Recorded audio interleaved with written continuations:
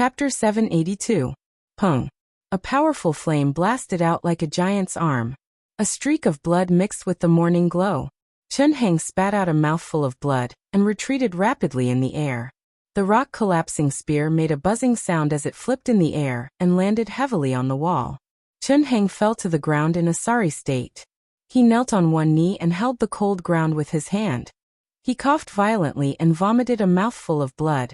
The flame force in his body seemed to be devouring his flesh and blood. LV Feng's flame force was too strong. Even if Chun-Hang was at his peak, he would only have a 30% chance of winning against LV Feng. Not to mention that the injury caused by the Demon Emperor Nushi's zither attack in his body had yet to fully recover. Uncle Chun-Hang.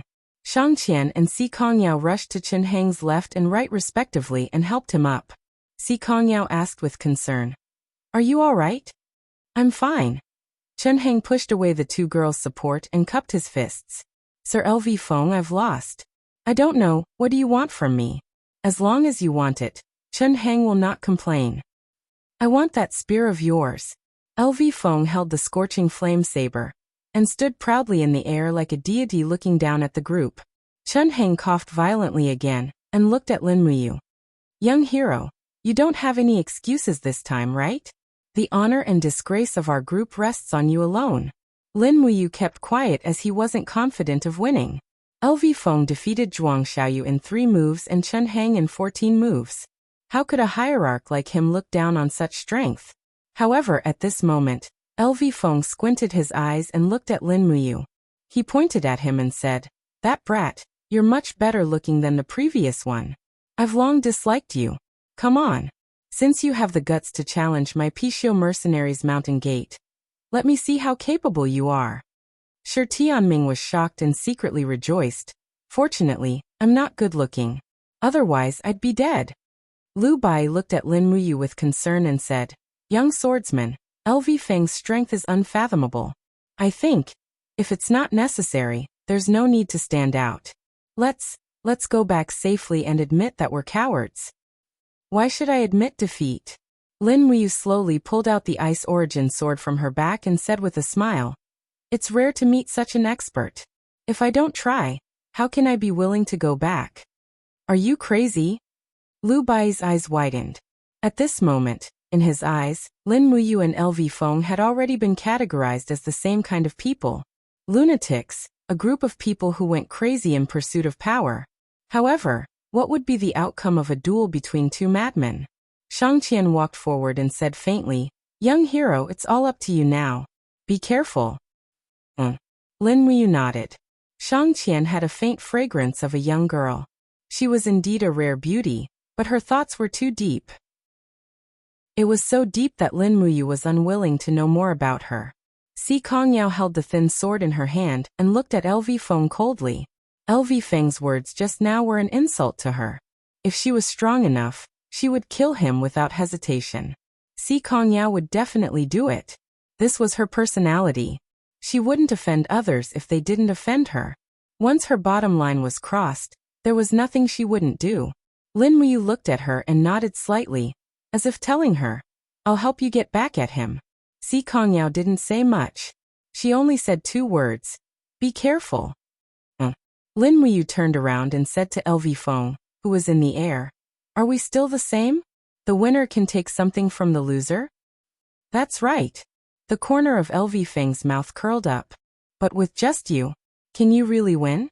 How would I know if I don't try?" Lin Muyu chuckled. His aura didn't lose out to LV Feng in the slightest. He stepped into the sky, and with every step he took, his strength increased by 10%.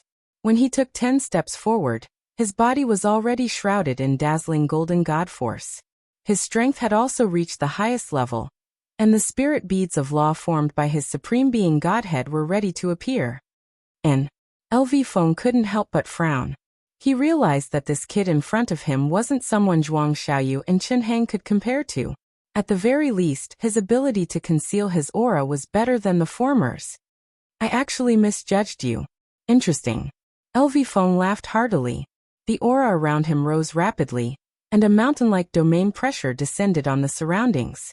Lin Muyu held the sword in one hand and took a deep breath. The sovereign lattice in his high trembled slightly, and a majestic domain energy spread out. It actually condensed into a physical attack that rippled outwards. For a moment, the people on the ground were suffocated by the domain pressure of the two God realm experts. Hua hua hua. A fierce wind blew as the domains of the two collided. They were evenly matched.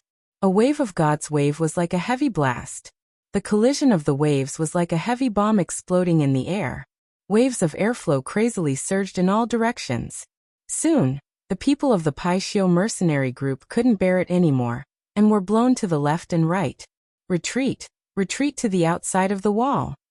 An officer ordered loudly. Among Si Kongyao's group, Lu Bai was the first to be unable to bear it. His nose was already bleeding, and he blankly wiped it. His hand was covered in blood, and his breathing became heavy as he said, "Are the two of them still human? What is this unbearable pressure?"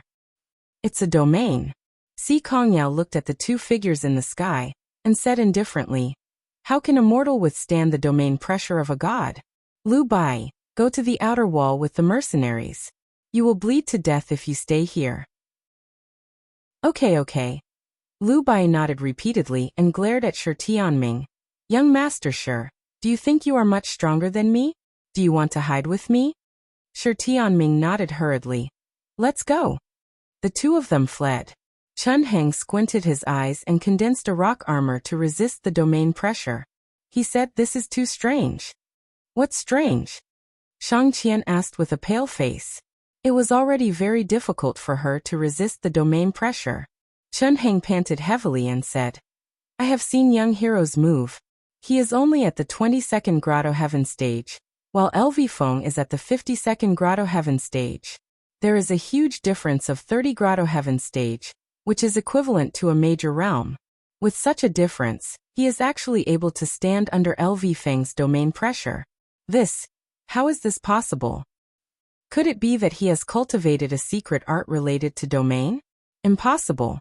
Even if he has a secret art, a domain is a domain, and the difference between the major realms is incalculable.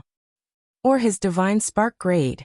Shang Qian's intelligent eyes glowed with light, and she said, "During the battle with the demon the Arch, I have seen it in a glance. He is able to take out the Law Spirit Pearl. Could it be the Cast Immortal Spark or the Master God Spark?" "That's even more impossible," Chun Heng said. "All gods with the Cast Immortal Spark will be listed in the register, and the Western Heaven Realm will naturally send an envoy to recruit them. They will also promise that once they cultivate the Great Tao, they will be given the identity of a high-level angel. But he did not, and if it is the Master God Spark, it is even more impossible. Every Master God Spark will cause the entire Divine Realm to tremble, and he will become an opponent that the 4 Divine Realms will fight to recruit. How can he be a mere wanderer in the celestial pole continent? Then Shang Qian was a little puzzled. How can he resist LV Feng's domain? "I don't know." Chun Heng shook his head tiredly.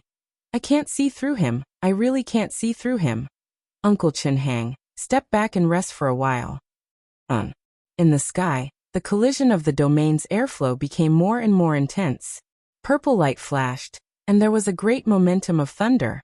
2 tiny figures were dominating the heaven and earth. The sky was filled with dark clouds, and in the distance, tornadoes had already formed. A catastrophe was quietly descending because of this battle. Only Lin Muyu knew the bitterness of this. LV Feng's pressure came wave after wave, and it was extremely concentrated. It was as if he wanted to attack her divine spark, damage it, and retreat in the face of difficulties. Thus, Lin Muyu could only use all her strength to activate her divine power, and the sea of consciousness surged. This immature sovereign spark swayed endlessly in the waves, and it emitted a light that soared into the sky, nurturing more divine power for its master. Originally, Lin Muyu's paradise cultivation was far inferior to her opponent's, but the sovereign spark's recovery speed was too fast, so in the time it took for LV Feng to activate 52 waves, Lin Muyu could repeat the domain 2 to 3 times, forming more than 50 waves of divine waves to resist LV Feng. Pooh! Lin Muyu felt a sweetness in her throat, and she was the first to succumb to the pressure. A trickle of blood flowed out from the corner of her mouth. LV Feng wasn't any better. His face was pale, and the fire saber in his hand was trembling. He shouted, "Brat, if you surrender now, I won't hold it against you." Lin Muyu didn't say a word, and she continued to activate her divine power. This was the time to kill LV Feng. In less than half a minute, LV Feng spat out a mouthful of blood, and the flames around him swirled rapidly. He forcefully broke free from the domain's restraint, and he swung his saber at Lin Muyu. Finally, it was time for a head-on battle. The Ice Origin sword trembled lightly, and rays of starlight formed into armor that surrounded Lin Muyu. This was the defensive effect of the Star Lotus armor. The two passed by each other, and as their weapons clashed, they both launched a series of attacks at each other. Bang bang bang. LV Feng's 3 consecutive kicks landed on Lin Muyu's calf, and Lin Muyu didn't hesitate to gather the Law of Ice on her fist, and she punched LV Feng's back with all her strength. Pung! The icy cold fist actually didn't break through the opponent's defense. LV Feng's body was surrounded by a dense golden protective wall. It was the God Wall. Lin Muyu was at a disadvantage. She stepped on the void, turned around, and launched a series of fierce sword attacks. The angles were tricky, and each sword was faster than the previous one. In an instant, LV Feng had no choice but to deal with it. Clang clang clang. The two's bodies were hidden in the dark clouds, and the people on the ground could only see rays of golden light shooting out from the dark clouds. Then, in the next 1 to 2 seconds, there was the impact of the attack, and the waves swept across the ground. "He's so strong." Shang Qian looked up at the sky, and her beautiful eyes were blurred. Si Kongyao also raised her long, snow-white neck, and her eyes were rippling with desire. She muttered, "If he could be used by me, how good would that be?" Zhuang Xiaoyu's face was pale. "That's impossible. Give up, Yao. He's destined not to be used by you." "So what?" Si Kongyao suddenly smiled like a blooming flower. Chapter 783. The 17th Move. Streaks of lightning circulated around Lin Muyu's fist. This heavy punch landed on LV Feng's left arm in a gorgeous arc. It was his injured left arm. Bang! The divine wall finally couldn't withstand Lin Muyu's powerful attack. LV Feng's divine wall started to break. Ah! LV Feng vomited a mouthful of blood. He held his saber with one hand and roared, "Who are you? Is it important who I am?" Lin Muyu panted heavily. The clothes on his body were almost torn apart by his opponent's flame force, revealing his strong physique. Every line of his muscles looked incomparably sturdy, and the light of lightning constantly flickered around his body. During the battle, he realized that LV Feng's resistance to lightning was very weak, so he decided to hit LV Feng while he was down, constantly bombarding LV Feng's wounds with his Law of Lightning. In a battle of life and death, how could there be any benevolence? LV Feng howled and retreated dozens of meters. His body was once again surrounded by prairie fire. The light from his saber soared into the sky as if it was going to split the sky. He shouted, "I will not lose. I, LV Feng, will not lose." Buzz. The saber light slashed down with flames. Lin Muyu faced the saber light, but the moment his face touched the saber light, his body suddenly disappeared. Shatter the void. LV Feng cursed in his heart. This kid's recovery speed was too fast. Lightning flashed behind him. LV Feng couldn't do anything anymore. 5 elements, 8 wastelands extermination. The spiritual power from all directions gathered together in the light of the Law of Lightning. As Lin Muyu's fist landed heavily on LV Feng's back, the sound of ribs breaking could be heard. LV Feng howled. His reaction was shockingly fast. His elbow suddenly smashed in the opposite direction and hit Lin Muyu's shoulder. The 52 heavenly grotto heaven waves violently attacked, and instantly destroyed the dragon blood battle shield. It even tore open his flesh and blood splattered. But that wasn't all. Buzz. The handle of the saber was sent backward. Bang! Lin Muyu was struck in the chi-si in her lower abdomen. With a muffled groan, she turned into a ball of lightning, and was sent flying hundreds of meters away. Her face was pale. LV Feng had already used his killing move, and every move was aimed at her vitals.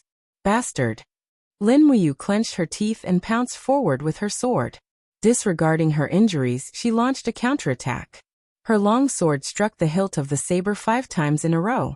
LV Feng did not seem to have the strength to fight back.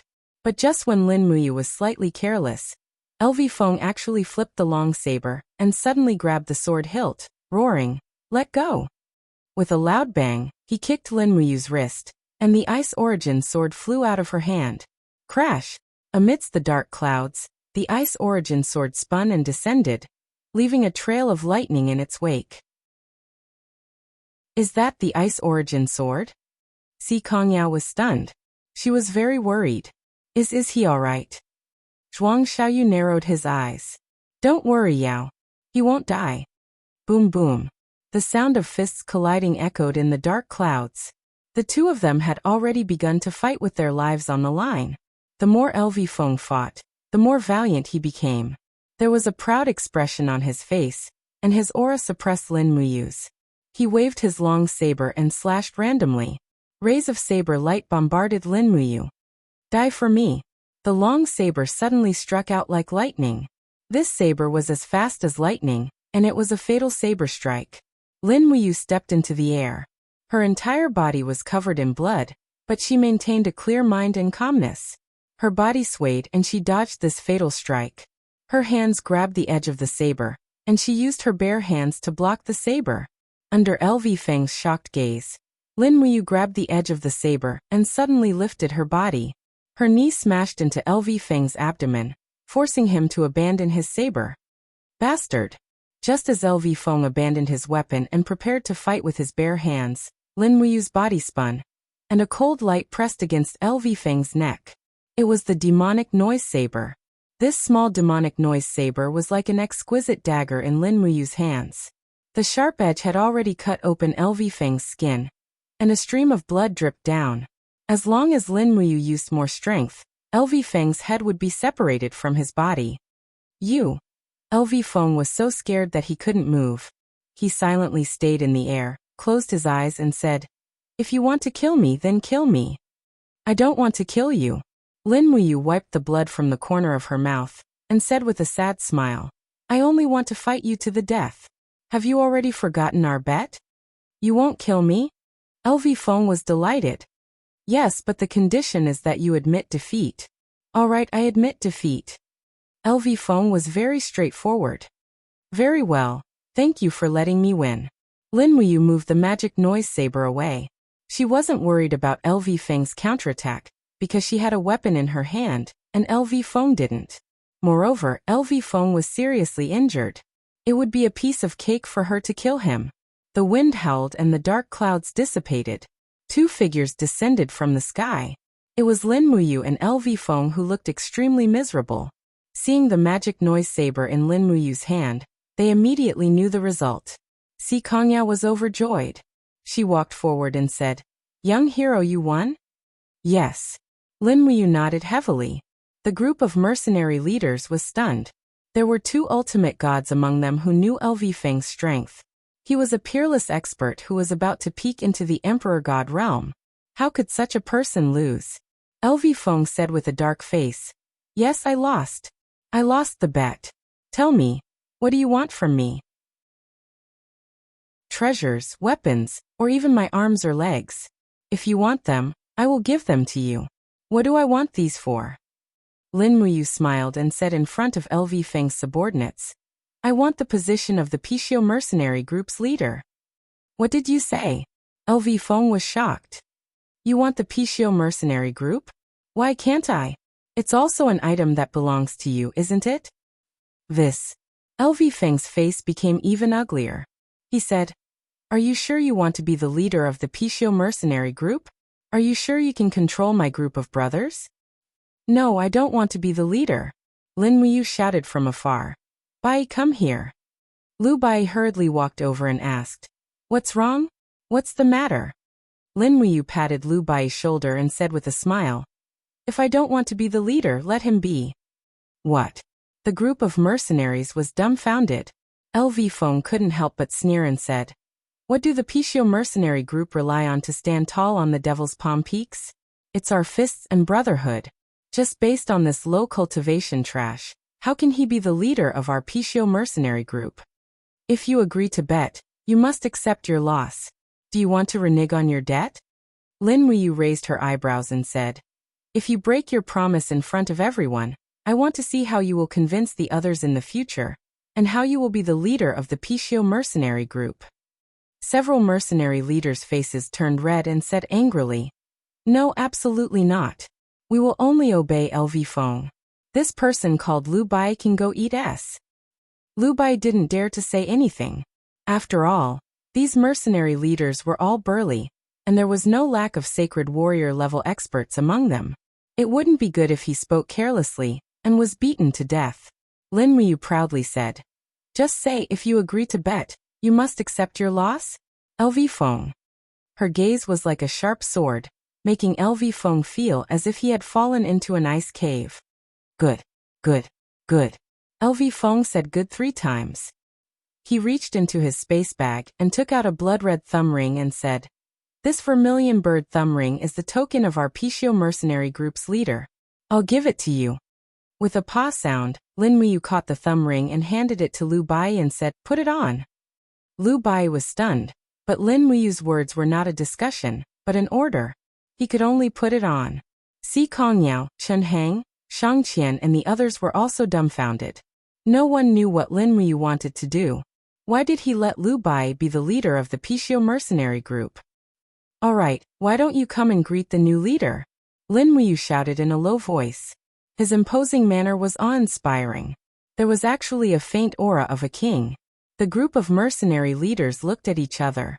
In the end, they actually knelt together and said in an uneven voice, "We greet the leader." "What about you?" Lin Muyu stared at LV Feng. "You." LV Feng gritted his teeth. In the end, his left arm trembled as he knelt on one knee and said, "Subordinate LV Feng greets leader Lu Bai." Lin Muyu smiled with satisfaction. "We are the leader's distinguished guests. Treat us well. It's going to be noon soon. Aren't you going to arrange lunch and accommodation?" "Yes." LV Feng cupped his fists, his face was ashen. The group slowly entered the courtyard of the Pishio mercenary group. Si Kongyao and Shang Qian were confused. "What is he going to do?" Shang Qian asked in confusion. "I don't know." Si Kongyao smiled slightly. Her easygoing personality made it easier for her to get happy. She said with a smile, "Maybe this guy just wants to cheat us for a meal. Anyway, it's good for us to eat and drink. It's rare for us to have a good meal after coming out for so many days." Shang Qian was a little speechless. Zhuang Xiaoyu held the purple gold fan in his hand and looked around coldly. As the son of the prime minister, how could he be willing to associate with mercenaries? But at this time he really had no choice. He had to stay here even if he didn't want to. Who knew what Lin Muyu was going to do? After a sumptuous lunch, Lin Muyu called the 7 captaincy leaders of the Pishio mercenary group into the secret room to lecture them one by one. Each of them was lectured for nearly 30 minutes. Si Kongyao, Lu Bai, and others were very annoyed. When Lin Muyu finished lecturing them, it was already night. Then came the dinner party. After eating and drinking, they went back to their rooms to rest. Lu Bai slept in the leader's room where LV Feng used to live. After dismissing the maids, he couldn't fall asleep. "Lini." When he was half asleep, someone suddenly woke up Lu Bai. It was Lin Muyu's voice. "What's wrong, young hero? Go to sleep under the bed. Give the bed to me." Why? Because you can't beat me. Can you?" "Yes." Chapter 784. In the secret room, the dim light flickered gently. LV Feng sat there with an ashen face. Golden divine power flowed through his injured arm and back, healing himself. Next to him were 3 mercenary captains. They all had respectful expressions on their faces, but they didn't say a word. Damn it. LV Feng gritted his teeth. That kid really doesn't know what's good for him. He let a weak scholar be the leader of the Pishio mercenary band. I want to see how he dies. LV Feng looked at the 3 of them angrily. Why aren't you saying anything? What did that kid say when he called the 3 of you into the secret room this afternoon? He didn't say anything. He just made tea for us and asked us to taste it with him. He also said that our tea can't compare to Pu and Longjing tea. It's astringent and not sweet. Nothing. LV Feng's eyes were cold. How is that possible? What about Jiang Lai and Luo Rang? Did they say anything? They didn't say anything. One of the captaincy said respectfully. Jiang Lai has been living in a city outside of the demonic peaks for a long time. I'm afraid he already has ulterior motives. Luo Rang has also been secretly dissatisfied with your arrangements. I'm afraid the three of them already have ulterior motives. Now that this Lu Bai has become the leader, they will definitely submit to him in order to rise in power. They also want to rise in power. LV Feng laughed. These idiots probably don't know that tonight is the day Lu Bai dies. Leader, you want to kill that Lu Bai? Yes. LV Feng gritted his teeth. First kill Lu Bai, then kill the other kid. How can the dignified Pishio mercenary band die in the hands of two nameless people? In a while, the few of you go to that kid's room first. He was seriously injured during the day. Use the fragrance of lost souls to knock him out and secretly kill him. I will go kill Lu Bai. Don't be in a hurry. We will act at dawn. Yes, leader. The captaincy's face was full of flattery. Right, what about Jiang Lai, Luo Rang, and Wuxia? After dealing with this group of people, we'll deal with the three of them. Commander is wise. Go and prepare the soulless incense. Yes. Before dawn, the cold moonlight shone on the mountain forest. The cold wind constantly blew through the bamboo forest in the courtyard, making rustling sounds. All the residents in the courtyard fell asleep amidst this sound. Whoosh! A silhouette drifted through the corridor like a ghost. It was completely silent, and even its aura seemed to have merged with the heavens and earth, making it impossible for anyone to detect it. However, there were naturally people who did not sleep that night. He gently attached himself to the door, like a big bat waiting to suck blood. He listened carefully for a long time. The person in the room was breathing heavily, and had already fallen into a deep sleep. Phew! The cold wind blew open the door, and his figure floated into the room, moving with the wind. The dagger in his hand reflected the moonlight, and stabbed straight at the person sleeping on the bed. Buzz! Suddenly, a golden light blossomed, as dazzling as the first rays of dawn. Ah! LV Feng screamed, and he could barely open his eyes. However, his hand didn't stop moving and continued to stab downwards. Nail! A heavy strike blocked the dagger, and it was also a dagger. Shwa shwa shwa. Many golden gourd vines sprang up from the ground, and in the blink of an eye, LV Feng's body was trapped in place. Even if he could break free with his strength, he would need half a second, but half a second was enough for the opponent to kill him. Using the golden light from the gourd vines, LV Feng could see clearly that this person in front of him was not Lu Bai, but Lin Muyu. He had actually disguised his aura to be exactly the same as Lu Bai. Don't move. Lin Muyu suddenly punched LV Feng's abdomen, and with a crescent light, it was the long river falling moon. The moonlight attack severed his meridians, and for a moment, LV Feng couldn't summon any god power in his chi. I originally didn't want to kill you, but since you wanted to kill a commoner, don't blame me. Lin Muyu couldn't help but wave her arm, and the demonic noise blade, which was imbued with supreme god power, slit LV Feng's throat.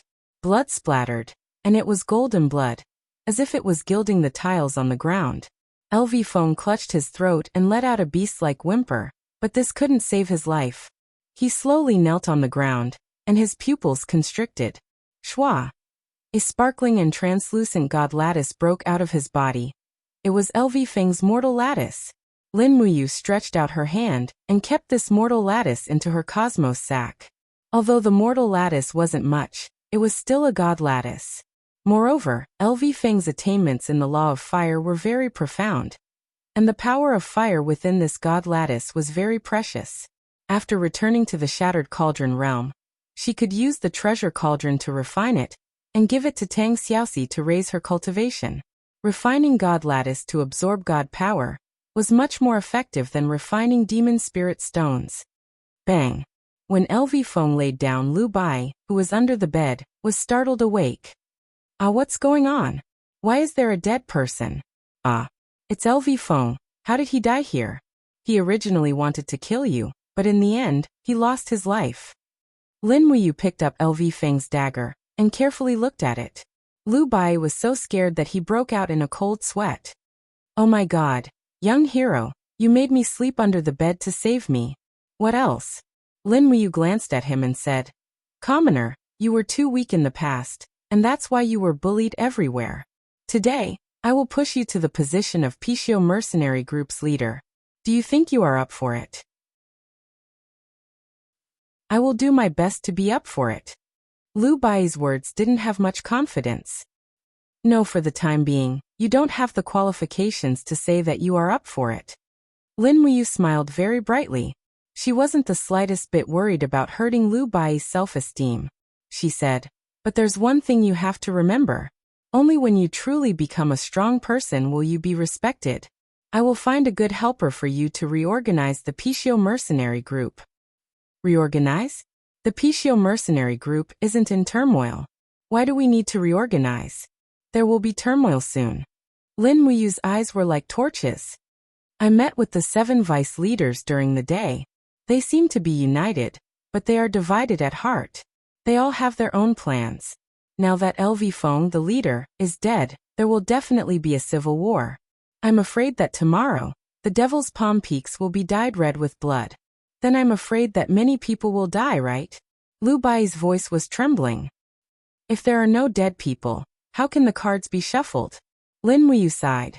She didn't know when she had become so calculative and unscrupulous. But since she had stepped on this path, she could only continue walking.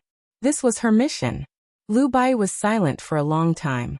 His eyes became much clearer. He suddenly said indifferently, Young hero, who are you? Do you really want to know? Lin Muyu asked. Yes. Look at this. Lin Muyu took out a golden seal from her Qianquan bag. Although Lu Bai couldn't see it, he could feel these words with his palm. He couldn't help but sweat profusely as he said, Emperor Qin's seal. Emperor Qin's seal. Could you be Emperor Qin Lin Muyu from the other side of the West Sea? Yes, I am Lin Muyu. He didn't deny it. You, Lu Bai's hand that was holding the golden seal trembled. He said, Your Highness Emperor Qin, why did you come to the celestial pole continent? Lin Muyu sat by the bed and smiled as usual. The war is about to start.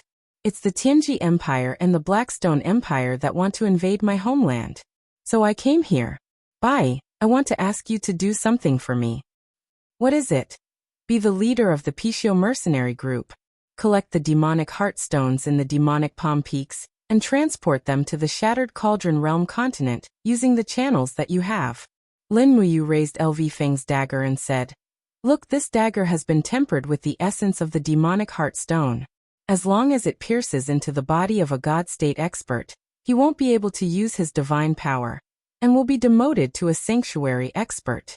A small demonic heartstone can destroy a god. Are you willing to help me? Are you willing to help the Shattered Cauldron Realm? Are you asking me to betray my country? Lu Bai was dejected. Your country, your king, are they worthy of your loyalty? Lin Muyu asked. Lu Bai was stunned. After a while, he held the golden seal and took a few steps back. He knelt on one knee in front of Lin Muyu and said, I, Lu Bai, have lived a muddle-headed life.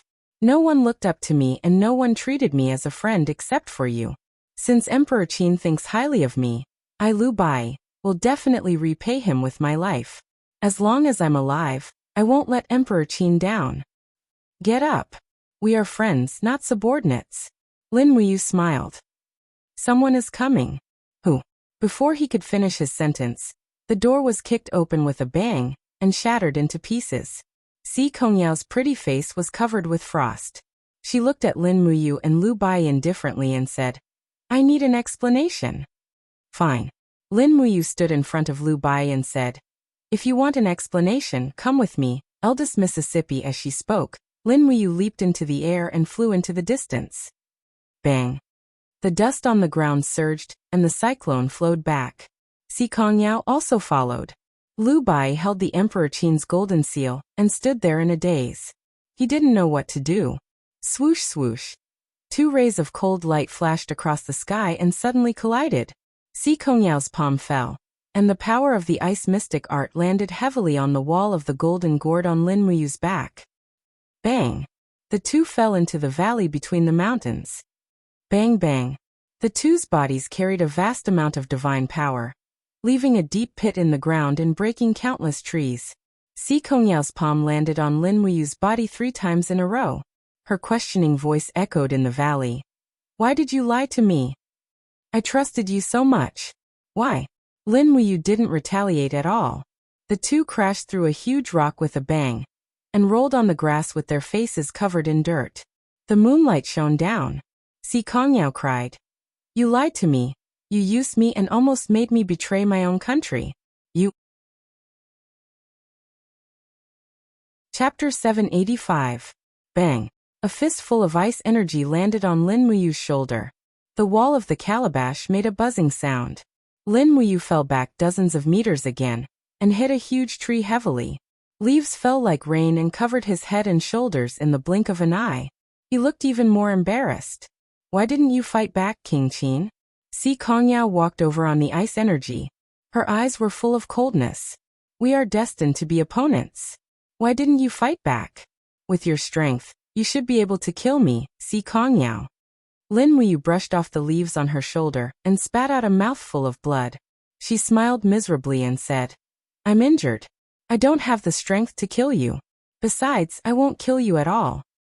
Why? The frost divine power in Si Kongyao's palm surged. She was ready to launch a fatal attack at any time. Lin Muyu struggled to sit up. She leaned against the rotten bark of the ancient tree and looked up at the stars and moon in the sky. Suddenly, she couldn't help but laugh. Her laughter was full of self-mockery. She said in a low voice, Eldest miss, do you know what the Shattered Cauldron realm is like? I don't know. I don't need to know. Si Kongyao's voice was cold. In the Shattered Cauldron realm, men plow and women weave. Loyalty, filial piety, benevolence, and righteousness are emphasized. We have suffered a lot over the years. The Iha Kingdom's mutiny and the demon race's invasion. In order to protect our homeland, my friends and relatives died one by one. Grandpa Lei Hong, Big Brother Chu Huayin, Big Brother Qin Lei, Miss Xinxiang, my adoptive father Qin Jin. So many people lost their lives for the empire and their homeland. Finally, the Qin Empire was about to be unified. The people were about to live and work in peace and contentment, but the plain boundary disappeared. Lin Muyu's eyes were full of confusion. She said, My strength is almost at the top in the Shattered Cauldron realm. We have 1 divine king and 5 ultimate gods. But there are 21 sacred martial gods, nearly 100 sacred martial kings, and nearly 1,000 sacred martial warriors in the celestial pole continent. What about our Qin Empire? I can't sleep every night. I'm scared, I'm terrified. Lin Muyu looked at Si Kongyao in a daze and said in a trembling voice, I'm afraid that my friends, the people I love, will scatter with the wind like these leaves. I'm afraid that the land I cherish will wail and cry under the dragon flames of your dragon riders. I'm afraid that I'll let down those who have passed away, that I'll betray the trust they've given their lives. I'm afraid that the world will be torn apart, that everyone will point at me, Lin Muyu, and call me a coward. I had to do it. I had to do it. Si Kongyao stood there in a daze. The ice elemental divine power in her hand was dense, but it did not continue to strengthen. Now do you know why I'm here? Lin Muyu took a deep breath and said, The Qin Empire will not sit still and wait for death. The Emperor of the Tianji Empire has already mobilized his troops to fight with us. Since he wants to fight, the Qin Empire will definitely go all out. Si Kongyao looked at him quietly, biting her red lips. Her shoulders trembled slightly. She said, I just want to ask you one thing. Yes, ask. I'm the granddaughter of Si Kongming of the Tianji sect. As long as you kill me, you can put the blame on the Celestial Empire or the Blackstone Empire. If the 3 empires in the Celestial Pole continent are in chaos, it will only be good for the Shattered Cauldron realm. Why don't you do that? You have so many opportunities. Why don't you grasp them? It turned out that Si Kongyao was not stupid. On the surface, she looked bright and innocent, but she was actually very clear about the situation. She could see it much more clearly than anyone else. Lin Muyu let out a bitter laugh. I've thought about it before, but I know that you've never had any intention to kill me. Even now, I can only feel your anger, but not your killing intent. You don't want to hurt me, so why would I hurt you? Lin Muyu smiled bitterly. You are really the Qin Empress Lin Muyu of the Qin Empire? Yes. Lin Muyu gently opened her palm and shouted in a low voice without holding anything back. Suddenly, the spirit beads of law started spinning in her palm. There were a total of 12 beads, and they were vigorous and magnificent. Si Kongyao was stunned. These are the spirit beads of law. Yes, 12 in total. Lin Muyu pointed at her forehead with her left hand and said, "There is a sovereign lattice here. Do you need any other proof?" "There's no need." The cold air in Si Kongyao's palm dissipated. She seemed to have lost all her strength and knelt on the ground. She looked at Lin Muyu and said, I'm sorry. I didn't really want to hurt you. It's okay. I don't blame you. You probably can't accept the fact that I'm a foreigner." No, Si Kongyao shook her head, bit her red lips and said, "I grew up in the Tianji sect. The empire's emperor Baiming Yuan holds the Tianji sect in high esteem. The majority of the empire's cultivation resources are given to the Tianji sect. Baiming Yuan even treats me, the eldest miss of the Tianji sect, like his own daughter. I'm afraid he treats me better than all of his daughters. Now, I can't kill the person who poses the greatest threat to him. Things may not be as you think." Lin Muyu looked up at the starry sky and said, "Baiming Yuan needs the Tianji sect to train more sacred warriors for him, so that they can fight on the front lines of the Tianji Empire in the future. Therefore, he will definitely treat you well. Eldest miss, if he really treats you like his own daughter, has he ever combed your hair even once?" "No," Si Kongyao murmured. "I know a father. He's an emperor, but he often combs his daughter's hair. He gave up everything for his daughter, including his life. That's what a father should be like." Lin Muyu's mind was filled with the images of Qin Jin and Qin Yin. She could not help but feel a lump in her throat and almost burst into tears. She had almost given up everything for this father and daughter. What a great obsession. "Actually, I know that this is just an exchange of benefits. It's just that Si Kongyao frowned slightly and said, "It's just that I really can't imagine it. If I become friends with you, it would be a betrayal to the Tianji Empire. I really can't do it." Cough, cough. Lin Muyu coughed violently a few times. The gauze on her shoulder was dark red. The injury she had suffered during the day had burst open because of Si Kongyao's attack. "Are you okay?" Si Kongyao crawled a few steps on her knees and checked on Lin Muyu's injury. Her eyes turned red. "I'm sorry. It's all my fault." "It's not your fault." Lin Muyu took a deep breath. "I asked for this. If I hadn't come to the celestial pole continent, I probably wouldn't have gotten myself into such a sorry state. I could have lived a few more years in the Shattered Cauldron realm. If you hadn't come, you wouldn't have been able to know me." Si Kongyao sniffled and looked at him with red eyes. "Oh, what does that mean?" "Yeah, I got it." Lin Muyu smiled. She looked down at the layer of fallen leaves on the ground and said, "In the Shattered Cauldron realm, I have an adopted elder sister called Chu Yao, and you are called Si Kongyao. Actually, it can be said that we are quite fated." Si Kongyao couldn't help but laugh. She put her hands on the ground and looked up with a smile. "If Chu Yao is your elder sister, then what about me? Perhaps, you are more like a younger sister?" Lin Muyu looked down at her. "Younger sister? I don't have an elder brother. I never had one." Si Kongyao muttered to herself. "Do you really think of me as a younger sister?" "Yes, even though this younger sister beat me up so badly a few seconds ago."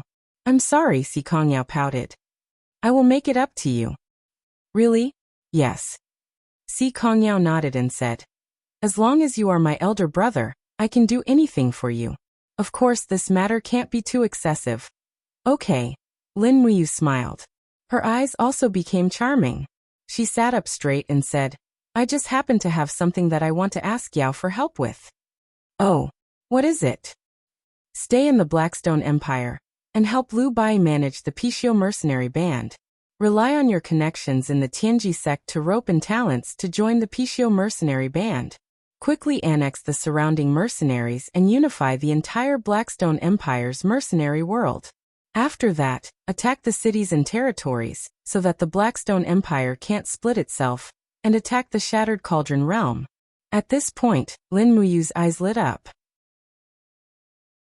With your roping skills and status, it definitely won't be a problem. Ah. Si Kongyao's mouth opened wide. How can I do that? If I stay in the Blackstone Empire, what about the Tianji sect? Moreover, if the Pishio mercenary band attacks the cities and territories, it will be equivalent to a rebellion. Do you want me, your younger sister, to rebel? Don't forget that I'm the future leader of the Tianji sect. I know. Lin Muyu nodded and changed the way she addressed her. She said, Yao, you can hide behind the scenes and continuously rope in talents for the Pishio mercenary band. Leave the real fighting to Lu Bai. He will be the bad guy, and you will be in charge of the military power. In this way, no one will know that Si Kongyao is the real leader of this mercenary band. All right. Si Kongyao bit her red lips. Her eyes flickered with difficulty. She said, but you have to promise me one thing. Yes, tell me. No matter what, I will definitely not use force against the Tianji sect and the Tianji Empire. This is my final bottom line. I promise you. Also, say it. If you can reverse the situation, please let the commoners of the Tianji Empire go. They are innocent. Yes, I have never used force against commoners in my life. Don't worry. Lin Muyu was relieved. She leaned against the tree and couldn't help but smile. That's great, that's great. With your help, Yao, the matter of the Blackstone Empire is basically settled. When I return to the Shattered Cauldron realm, I will be able to command the upcoming war without any distractions. Brother, are you leaving? Si Kongyao looked disappointed. Yes, I will be leaving the Celestial Pole mainland soon. The Shattered Cauldron realm is my real home. Doesn't that mean I won't be able to see you for a long time?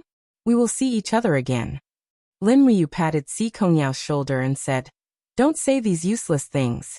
Listen carefully. I will now impart the cultivation methods of the stellar art and the spirit refinement art to you. The stellar art is forceful and overbearing. It is my unique art. The spirit refinement art has great benefits for cultivating Godhead. If you use the spirit refinement art to cultivate demon spirit stones, you will get twice the result with half the effort. Ah. Si Kongyao sat there blankly. At this moment, she felt that Lin Muyu really treated her as a younger sister.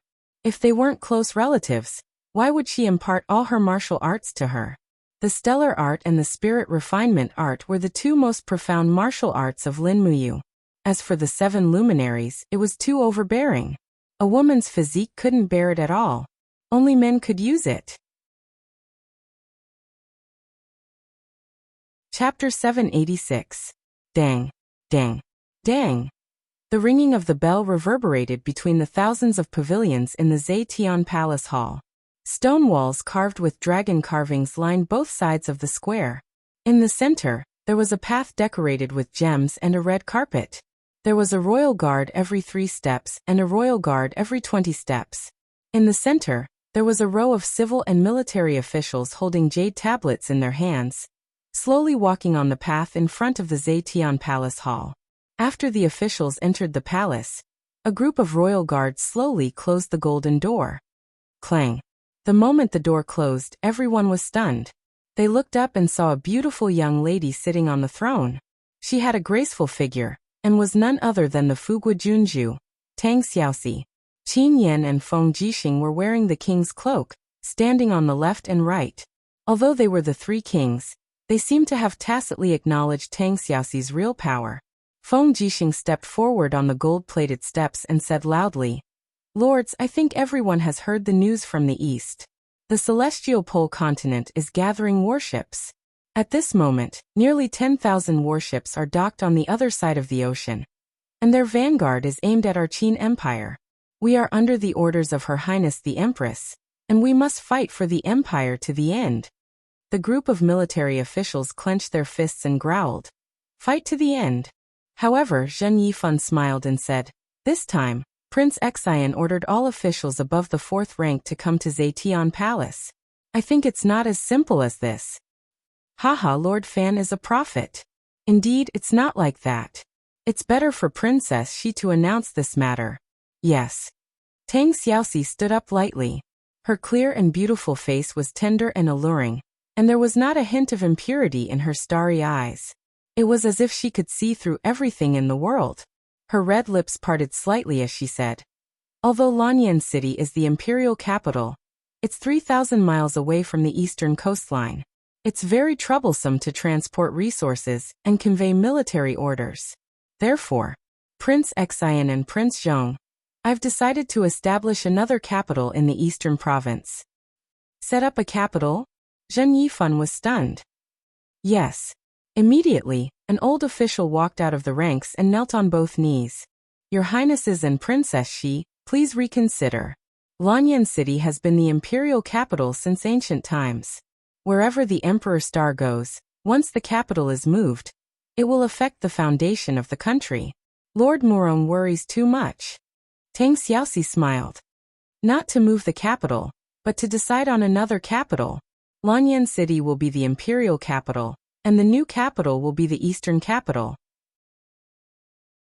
Once the eastern capital has been decided, the 6 ministries of the empire and all the department deployments will be moved to the eastern capital. There is no need to discuss this matter further. What I want to ask is which city is more suitable to be the eastern capital." Xiang Yu's hand was on the hilt of his sword, and his brows were tightly furrowed as he pondered. "Duke Yu has something to say?" Qin Yan asked. Xiang Yu nodded. "I suggest that Linghan City be the eastern capital. Linghan City is rich in resources, and is close to the East Sea. Whether it is population, farmland, or commercial prosperity, it is second to none among the 3 eastern provinces." The generals knelt down at the same time. "We second the motion." They were all Xiang Yu's men, and they were all former subordinates of the 7 Seas Tang sect army. "Linghan City?" Feng Jixing squinted his eyes and smiled. "I'm afraid that's not appropriate." "What's not appropriate?" "Although Linghan City is prosperous, it is separated from the north by the Qinling Mountains, a natural stronghold. Once Linghan City is attacked, it will be very difficult for Lanyan City and Five Valleys City to provide aid. It will take a lot of time to transport large amounts of resources and troops through the Qinling Mountains. Therefore, I think we should choose a city in the north of the Qinling Mountains as the eastern capital." Feng Jixing's words were reasonable, and Xiang Yu could not say anything more. He cupped his fists and said, "Your Highness Prince Xian is right."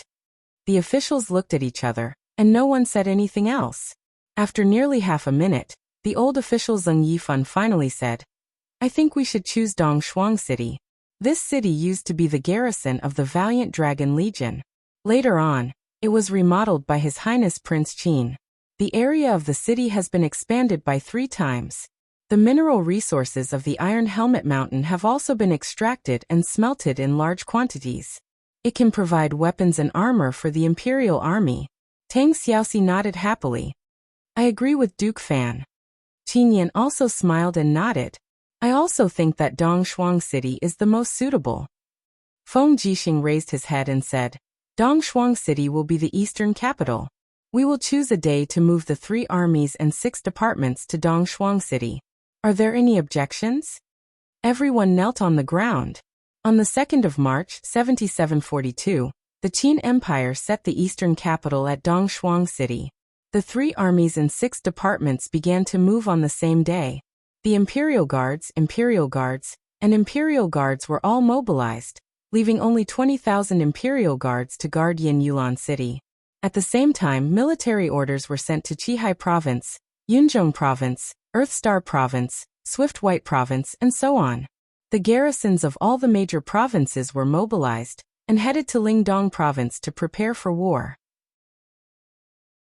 In the Imperial Garden of Zetian Palace, when the green trees were sprouting, snowflakes were falling from the sky. "It's March." Tang Xiaoxi looked up at the snow in the sky, exhaled a breath of hot air, and said, "When will Mumu come back?" "He will come back when he wants to. We don't have to worry." Feng Jixing walked up the corridor with his hand on the hilt of his saber. He smiled and said, "Princess Shi, you don't have to worry too much. Yu cares more about the future of the empire than any of us. He will definitely come back before the war officially starts." Tang Xiaoxi turned around and leaped, sitting leisurely on the mahogany railing of the attic. The falling snow around her made her look like a fiery flower in a sea of snow. General Feng, is there any news from afar? Have the Tianji Empire and the Blackstone Empire come? She was still used to calling Feng Jixing General Feng. It was as if she was still living in the past. At that time, Qin Jin and Qin Yin were still around. Lin Muyu was the commander of the Longdan army camp. Feng Jixing was the commander of the Imperial Guards. They all had their own duties and drank and played the zither when they had nothing to do. Everything was as beautiful as a dream. Tang Xiaoxi's eyes reddened. She couldn't help but raise her face, afraid that her tears would fall. Not yet. Feng Jixing said. Our war eagles and messenger birds are constantly flying over the sea. The news they brought back is almost the same. Most of the troops of the Tianji Empire and the Blackstone Empire are gathered by the coast. They will only set off when their warships and resources are ready. However, it seems that they will need at least half a year to finish their preparations. Is there any news from the north? Tang Xiaoxi asked. Yes. About 200,000 demons have entered the snowy wastelands. Wei Chou is leading the Longdan army camp to guard the 8 wastelands. The demons have really been completely expelled from the mainland. Then, Tang Xiaoxi pursed her red lips and suddenly asked, what about the territories north of the 8 wastelands? Do we have any news from there? No. Feng Jixing shook his head and said, north of the 8 wastelands is the frozen polar region. It snows all year round and is extremely cold. According to the temperature rules set by the Fire Sparrow Division, it is -40 degrees Celsius. Breath will turn into ice. Moreover, there is no food in the polar region. The snow that is several meters high makes it impossible for people to travel. Therefore, we haven't sent any scouts into the polar region. Tang Xiaoxi's bright eyes looked at Feng Jixing and said, I have a bad feeling about this. Why? I don't know. She nodded and said, it's just a hunch. How many troops does the Tianji Empire have? According to the news from you, they have a total of 800,000 troops. Then, how many people have gathered along the coast? Nearly 300,000. Feng Jixing frowned and said, in addition to the troops stationed in the 4 provinces of the Tianji Empire, they have about 400,000 troops. From what we can see, they have 700,000 troops. What else is Princess Shi doubting? Tang Xiaoxi said, but General Feng, don't forget that Mu also said that they are recruiting troops on a large scale. They started a few months ago. With the prosperity of the Tianji Empire, it shouldn't be a problem to recruit hundreds of thousands of troops in a short period of time, right? Moreover, we have only spied on the situation of their troops. As far as I know, our spies have seen the main forces of the Yinji army and Lanji army of the 4 major armies of the Tianji Empire. However, the main forces of the other 2, the Longji army and the Liuji army, are missing. The most important thing now is to find out the location of these 2 major armies. Feng Jixing sweated profusely and said, Princess Shi, you mean they may have other preparations? Yes. Where will they attack from? I don't know. Tang Xiaoxi frowned and said, this is also what I am confused about. Could it be the icebound pole in the north? No way, ordinary people can't survive in the icebound pole at all. Yes, Feng Jixing clenched his fist and said, don't think so much. Princess Shi, please arrange the marching plan for the Imperial Army's migration this afternoon. I will go to the dock at Daojiang in the afternoon to see how the preparations for the ship are going. Yes, go ahead.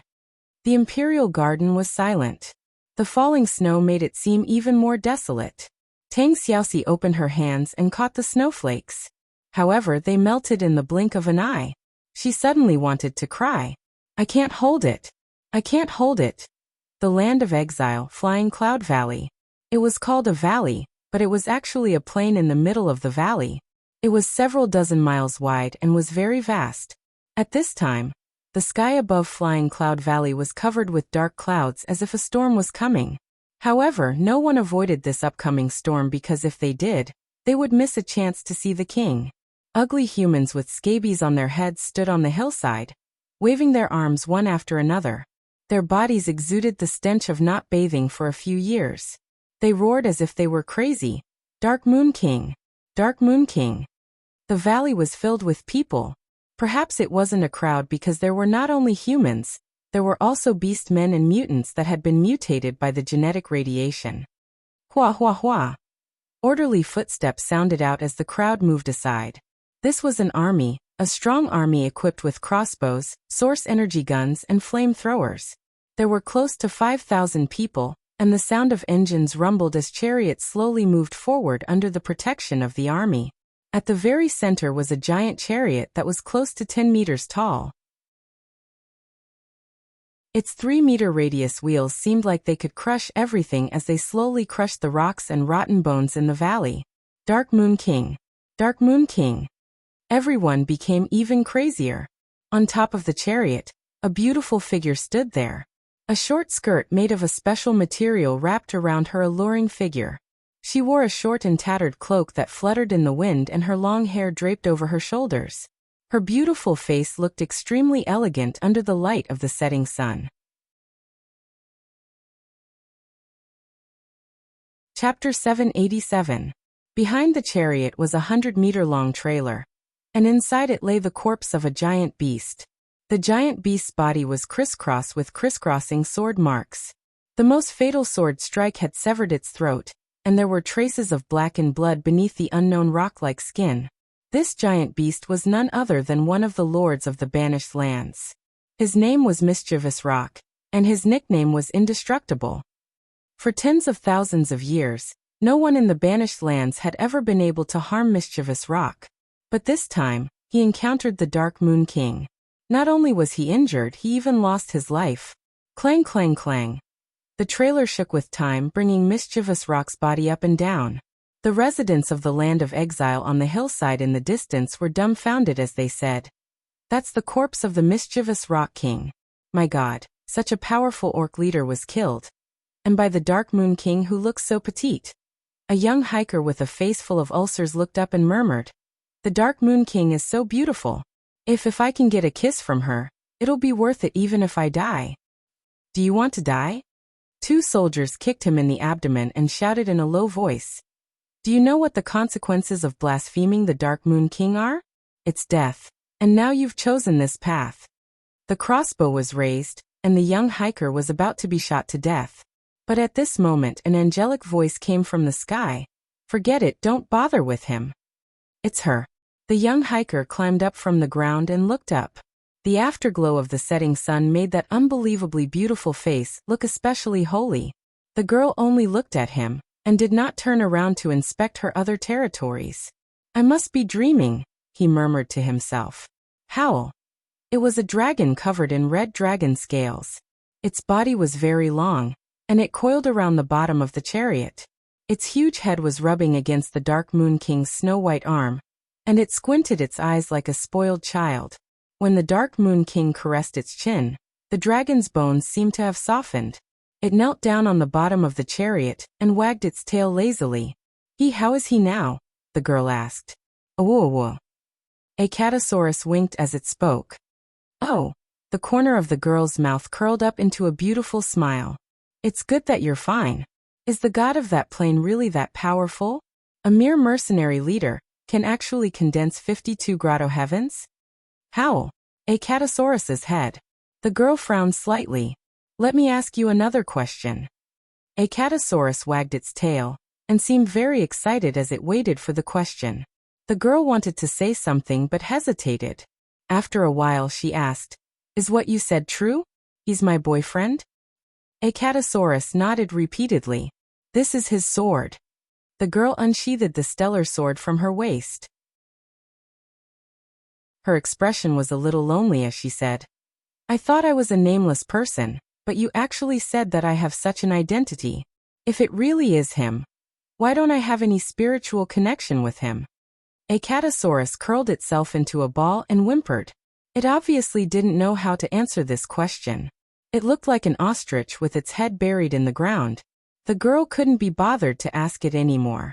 At this moment, a leader riding on a battle beast galloped over and rushed onto the chariot. He dismounted and knelt on the ground, saying respectfully, "Your Majesty, we'll reach King Pashan's territory in another 20 miles. Our scouts have already informed us that he's preparing for war. And he's killed everyone in 3 small towns along the way. It seems like he wants to fortify the walls and clear out the fields, leaving us with no food. Soldiers can't fight on empty stomachs. What should we do now? The girl's expression was indifferent, and she looked at the cart. How long can this corpse last for 5,000 people? The leader was dumbfounded. You mean you want us to eat King Wuxia's corpse? What else? The girl laughed. Do you think I gave the order to bring Wuxia's corpse here just to show off to Pashan? That's too simple. But the leader hesitated. After all, Wuxia was once a king. It's blasphemy for us to eat his corpse. According to the rules of the banished lands, if we do that, the girl interrupted him. Are there rules in the banished lands? There's no need to say anything else. Pass down my order. We're to set up camp 10 miles ahead of us. We're to cook stubborn rock's meat and advance only after we're full. We're to launch an attack tomorrow morning and force Pashan out of his tortoise shell. She caressed Acatosaurus's head and asked, Do you have any other questions? The leader looked at Acatosaurus and felt his heart tremble. The dragon was looking at him as if he was an ant. He nodded and said, I understand. Don't worry, Your Majesty. We'll definitely conquer Pashan's turtle city and let him die a horrible death. When that time comes, Your Majesty will be the true king of the banished lands. Go. Yes. The next morning, the banished lands were filled with the sound of drums. Tortoise City was a city built with pitch-black rocks. It was originally built on top of a small town, but after monarch Pashan settled in, Tortoise City was slowly built up. There were military camps, taverns, gambling dens, and many others. The travelers of the exiled lands would return to Tortoise City to rest after they were done hunting. The banished lands also had their own rules. Anyone who was in the sovereign's territory had to abide by the rules. They were not allowed to kill or fight. Otherwise, no matter who it was, they would not hesitate to be asked to leave by the army and be abandoned in the wilderness. The Dark Moon King's army seemed to be plated with a layer of gold, but everyone's faces were filled with excitement and joy. Your Majesty has arrived. The crowd dispersed, and the girl slowly walked out with her stellar sword. Her beautiful eyes were filled with confusion. She didn't even understand why King Pashan was still putting up such a stubborn resistance. He was no match for her at all. Is the penetrating cannon ready? The girl asked. It's ready. A leader respectfully said. There's only one penetrating cannon in the entire banished lands, and there are only 5 cannonballs. Are you sure you want to use it, Your Majesty? Why not? Blast open their gates. Yes. A huge cannon that was several meters tall was pushed out. Its surface was already rusty, and most of the paint on it had peeled off. One could vaguely see the words of another world. It must have been a piece of trash that had been thrown out by some highly civilized era. But here this kind of thing had become a divine weapon. Fire. Wung wung wung. The huge cannon's strange head began to spin rapidly. Rays of light flickered within it, as if it was accumulating power. In the next moment, a bang sound rang out as a ray of light shot out. Boom. In the distance, the iron gate of Turtle City, which was said to be indestructible, was directly blasted through. Both sides of the huge hole were filled with molten iron. Such power. The leader was dumbfounded. The girl nodded and said in a clear voice, Pashan, I'm coming. Do you want to come out and die, or do you want me to go in and kill you? Her voice traveled several kilometers, and there was no way the people in Turtle City couldn't hear it. The army was furious. Clang, clang. The iron gate that was still smashed suddenly collapsed. Amidst the flying dust, a man carrying a giant sword walked out. His face was full of beard, and the blade of the sword was full of cracks and scars. He looked at the enemy from afar and said, Dark Moon, do you really want to kill me that badly? Yes. The girl nodded. Pashan was stunned. He roared angrily. I have no enmity with you. Why do you want to kill me? I don't know. The girl murmured. Maybe I'm just bored. If I don't kill people, what else can I do in the land of exile? Farm. The sandstorm every night is enough to destroy all plants. Or do you want to be like those stinky men, getting drunk in taverns and sleeping with cheap maids? You. Pashan shouted. Since you want to kill me, then I won't let you have it easy. Ha ha ha ha. It's not that easy to kill me. Let me tell you, there are more than 4,000 residents and soldiers in Turtle Mountain City, and all of them have been infected with the plague. Once I die, they will immediately flee. No one in the land of exile can escape death. Cut the crap. A beam of light shot past. Pashan choked on the spot. There was a bloody hole in his throat, and fresh blood flowed out.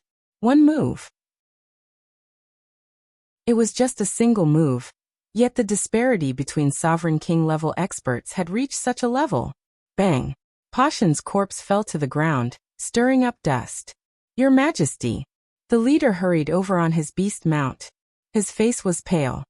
Pashan said that everyone in Turtle Mountain City has been infected with the plague. What should we do?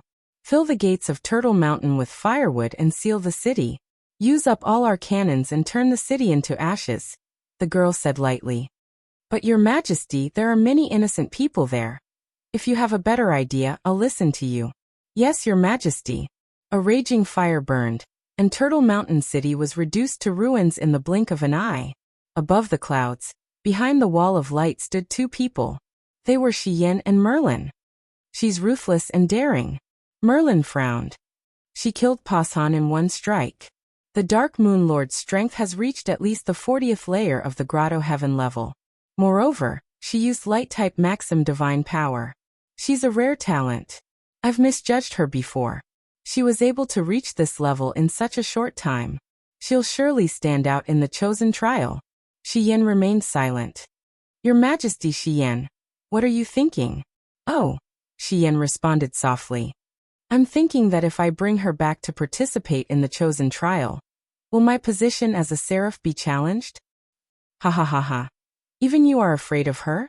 At this moment, a powerful force suddenly flew toward them. It was a beam of light on the ground. Clang! The star sword slashed heavily on the wall of light. The wall of light instantly cracked.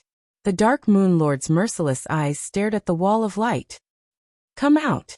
You've been following me for many days. It's time to let me know who you are, right? Chapter 788. Shiyen furrowed her brows and showed a hint of displeasure on her face. How dare you offend me like this? She's just a rookie who has just lost her divine power. Let me teach her a lesson. Merlin's voice was cold. A light sword slowly materialized in his hand, and the 4 light wings on his back suddenly spread open. Without waiting for Shiyen's consent, he dashed out, as if appearing out of thin air. After Merlin appeared from behind the light wall, a powerful territory swept toward him. Time and space almost froze. Merlin slowly raised his light sword and smiled faintly. Do you know the consequences of offending the radiant angel of the heavenly realm? Of course, the girl did not know. Swoosh. The star's sword slashed out with violent and vigorous divine power. A sword light that was almost 1,000 meters long appeared in the air. It was as if it was going to split the sky. The sword light went straight for Merlin's head. Ha! Merlin was slightly startled. He could not help but look angry. You're asking for death. With a wave of his palm, the power of light particles was waved away by Merlin like ribbons. In the blink of an eye, it formed a dazzling light shield in front of him. Boom! The sky seemed to explode. Moving with his shadow, Merlin made a brazen attack. The light sword with the 95 levels of the Grotto Heaven's divine power fell on the girl's star's sword. Clang! The star's sword was almost knocked away. The girl groaned in pain. Blood splattered from her nostrils and mouth. The difference in strength was too great. Her tattered cloak fluttered in the wind. She did not give up on her attack. The sharp horn on her forehead was particularly ferocious, and a pair of fangs was revealed in her mouth. She reached out and grabbed Merlin's strong arm. Then, she attached herself to Merlin's back like a demon spirit. She raised her sharp claws and struck the main artery in her opponent's neck. Bang! A blood-red light splashed. She had only hit Merlin's god wall. Whoosh! She opened her small mouth abruptly, revealing her fangs that glowed with blood-red light. She aimed another vicious bite at Merlin's neck. She knew that the opponent before her was very strong, so she could only unleash her most primitive, wild instincts to fight him. Uffed! This time, Those sharp fangs actually pierced 2 tiny holes in the indestructible god wall. Merlin let out a miserable groan and hurriedly shook his arms, shouting, "Get out of my way!" Hong hong hong. The airwaves surged with his spirit as the core, blowing the young girl away like a broken leaf. Merlin, on the other hand, was furious out of humiliation. "I'm going to kill you, you disobedient B*****. Merlin, stop." It was Xian's voice. Her gaze was gentle as she looked at the young girl floating in the wind. "Don't be afraid, I am Xian, an angel from the Western Divine Realm. Congratulations, you have already been chosen by the Western Divine Realm to participate in the trial of the chosen of gods. Once you pass the trial, you will be able to obtain the blessing and obtain the wings of an angel. Right now, what you need to do is to give up resisting and follow us back to the Western Divine Realm. Don't worry, no one will harm you." Hiss hiss. The young girl blinked her demonic spirit eyes and revealed a fierce expression. It was as if she would kill Xian with all her might if she were to come near. Sigh. Xian sighed and suddenly disappeared. In the next moment, she appeared behind the young girl without a sound. Her 5 fingers turned into knives and lightly struck the back of the young girl's head. 99 layers of golden airwaves surged, and the young girl fell softly with a whimper. Xian took advantage of the situation and hugged the young girl in her arms. Looking at the bloodstains on the young girl's face, Xian could not help but feel sorry for her. She said, "A lord who came from the banished land is destined to be a strong person. Don't worry, I'm here in the future. I won't let you experience such painful memories again. You will become one of the angels that the Western Divine Realm can be proud of." "Great Lady Xian." Merlin frowned and said, "This woman is not simple. The demonic energy she just used was actually able to penetrate my god's wall. If I'm not wrong, she's the legendary Shura, neither human nor ghost nor god. She wandered the 3 realms and became a cruel killer. How could the Western Divine Realm choose such a person to participate in the Chosen One trial?" "Is that so?" The wings and cloak behind Xian fluttered lightly. Her gaze was calm as she smiled. "Then what do you plan to do? We are the rulers of the Divine Realm. It is our duty to maintain peace between the heavens and the earth. And Shura should be killed. If I were to use my method, it would be better to chop off her head and absorb her godhead. With this godhead, I'll use it to reconstruct a spiritual body. Her divine power ripples are so strong, it should at least be a cast immortal. Don't waste it." "Is that so?" Xian smiled. She was still holding the girl in her arms. "Merlin, you're not someone with the power of God's strategy. You can't see through people's hearts, so you don't know how much pain she has suffered. However, I can see it. I can see some of her memory fragments. I can feel her pain so." Her gaze turned cold as she said, "From now on, if you dare to have any thoughts of killing her, be careful that I kill you. Don't think that the ruler will speak up for you. There are only 2 blazing angels in the entire Western God realm, me and little baby, but there are more than 100 radiant angels. Do you think that Claude will choose to believe you or me? I'm warning you. You want to kill her because she can break through your divine wall. Her future achievements will be higher than yours. I advise you to give up on this idea." Merlin was startled. "Lady Xian, you are a radiant angel 1 level higher than me. I will naturally listen to you. However, I, Merlin, am not an alarmist. This woman is a Shura and is not a good person. Moreover, she only has killing and revenge in her heart. Such a person will sooner or later become a scourge in the Western Divine Realm. That is all I have to say. I hope Lady Xian knows what to do." Xian raised her eyebrows and looked at him coldly. Her beautiful face was filled with anger. "Are you warning me? If you are, I can kill you in the banished land. No one will know. If not, you better apologize." "You." Merlin gritted his teeth and bowed respectfully. "Lady Xian, I know my mistake. Please punish me. Forget it. Return to the Divine Realm. Pretend that nothing happened here." "Yes." Then, Merlin looked at the ground. There was still a large group of travelers from the banished land who had been subdued by the Dark Moon King. Among them there was no lack of strong leaders. He said, "What about the Dark Moon King's subordinates? There are almost 10,000 of them. Will these people see through the secret of reincarnation and come to the divine realm for revenge? Then what do you want to do? Xian asked lightly. Merlin revealed a murderous intent again. Cut the weeds and eliminate the roots. Kill this group of people, and let the Dark Moon King cultivate in the divine realm in peace.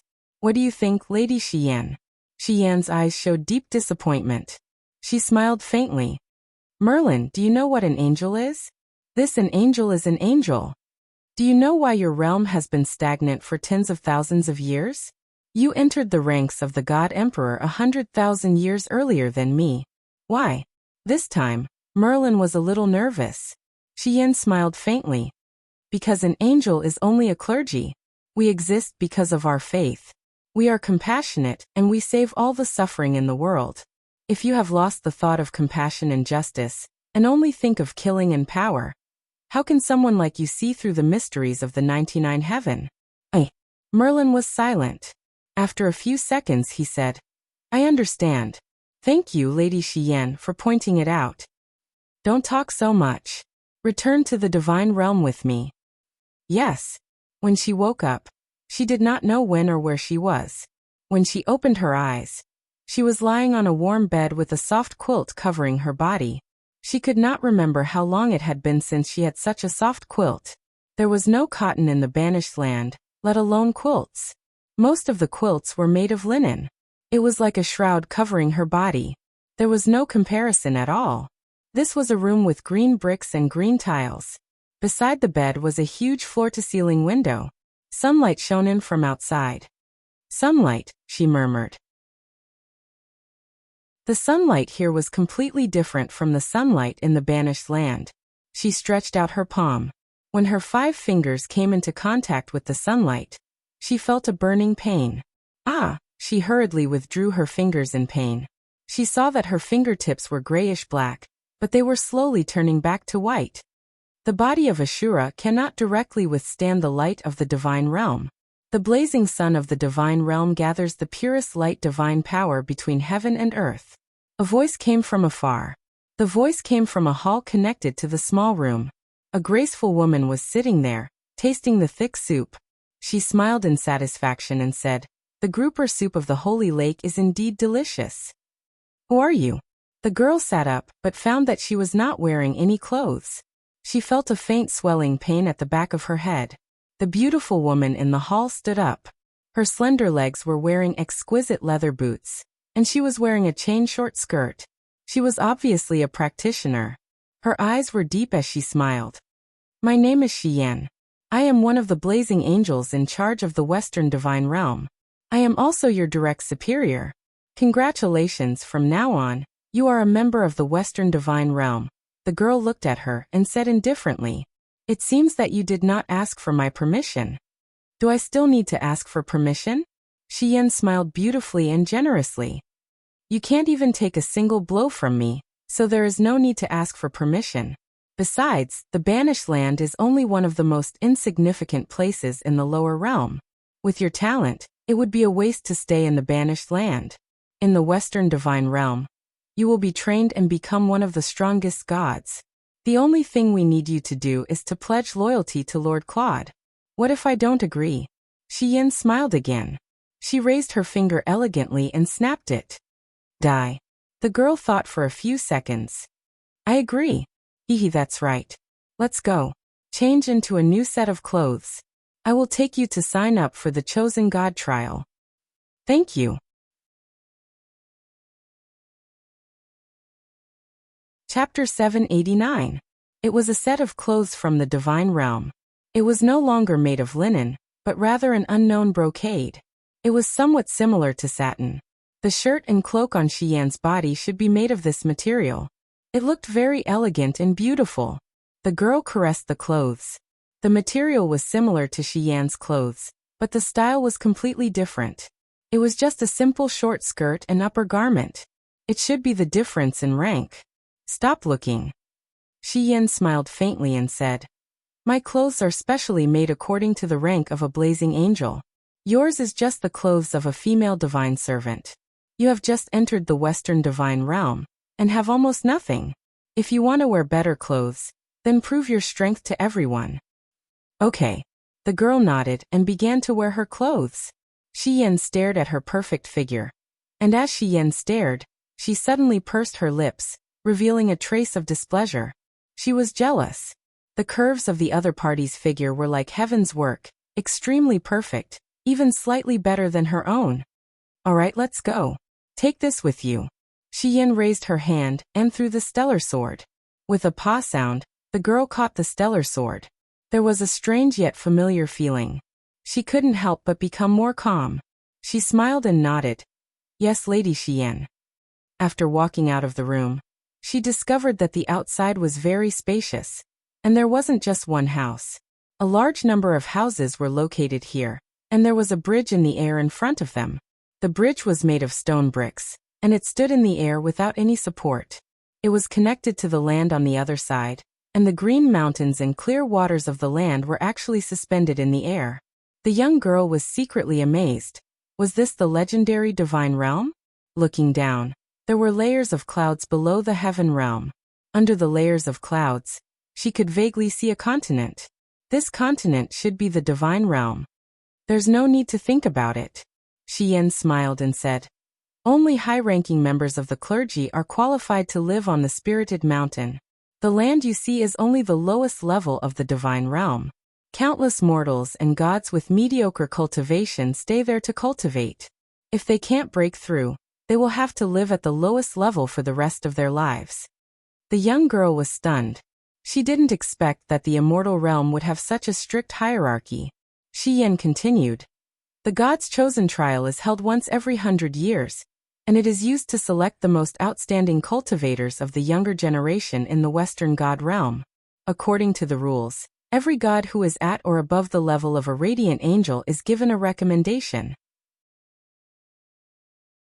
Most people have already given up, and I would normally have given up as well, but this year.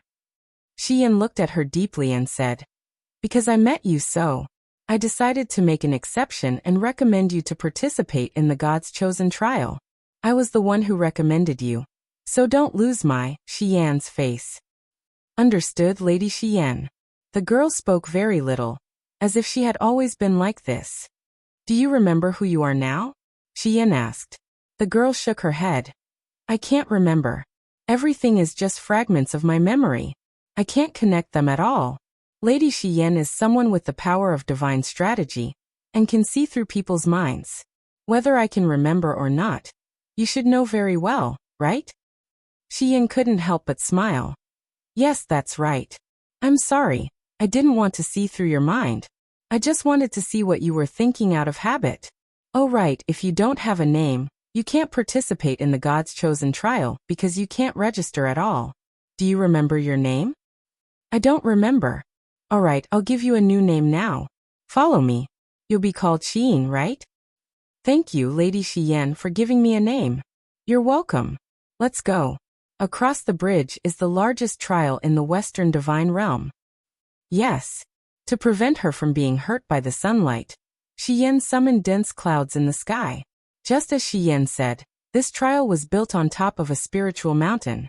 Although it was called a mountain, the training grounds were almost all over the spiritual mountain.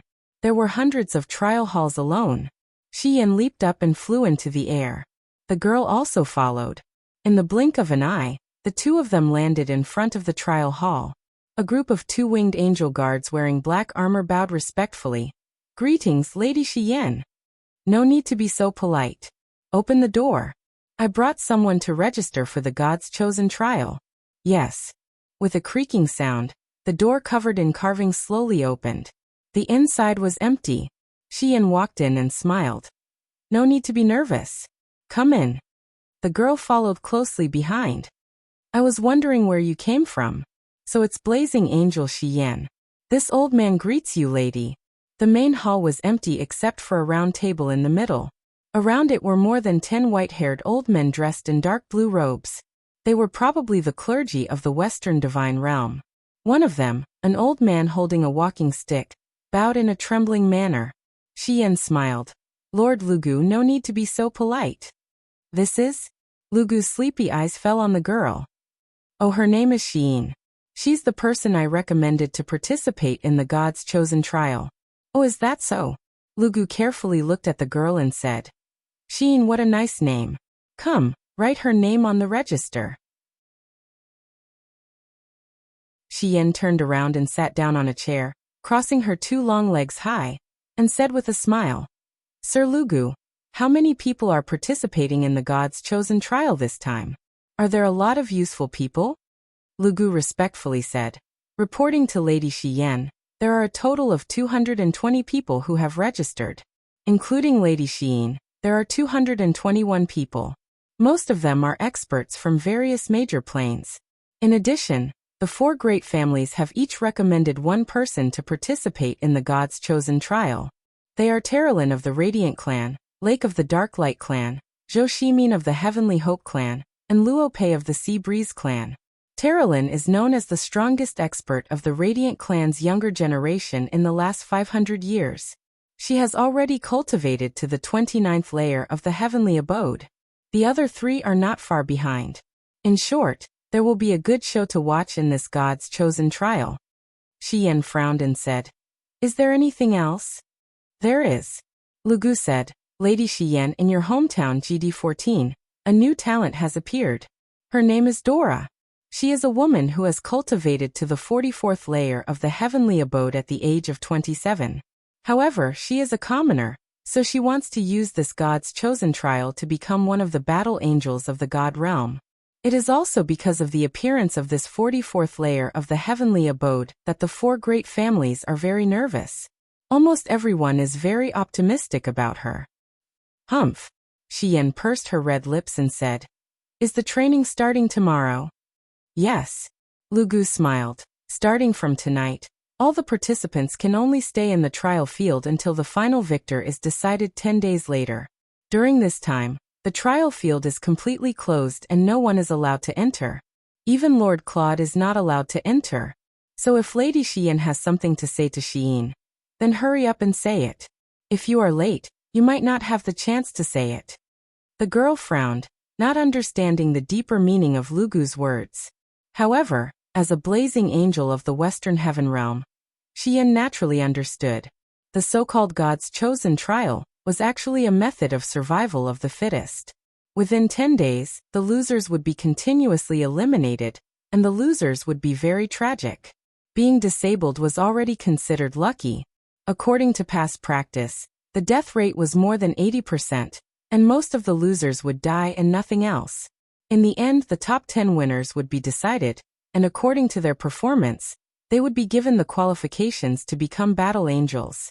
Battle angels were divided into 7 levels.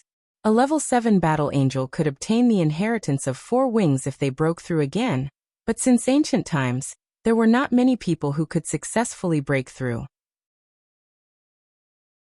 Otherwise, the Western Divine Realm would have long been overrun with 4-winged angels, and Claude would probably be grinning from ear to ear.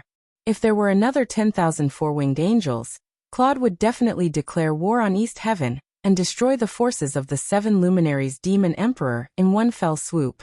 Unfortunately, he could only think like this and did not have such a chance. Lugu smiled.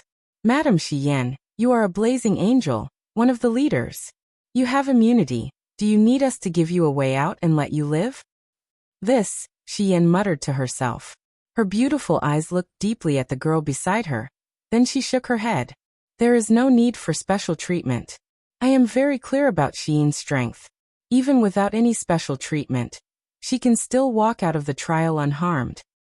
Ha ha ha, Lugu laughed shakily. All right then.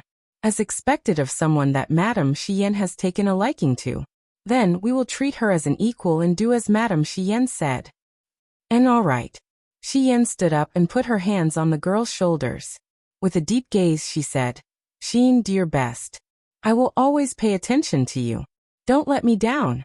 Walk out of the trial and become a battle angel. In addition, you need to cultivate the power of the law of light to overcome your own flaws. You know best what kind of existence you are. The girl nodded. She knew that she was an Azura, a person who could not withstand the power of light. Moreover, all the competitors in the trial were cultivators of the law of light. This was a bit too much for her. However, There was naturally a secret hidden in the depths of her heart. That secret was hidden in the depths of her EC. The small light law spirit bead that lingered around her divine spark was a secret that even Shi Yan could not see through. Then come with me. A burly man walked forward and respectfully bowed to Shi Yan. I am the instructor here. Miss Sheen, please come with me. I will take you to the dormitory area. Your trial will begin at 10 o'clock sharp tonight. The girl nodded and followed him into the trial field. She did not even look back. Shi Yan heaved a sigh. She did not rely on him at all. Whether this was a good thing or a bad thing, no one knew.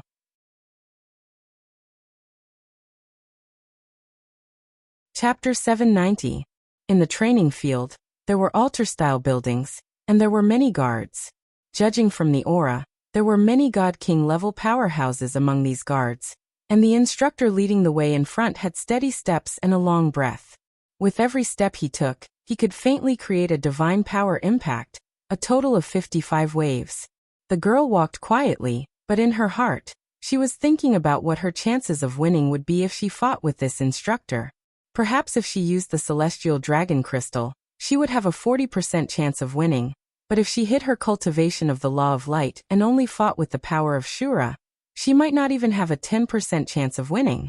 Fortunately, this instructor did not comprehend the power of divine strategy, so he did not know the thoughts of the contestant behind him. Okay, your dormitory is here. The instructor suddenly opened an iron door. Inside was a row of beds, a total of 12, which meant that there were a total of 12 people living in this room. The moment the iron door was opened, 10 pairs of eyes looked over at the same time. It seemed that everyone was looking forward to who the last contestant in the dormitory would be. But when they saw it, they all looked a little disappointed, even contemptuous. There was no other reason. The clothes of the last contestant was only a god servant, which meant that she was the lowest level existence in the realm of gods. But she was actually so beautiful that even women felt jealous. Go in. The instructor urged. Eat on time at 8 p.m., then get ready to start the training. Your daily necessities are ready, they are beside the bed. Thank you. The girl walked over silently. Her bed was the innermost one. The bedding was ready, and daily necessities were placed on the table next to it. At the same time, she also noticed that there was a girl in a beautiful short skirt sitting on the bed closest to her, somewhat similar to Shi Yan's attire. She did not look at her from beginning to end, but her name was written on her bed, Terilyn, a contestant of the Light Clan, and also known as the strongest among the younger generation of the Light Clan in 500 years. She did not care about others, just sat down quietly, tidied up her necessities, then leaned against the bed and began to rest. However, the rest of the girls quickly became familiar with each other and started chattering away. Most of them were chosen by their respective families. Not to mention their own status due to the power of their families, even if they were eliminated, they would not be killed. Therefore, they naturally did not need to worry about their lives, and their mentality was extremely relaxed. Hey, what's your name? Finally, a skinny girl asked her. Sheen. Oh, Sheen? The girl smiled. What a strange name. In the Western Divine Realm, there aren't many people with names that start with the character She. Then Sheen, which family recommended you? Sheen was very calm and replied politely, It's not the family's recommendation. I was recommended by Lady Xian. What? Lady Xian? This sentence was like a stone thrown into a lake, stirring up countless waves. Almost all the girls focused their attention on her, and even Terilyn, who thought highly of herself, glanced at her. It's so strange. Lady Xian has never recommended anyone to participate in the chosen trial for tens of thousands of years. This time, she actually recommended you. Could it be? Sheen, you are Lady Xian's sister? No. The girl shook her head and said. No. Then how did you and Lady Xian meet? She hesitated for a moment and said. Lady Xian found me in the land of exile. What? The land of exile? The skinny girl was stunned. How is this possible? The land of exile is such a filthy place. How can people there be qualified to participate in the chosen trial? Lady Xian probably thinks that I have some potential. She replied helplessly. Immediately the girls hissed. At this moment, no one looked at her with admiration or respect. What kind of place was the banished land? It was a dog-eat-dog place, and was despised by all the plains. Not to mention, most of these girls came from the various great clans of the divine realm, and were doted on since they were young. Naturally, they looked down on people from the banished land even more. At this moment, Shein seemed to have been banished once again. However, she didn't care. She hugged her knees and quietly sat there, waiting for the arrival of dinner. To her, the opinions of others didn't matter at all. Sunlight shone through the small window onto the bed. She tried to touch it again and again, but her body was burned again and again. Finally, when she finally concentrated the power of the law of light under her skin, the burning pain from the god realm's sunlight was not as intense. Although it was still very painful, she was able to stay under the sunlight. She was somewhat gratified. If she couldn't do this, she probably wouldn't be able to pass the next trial no matter what. Finally, the 8th day arrived. The dormitory's metal door was pulled open again. An instructor holding a shining whip said in a cold voice, "All right, come out and eat with me." The group of girls stood up one after another. "Something's wrong." The instructor's eyes were cold. "Change into the training clothes you were given." Immediately. Only half of the people were wearing the training clothes. They were very coarse clothes, at least far inferior to brocade. Thus, only half of the girls here had changed into the training clothes, including Shein. "Instructor, the training clothes are too uncomfortable. Can't we wear our original clothes?" A rather good-looking girl asked. "No. Why not?" The instructor sneered. The whip in his hand turned into a long snake and flew out. With a paw sound, it shattered the divine power aura wall around the girl, and left a long bloody mark on her beautiful face. "You can't. If you dare to ask a second time, this whip will crush your throat." The Chosen of God trial was far crueler than they had imagined. The girls went to change their clothes without a word. A few minutes later, they were all wearing the same clothes and followed the instructor out of the dormitory. Shein quietly followed everyone. She was the last one, and everyone seemed to think that she was the last one. There were a total of 12 girls in this dormitory. Apart from Shein, Terralyn was the strongest, with 29 grotto heavens. The rest were mostly at grotto heavens 1 to 20, and without exception, they were all gods. After all, this was the Chosen of God trial, and it was the God realm. Mortals, even divine heaven realm experts, were not qualified to participate. Dinner was held in a large hall. This time they saw more people. A total of 221 participants were eating together, and the food was very exquisite and rich. There were slices of meat, bread, milk, and so on. Gods could not eat for a long time, but it would definitely affect their strength. Thus, maintaining a meal every day was something every god would do. The 221 people were divided into 11 groups, and Shein was in the second group. The instructor was a four-winged radiant angel, Li Fei.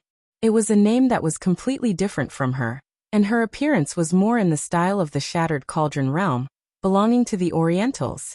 This was not strange.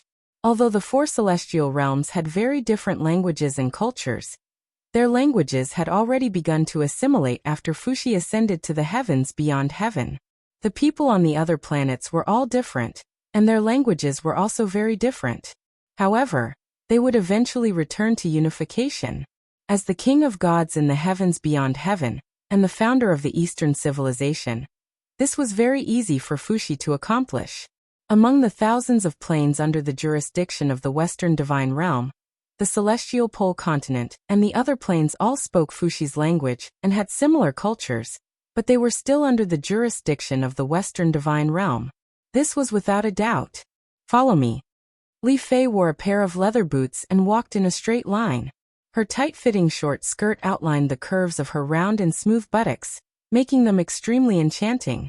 This caused a few of the male participants to involuntarily swallow their saliva.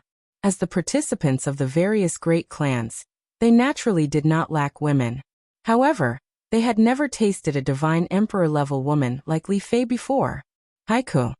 Li Fei's voice was very seductive. She smiled and said, "If you continue to let your imagination run wild, I guarantee that I'll smash that dirty head of yours." The young man called Haiku was so frightened that his entire body trembled. He hurriedly lowered his head, not daring to let his imagination run wild anymore. "Today is your first lesson, and it's also the 9th last lesson."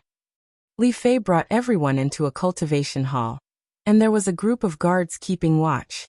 She continued, "Today's topic is called control, the control of the powers of light. The reason why I've chosen to have this lesson late at night is because there's no sunlight at this time. I want you all to use your own abilities to create a temporary sun in the middle of the night without sunlight." Creating a sun was not difficult, but it was not easy. As a god, creating something was very common. Of course, it was very common for a god emperor, but it was not so easy for a new god rookie. It required a very strong control over the light element, as well as a very strong reserve of divine power. Li Fei said, "It's very simple. Accumulate the power of your laws of light and blast it into the sky. Maintain the light and heat for 10 minutes, and you'll be considered to have completed the task. You can then go back and have a good sleep. Otherwise, you can only continue to stay here and participate in the trial." It's very simple. A young man walked out of the hall, and with a low roar, golden light enveloped his body. Waves of golden aura rippled out in all directions. His palms spun rapidly, and a dazzling energy body condensed. With a shout, this sun shot into the sky, but it disappeared in less than 5 seconds. Li Fei sneered. "Oh, the young master of the Nisei family doesn't seem to have enough stamina?" Everyone roared with laughter.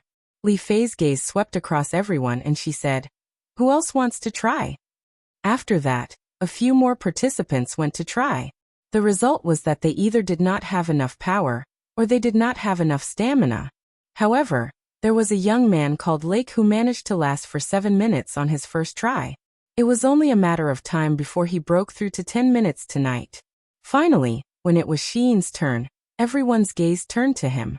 A girl giggled and said, "Xian from the land of exile, let us see what you've got." Everyone roared with laughter again, as if it was a disgrace to come from the land of exile. Perhaps it had always been like this. The girl remained silent. She knew that the land of exile was indeed too filthy. It was a memory that she did not want to recall.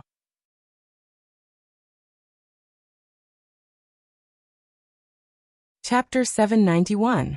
Xian completed the task at around 1 in the morning. When she returned to the dormitory, she found that someone was already there. It was Terralyn. The moment she saw Xian enter the dormitory, Terralyn was a little surprised. She did not expect that someone who came from the banished land would be able to complete the instructor's task so quickly and return safely. "Oomph!" Terralyn snorted softly. Xian, however, did not say a word. She quietly walked to her bed, took her things, washed up, and went to sleep. After midnight, the participants came back one after another. Many of the girls' hands were red, bleeding, and charred. That was the result of being burned by light energy. In order to condense enough light energy, their bodies had to undergo such a test. No one said a word and quietly fell asleep. The next day, an even more difficult challenge awaited them. The next day, before the sun had completely risen, a violent knocking sound came from outside. The instructor sternly shouted in a low voice, "Wake up! Today's lesson is about to begin." The girls woke up with a start. Some of them had slept for less than an hour. No one complained. They hurriedly got up and quickly gathered at the training field. However, there were less than 221 people today. Just last night, 11 people were eliminated and they chose to give up. Today's lesson is very simple. On the high platform, Li Fei, who was wearing a short skirt and leather boots, held a leather whip in her hand. Her face was full of smiles as she said, "I am the Deputy Dean of the Western Divine Realms training field, and also the instructor of Class 2. Today's lesson will be held together, and the name of today's lesson is Dark Ice Crystals." Ah! Many participants showed a look of horror. Xian did not understand what was going on. Nearby, Terralyn glanced at her and whispered, "Dark ice crystals are also known as black coffins. It is the burial place of many Law of Light cultivators." "Oh." Xian nodded and didn't ask any questions. On the stage, Vice Dean Li Fei giggled and said, Look, these kids are scared out of their wits. That's right, just as you all know, the dark ice crystal is also known as the black coffin. It's a crystallization of pure dark energy, and also a powerful dark domain. The black coffin contains the most powerful law of darkness. Once you enter the black coffin, you will no longer receive any help. You can only rely on your own strength to break through the darkness and obtain a new life. Otherwise, you will die in the black coffin. But don't worry, as members of the divine profession, you will receive a good burial. Many of the male contestants had fantasized about Li Fei, but now it was completely different. Li Fei was like a beautiful demon. This woman couldn't be touched, or it would kill them. A young candidate asked in a tender voice. Deputy Dean Li Fei, may I ask, how can our divine power of light break through the darkness? The power of darkness in the black coffin is the root of the abyss of darkness. It is said that it is extraordinarily powerful. Ignorant. Li Fei glanced at him contemptuously and opened her palm. Suddenly, dawn broke in the sky. A golden ray of dawn pierced through the darkness. Her body slowly rose and bathed in the morning light. She seemed to be very comfortable, for holy wings spread out behind her. She smiled and said, "We are all followers of the law of light. We seek the blessing of the Lord of Light. You don't understand what a god is, what power is. Now I can tell you." She pondered for a moment and said, "The light of the Lord of Light can't be seen by mortals. They burn everything. The fire of the Lord of Light can't cook mortal dishes. They burn everything. The soil of the Lord of Light can't grow trees. They form mountains and rivers. The lightning of the Lord of Light can't be controlled by humans. They are born free. The ice of the sovereigns traversed the 10,000 icy rivers. Speaking up to this point, the beautiful Vice Dean suddenly paused. With a charming smile, she said, "Oh, I almost forgot that all of you are rookies. It's useless to tell you all this. All right, prepare yourselves and enter the black coffins prepared for you. Remember, you must give it your all and use your light divine energy to pierce through the darkness. The results of today's class will be recorded, and the first 10 participants to break through the black coffins will be rewarded with Radiant Origin Stones." Radiant Origin Stones. Everyone knows what they are, right? Everyone exclaimed in surprise again. The Radiant Primal Stone was one of the rarest treasures in the divine world. It was as precious as a godhead. The Radiant Primal Stone was formed in the core of a spirit mountain, and each spirit mountain was a plane. In other words, the Radiant Primal Stone was the crystallization of the entire plane's spirit energy. Moreover, the majority of planes needed thousands or even tens of thousands of years to form a Radiant Primal Stone. One could imagine how precious this small stone was. Radiant Origin Stone. A middle-aged participant with a short beard trembled as he said, "I must win the Radiant Primal Stone. This way, my family will have a chance to rise again." Sheen's delicate brows furrowed slightly. She had never heard of the Radiant Primal Stone. However, the Vice Dean's words just now had moved her. The light of the sovereigns could not be seen by mortals. It could burn everything. That's right, in Sheen's understanding, it seemed that true light was the same. It was not salvation, but destruction. Amidst the rustling sounds, countless guards rushed into the training field. Every 4 of them carried a huge black ice crystal. The ice crystal was about 5 meters long and 3 meters wide. It was big enough to hold a person. It looked like a simple and unadorned stone, but every cultivator could feel a surging power within the ice crystal that made them feel extremely uncomfortable. Darkness. If the nemesis of darkness was light, then the nemesis of light was also darkness. Since ancient times, countless light gods had died at the hands of the darkness god. Clang, clang, clang. Pieces of ice crystals were erected beside the participants. Sheen also had a piece erected beside her. There was an undercurrent surging within the ice crystal. It was as if streams of dark water were flowing within the ice crystal. They swirled endlessly and it was a shocking sight to behold. On the stage, Li Fei smiled faintly. "I wish you all good luck. Now you can enter the ice crystal." The guards all used their weapons to stab into the ice crystal and forcefully pulled. Suddenly, there was a creaking sound. The ice crystal actually had an opening. The cold wind whistled, and the temperature of the entire training field suddenly dropped by more than 10 degrees. Frost lingered in the air. It was going to snow soon. Another instructor frowned and said, "What are you waiting for? Enter the black coffin immediately." These black coffins were not easy to obtain. Each one of them was obtained through our hard work. Don't waste them. You must know that if you can break out of the black coffin, your cultivation will also increase greatly. The black coffin can kill you, but it can also stimulate your potential. This is a game for the brave. Now is the time. Enter.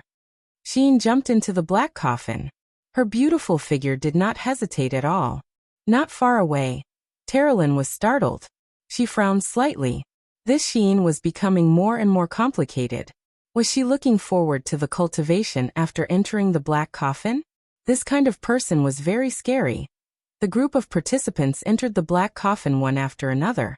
After they entered the black coffin, the immortal realm guards closed the black coffin's exit. If they wanted to come out, they had to break the black coffin. Swoosh. After entering the black coffin, Sheen immediately felt as if she had sunk into dark seawater. She felt that she could not breathe. She held her breath and stopped breathing. Golden light energy revolved around her body, using it to attack the dark energy. However, it seemed that she had underestimated the dark energy. Wave after wave came, and every time the dark tide surged, there were actually 99 layers of waves.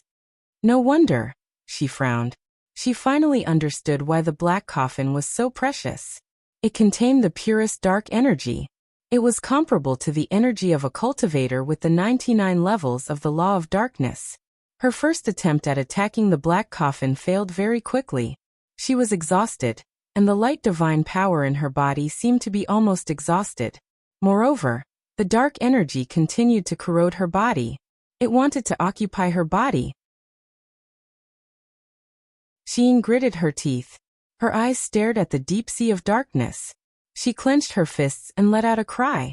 In an instant, a golden light covered her body. It was the divine wall. The power obtained from breaking through the 30th level of the grotto heaven was also one of her trump cards.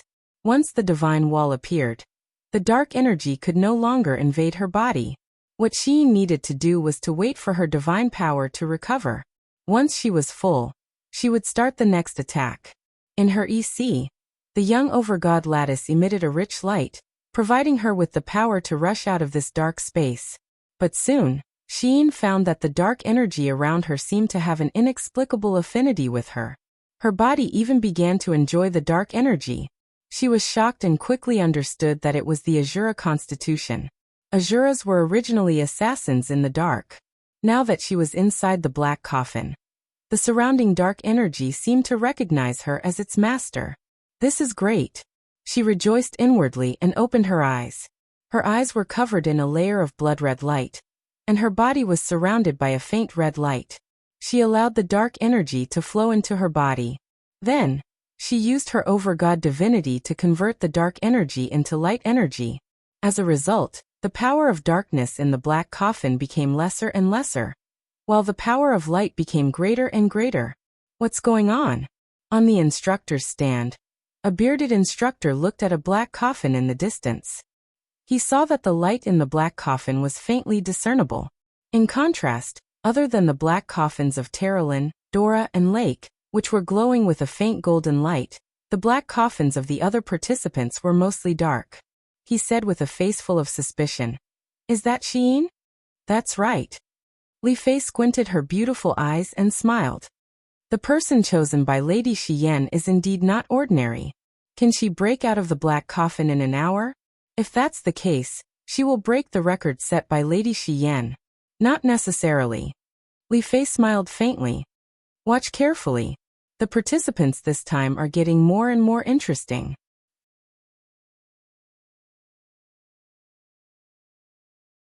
Chapter 792. For hours passed in the blink of an eye. The sun shone down on the western divinity realm. The black coffins were still standing there, glowing faintly. Many of the stronger participants had already expelled more than half of the divine darkness energy in their black coffins, especially those of Dora, Lake, and Terilyn. There wasn't much darkness energy left in their black coffins. Pung. The explosion sent shockwaves in all directions, causing the guards of the god realm to frown. The westernmost coffin exploded, and a beautiful woman bathed in golden light walked out of the darkness. It was Dora. Congratulations to Dora for being the first participant to break through, one of the instructors announced loudly. The recorder beside him wrote down Dora's name in the first place. The bearded instructor frowned. He didn't expect Dora to be the first to break through instead of Xiyin. Logically speaking, Xiyin's progress was much faster than Dora's. She should have broken through 2 hours ago, but she didn't seem to want to break through. She was still wasting time aimlessly. What is Xiyin doing? He asked in dissatisfaction. Li Fei couldn't help but smile. Lord Kulin, why are you so anxious?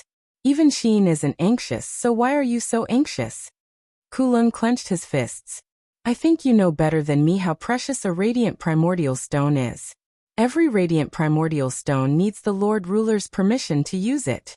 Even you and Lady Xiyan have only used 5 radiant primordial stones in your lifetime. I hope such a precious radiant primordial stone will be used by the newcomer, with the most potential. I know what you mean. Don't worry, there will be results. Soon there were 2 more explosions. This time, Terralyn and Lake broke through together. Congratulations to Terralyn for becoming the second participant to break through. Congratulations to Lake for becoming the third participant to break through. Terralyn and Lake's names also appeared on the top 10 list. When Terralyn, who was bathed in holy light, walked to the high platform, a group of instructors congratulated her. But Terralyn did not say a word and looked below the platform. The black coffin crystal that belonged to Xiyin was glowing with a golden light. And the divine power of light was about to burst out, but it did not break through.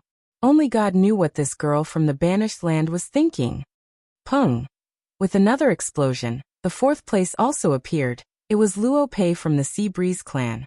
Not long after, the 5th place also appeared. It was Zhou Ximin from the Tianxi clan. What is she waiting for? Terralyn muttered indifferently.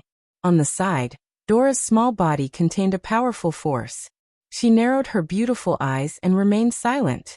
She also knew that the most threatening people among the competitors were already standing on the stage, but only Xiyin had not appeared yet. She was the person selected by Seraph Xiyan, so she would never fall out of the top 10 so easily. Very soon, the sounds of explosions rang out incessantly, and the 7th, 8th, and 9th place were produced one after another. They were all talents selected by the major clans. These people had received strict education and training since they were young, and they never lacked cultivation materials. The demon spirit stones sent from the celestial pole continent could allow them to step into the divine realm very quickly. Furthermore, their outstanding bloodlines also gave them unique advantages, and their cultivation speed was not something that ordinary people could compare with. Still not coming out? Kulin clenched his fist and looked into the distance nervously. Inside the black coffin, Xiyin closed her eyes and naturally stretched her body. She had fallen asleep. The process of cultivation in the black coffin was simply a kind of enjoyment for her. Just when the dark power was almost exhausted, she opened her eyes and easily shattered the black coffin with a burst of power. Bang! Fragments scattered in all directions. She floated in the air like a fairy, stunning Lake, Zhou Ximin, and the other men. In terms of appearance, perhaps even beauties like Dora and Vice Dean Li Fei could not compare with this beauty from the land of exile. Only God knew how that filthy land gave birth to such a peerless beauty. Kulin smiled. Congratulations to Xiyin for becoming the 10th participant to break through. Xiyin landed on the ground and walked up the platform step by step. Li Fei also nodded with a smile. Not bad. In the group led by Li Fei, Xiyin was the most outstanding one. After all, Li Fei was the leader of the second group, so she naturally hoped that she could achieve outstanding results. Miss Xiyin, my name is Lake, and I am from the Darklight clan.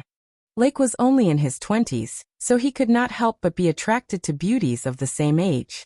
However, Xiyin looked at him blankly, as if she did not know what he meant by these words. Lake was a little embarrassed, and his outstretched hand hung in the air.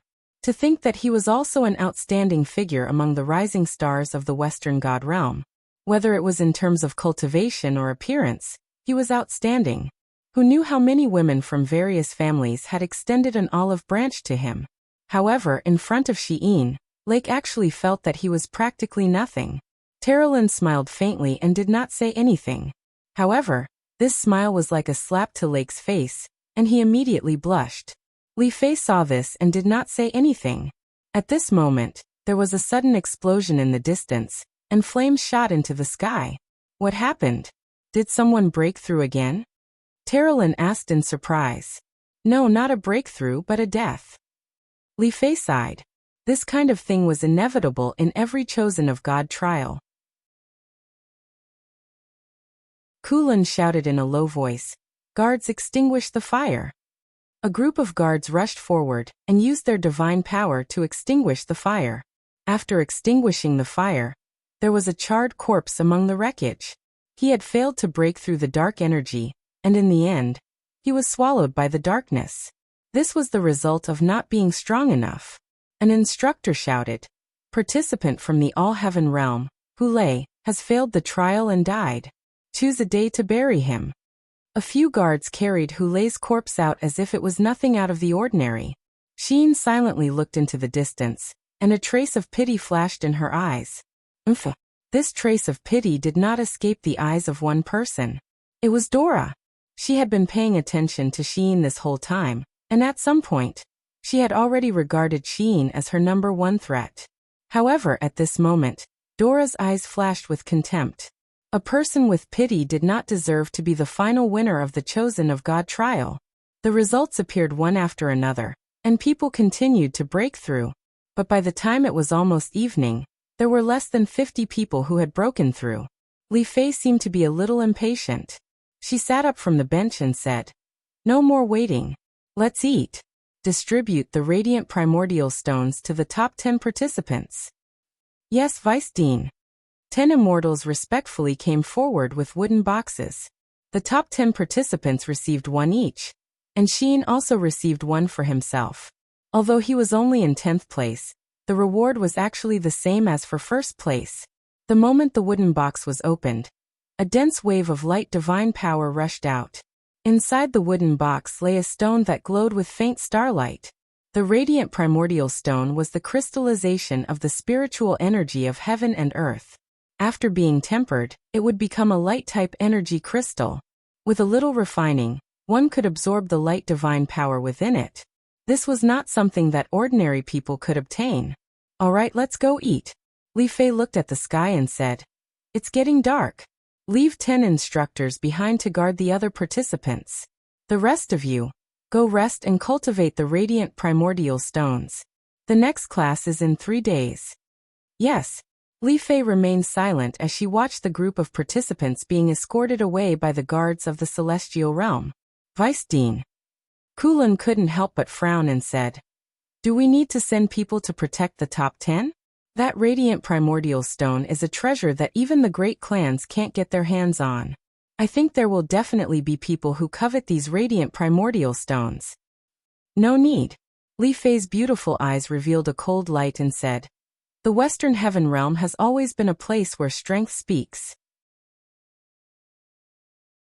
If you can't even protect your own spoils of war, then you don't have the right to continue staying in the Western Heaven Realm to participate in the God's chosen trial." "Yes, Vice Dean is right." Kulin took a deep breath and said, "I understand." Li Fei laughed. "You're just too compassionate. After cultivating with the Lord Sovereign for so many years, you haven't learned anything but compassion." "Haha, Lord Ruler, is he compassionate?" "Shoo, don't say such things. Otherwise you will be turned into ashes in minutes. I can't protect you. Even Li Fei is afraid of someone, ha ha ha. Sai, I really don't know what to do with you. Immediately report to Lord Xiyan about today's situation, and tell her everything about Xiyin in detail." "Yes, this subordinate will do it now." Xiyin held the wooden box. She cherished this radiant primordial stone very much. This kind of treasure could only be found by chance. Moreover, Xiyin also faintly felt that there was still endless potential in her body that had yet to be stimulated. It was as if she was sealed, and her strength was in the recovery stage. And this radiant primordial stone would undoubtedly speed up her recovery process. She ate a lot of food during dinner. She ate a roasted chicken and drank half a pot of soup by herself. The strength in her body seemed to have been exhausted during cultivation. After eating, everyone gradually dispersed. Sheen still held her wooden box and walked out of the dining hall. The path outside was pitch black, and she couldn't even see her fingers in front of her. Night had fallen. She carefully walked on the path. It was about 3 kilometers from here to the dormitory, but she seemed to have a feeling of unease in her heart. A mortal's unease might be due to psychological reasons, but a god's unease was destined to be a prophecy. Stop. A voice came from the dark forest of gods. 3 black figures slowly walked out. Their faces couldn't be seen clearly, but from their voices, it was clear that they were participants. What should come had come. What do you want? Sheen said calmly. Yes, haha. The black figure at the front said. You are just a bug in the banished land. Although you are beautiful, you have no right to have the radiant primordial stone. Immediately hand over the radiant primordial stone, or else die.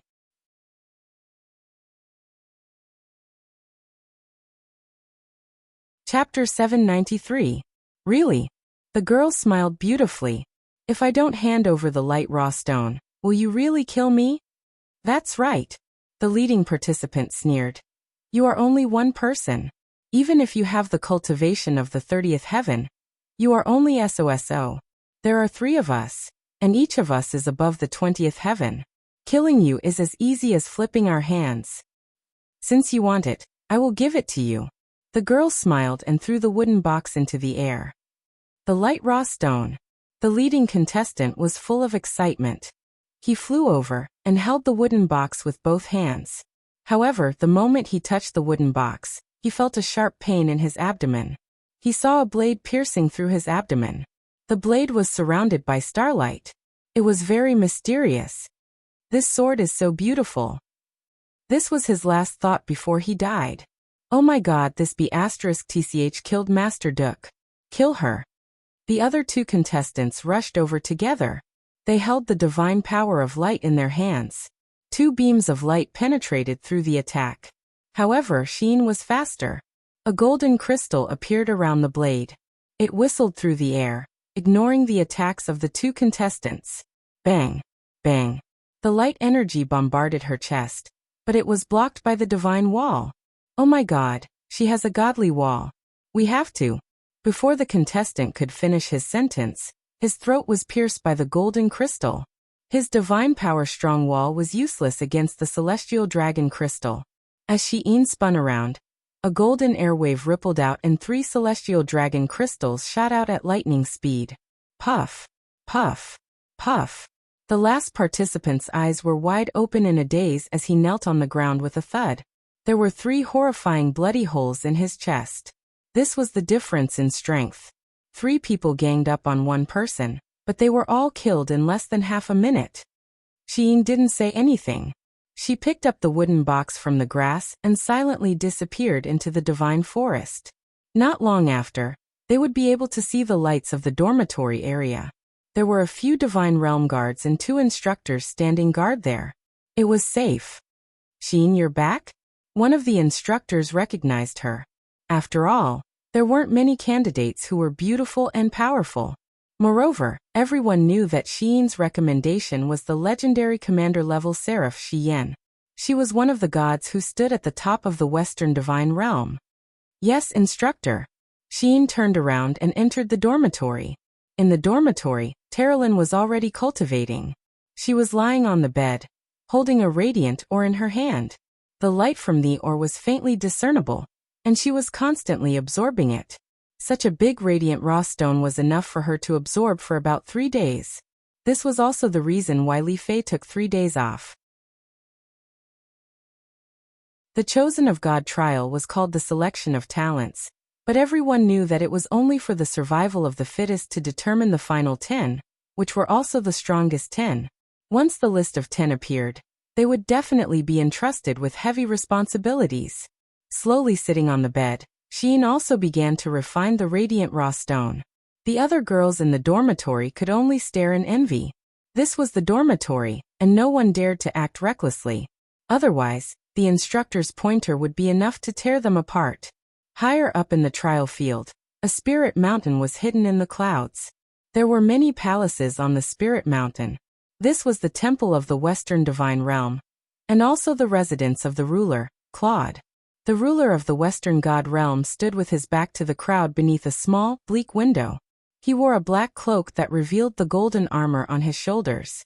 His long hair had already turned completely white, but his voice clearly did not sound old.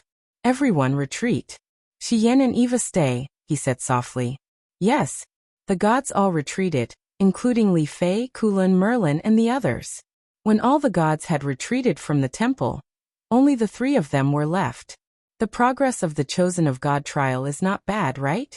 Claude asked calmly without turning his back to the 2 blazing angels. Yes. Xian nodded and said respectfully, Ruler, more than 50 excellent participants have been selected this afternoon. They all have great potential and are rare talents. True geniuses are 1 in 10,000. Claude smiled faintly. How is the girl who returned from the banished lands? Xian is the 10th participant to break through the black coffin. Oh, her name is Xian? You must have given her that name. Yes, ruler. Have you figured out her identity? Claude asked. No, but we can confirm that she is an Azura, and possesses a powerful dark energy, as well as an even more powerful light energy. Her divine deity has been damaged before, and is currently turbid and unclear. This subordinate cannot see the grade of her divine deity, but it should be the immortal forging deity. As long as we summon the law spirit bead, I believe that she has the potential to become a new blazing angel. Blazing angel? Claude suddenly smiled and said coldly, Blazing angel is one of the rulers of the Western divine realm. This title only needs 2 people. There is no need for a third. Eva, what do you think? The blonde beauty smiled.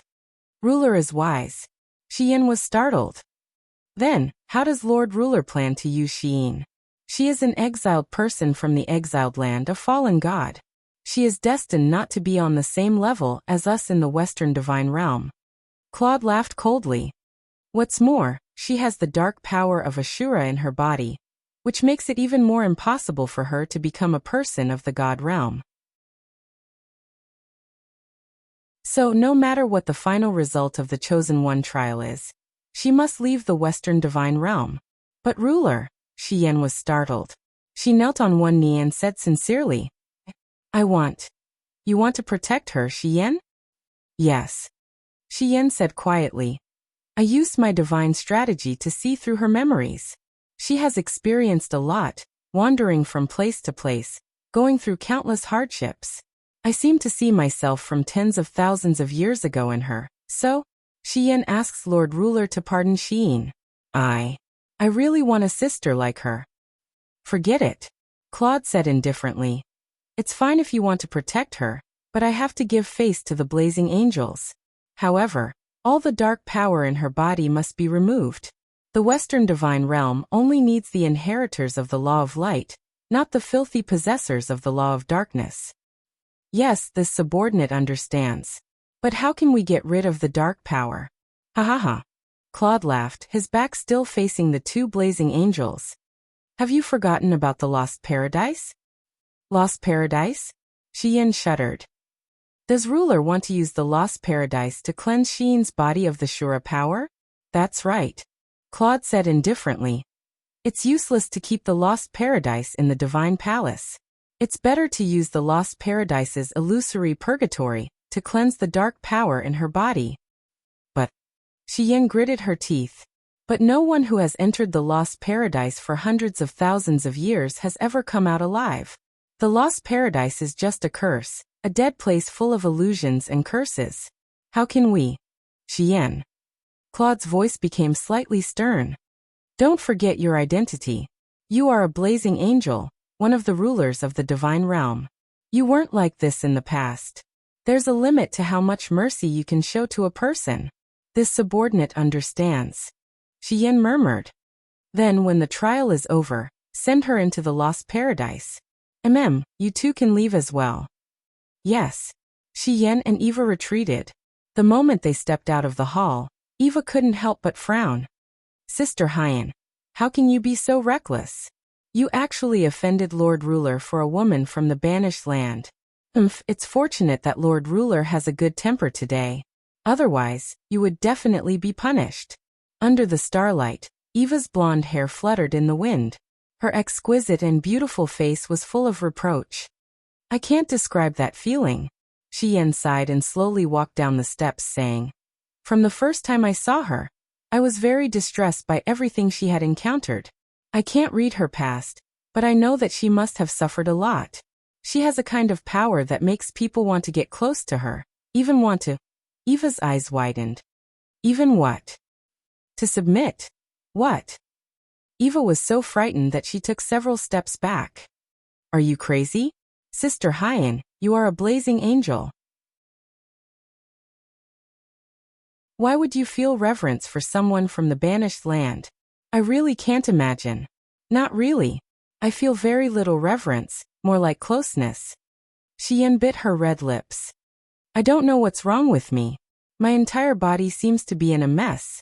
Eva sighed.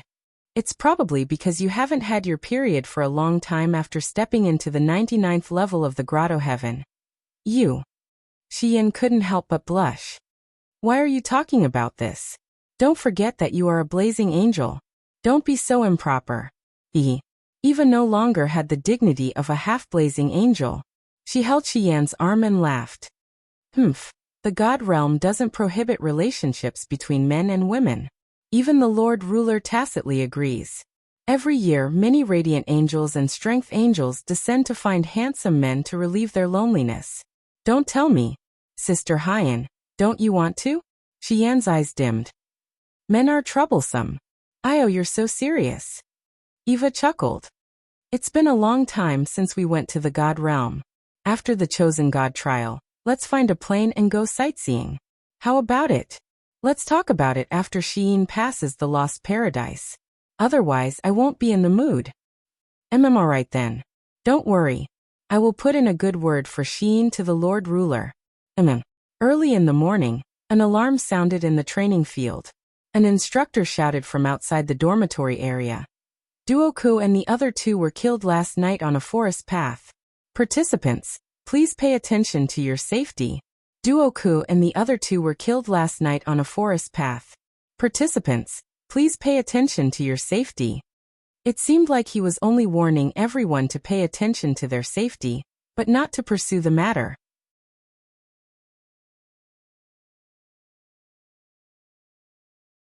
Chapter 794. In the Shattered Cauldron Realm, spring snow swept across the land. The entire Lingdong province was shrouded in a curtain of snow. The northern wind whistled and danced, bringing with it the fluttering snow that hit the sturdy newly built city walls of Winterfrost City. Tuck, tuck, tuck. The sound of hooves could be heard in the curtain of snow. A man raised the purple Yinghua flag and said loudly, The 1st and 2nd battalions of the Imperial Guards have arrived and requested to enter Winterfrost City. This is our vanguard token. A small door was opened under the city, and the token was accepted. Soon after, the door slowly opened, and cavalrymen wrapped in leather robes appeared from the falling snow and entered the city. Above the city wall, the veteran Johann was smoking a pipe. He tilted his head and tilted the pipe so that it wouldn't be extinguished by the falling snow. As he smoked, clouds of smoke drifted in the air and mixed with the snow. Sergeant, this is the 7th day. There are troops of the Empire entering Winterfrost City every day. Is there really going to be a war? A new recruit rubbed his hands and looked up at the sky. Large flakes of snow fell on his face. He couldn't help but complain. What kind of weather is this? Why is it snowing so heavily? I wonder how many crops will be frozen to death. Johann smiled, and the wrinkles on his face moved up and down along with his smile. He said, I don't know if a war will break out, but the news regarding the celestial pole continent has been spreading like wildfire. Who doesn't know that there's another continent on the other side of the Eastern Sea? There are 3 powerful countries on that continent, and the enemy is strong while we're weak. I believe that Prince Xian and Prince Zhong must have mobilized their armies into Winterfrost City to fend off the enemy. The young recruit looked excited. He sat up and said, Sergeant, I heard that the Zetian Palace wants to make our Winterfrost City the eastern capital. Is it true? It's true. Then if the eastern capital is made, we the soldiers who have been guarding Winter Frost City for 5 years, should be able to get some benefits. What benefits can there be? At most, you will get 3 to 5 copper coins more every month. How much more do you think you can get? Johann narrowed his eyes and said, but the eastern capital is only used to defend against the enemy. If I have a choice, I'd rather go back to Lanyan City and guard the warehouse outside the city. The new recruit was stunned. Why? At least that way, we will be one step closer to death.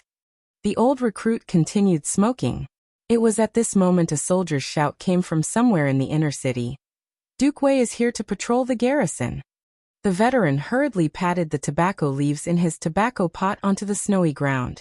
He led a group of soldiers to stand up with cold halberds in their hands. Each of them puffed out their chests and stood ramrod straight. Snow fell on their helmets and shoulders, but no one moved an inch. Duke Wuxia was the commander of the entire Dragon Courage Battalion, and the highest general, who defeated the demons in the end. In the hearts of the Empire's soldiers, this Duke Wei had long since become a heroic existence. On. Amidst the sound of stepping on snow, a group of people walked over from the snow screen in the distance. The person wearing the Duke's cloak was Wei Chou, and behind him was a group of vice commanders and captains. Greetings, Commander. The soldiers all knelt on one knee. Since the main force of the Longdan army camp was transferred back from the 8 wastelands, the defense of Winter Frost City was done by the Longdan army camp. This was also the intention of Feng Jixing and Tang Xiaoxi. Wei Chou put his hand on the hilt of the sword on his waist and nodded to the soldiers. Rise. Everyone stood up. Wei Chou breathed out hot air, looked at everyone's frozen red faces, frowned and said, Ashue, inform the military supplies department. For every soldier defending the city, give them an extra cotton coat. Yes, Commander. Situ Shui nodded. At the side, Situ Sen's lips curled up. He looked outside the city and said, I wonder when His Highness Prince Qin will return. Recently, ships from the celestial pole continent have been approaching the coast, but His Highness still hasn't appeared. Even Prince Xian, Prince Zhong, and Princess Xi have come to Winter Frost City, but he still hasn't returned. I really don't know how long he will delay. Wei Chou smiled. His Highness naturally has his reasons for staying in the celestial pole continent. General Sun, there's no need to be anxious. Recently, ships from the celestial pole continent have been appearing more and more frequently. I think His Highness should be returning soon. Situ Shui frowned and said, It's just that they're all merchant ships, using the pretense of coming to our port to do business. Maybe they're just a group of spies. Wei Chou nodded. All the foreign merchant ships that approach the Empire's port are detained. We'd rather spend food to feed these merchants than let them send back information about our garrison. In my opinion, why don't we? Situ-sun made a chopping gesture and said, Let's just chop them down. It's better to save food for ourselves. It's already the beginning of spring, and it's still snowing. It's destined that the harvest won't be too good. We don't know how long this war will last. Wei Chou smiled and shook his head. That won't do. We haven't really declared war with the celestial pole continent yet. If we kill their merchants, it'll be easy for them to gossip. It's better to be steady and wait for His Highness to return from the celestial pole continent before making a decision. Then are we just going to do nothing now? Situ-sun clenched his teeth. He was a typical pro-war person. Bai Yin also said, That's right. We can't just sit by and do nothing. We have to have a countermeasure. I know. Wei Chou muttered to himself for a moment before saying, Prince Xian Feng Jixing said yesterday that we should send out small-scale warships to set up our maritime defense line. Once foreign merchant ships come, we'll immediately shoot back with arrows. If the warning is ineffective, we'll just blast them with the demonic crystal cannons. These are what Feng Jixing said after he was drunk. What do you guys think? His Highness Prince Xian might have had too much to drink. Situ Shui smiled. Wouldn't it give the celestial pole continent an even greater reason to start a war with the celestial pole continent? Moreover, our weapons, warships, and provisions aren't fully prepared yet. If we were to start a war in a hurry, It'll probably be very disadvantageous for us. After all, there are over 1,000 dragon knights in the celestial pole continent. If over 1,000 dragon knights were to launch an attack from the air, there's no way we'll be able to fend them off. That's right. We still need more time. Wei Chou looked at the snow in the east with a clear gaze and said, "This is especially so for the warships. The imperial capital's newly built flying ships are still on the Daojiang River and have yet to arrive. We'll have to wait for close to a month before we start a war. Otherwise, we'll definitely face a crushing defeat." Also, he raised his head to look at the sky side and said, "This snow is too vicious. Our empire's army isn't good at fighting in the snow, especially the demonic crystal cannons.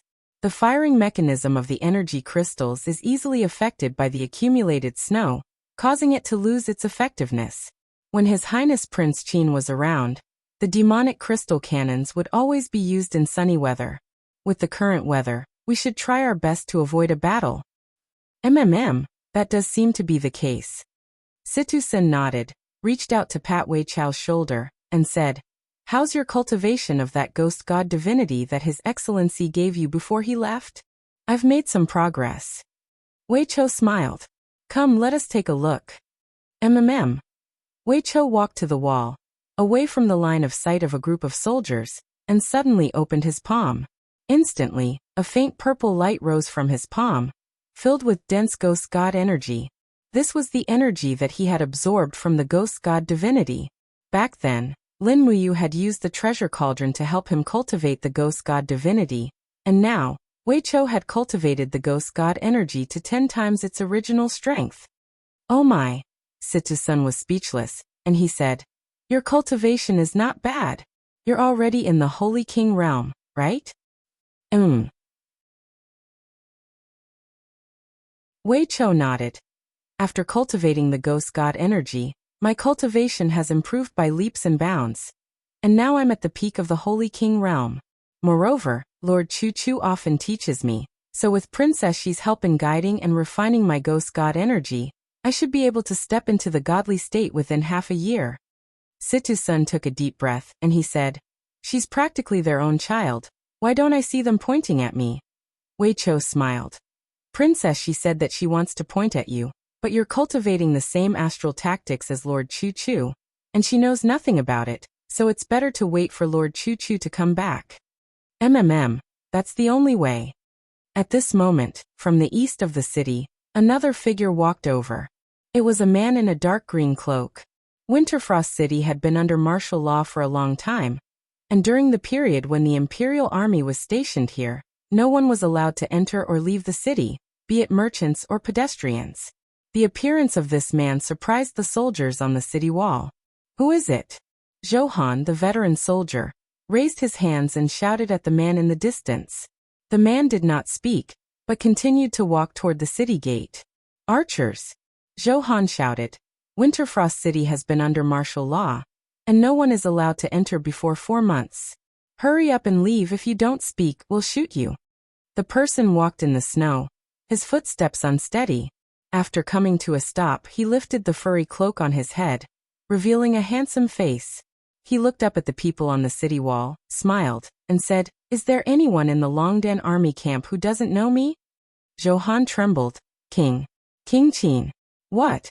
Wei Chou, Situ-san, Situ-shui, and Baiyin ran to the edge of the battlement. Looking down, the person standing in the snow was none other than Lin Muyu. "It's really Lord Chu Chu. Ha ha ha, Lord Chu Chu is back." The 4 of them rushed down from the city wall almost at the same time. Originally, the 4 of them were walking side by side, but when they got close to Lin Muyu, the 3 of them stopped and knelt on one knee. "Greetings, Your Highness." Only Situ-shui threw herself into Lin Muyu's arms, buried her face in his weathered neck and smiled. "Your Highness, you're finally back." Lin Muyu was a little embarrassed. "Ah Shui, long time no see." Blushing, Situ-shui stepped back and knelt on one knee beside her brother. "Greetings, Your Highness, Situ-shui." "Get up, all of you." Lin Muyu raised her eyebrows. "I heard that Brother Feng Ayen and Xiaoxi are all in Winterfrost City." "Yes." Wei Chou nodded. "The Empire has decided to set the eastern capital at Winterfrost City, so everyone is here." Great, bring me to them. Yes.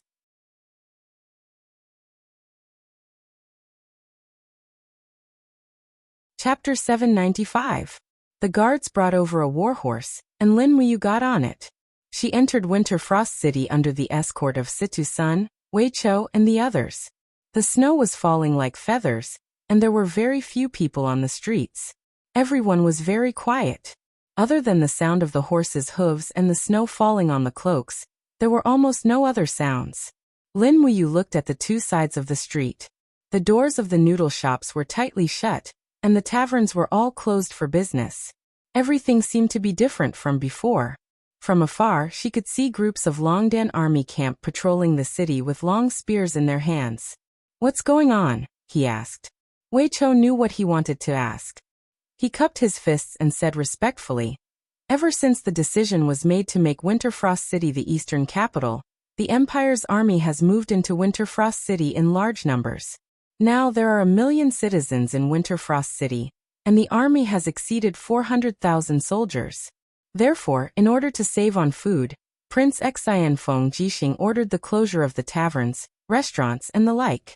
In order to prepare for war, everyone in the city has to live frugally. Lin Muyu nodded and said, that's not wrong. It's just that the people in the city are going to suffer. There's nothing we can do about it. Wei Chou looked at the sky and said, this snow is like a nightmare, catching us off guard. Most of the rations in various places have been blocked by the snow, and very soon, our rations will be very tight. We can only hope that this snow will stop soon. However, even if the snow stops, after the snow melts, the ground in Lingdong province will be muddy, and it will be very difficult for the vehicles transporting rations to pass through. Sigh. Big Brother Feng, Xiaoxi, and Chu are all at the Divine Realm. Why don't they use the ability to summon wind and rain to stop this snow? General Feng hasn't obtained this ability yet. Princess Shi has the fire laws and tried once but failed. Chu isn't willing to do things that go against the laws of nature, so it's fine. Let me handle this. Lin Muyu took a deep breath, and the sovereign lattice in his Ehai trembled slightly. Rays of golden light enveloped his body, and he suddenly raised his hand and pointed to the sky. With a whoosh, an ice elemental law bead shot into the sky, and the golden light shot into the dark clouds like a sharp arrow. The next moment, a golden wave rushed down from the sky. The dark clouds parted, and a brilliant ray of sunlight shone on the ground. Immediately afterward, the heavy snow stopped. The dark clouds in the sky seemed to have been cut open, and they continued to spread and recede. Before long, the whole of Winterfrost City was bathed in the setting sun. Oh my God! Is this the power of a god? Situ-sun was dumbfounded. The residents on both sides of the road also walked out of their houses and looked at the changes in the sky in astonishment. This was a spectacle they had never seen in their lives. Lin Muyu's divine power was like a tinder, burning away the clouds like black cloth, and returning the sky to a cloudless sky. Moreover, the tinder did not stop, and it continued to spread around Winterfrost City. Perhaps half of Winter Ridge Province would be sunny again? Bam! Papa! A few rays of purple light bloomed on the snowy ground at the side. It was the effect of breaking through the void. Lin Muyu did not even need to think to know who it was. She must have activated her divine power and alerted the few deity-level experts in the city. He dismounted from the horse, and a beautiful figure descended from the space crack not far ahead. It was Tang Xiaoxi. Moo. She was overjoyed and sprinted towards Lin Muyu. However, she stopped when she was less than 2 meters away from Lin Muyu. Every day, she would miss Lin Muyu so much that she was at a loss as to what to do when they were about to meet. Lin Muyu opened her arms and hugged Tang Xiaoxi tightly. Tang Xiaoxi's eyes were red. She didn't need to say anything. Cough cough. Behind her, Feng Jixing and Ouyingyan coughed. Lin Muyu let go of Tang Xiaoxi and turned around with a smile. Brother Feng Ouyang. Ouyingyan chuckled. Lord Chu Chu and Miss Chu Yao asked us to come and welcome you. Did you dispel the snow just now? Feng Jixing asked. Yes.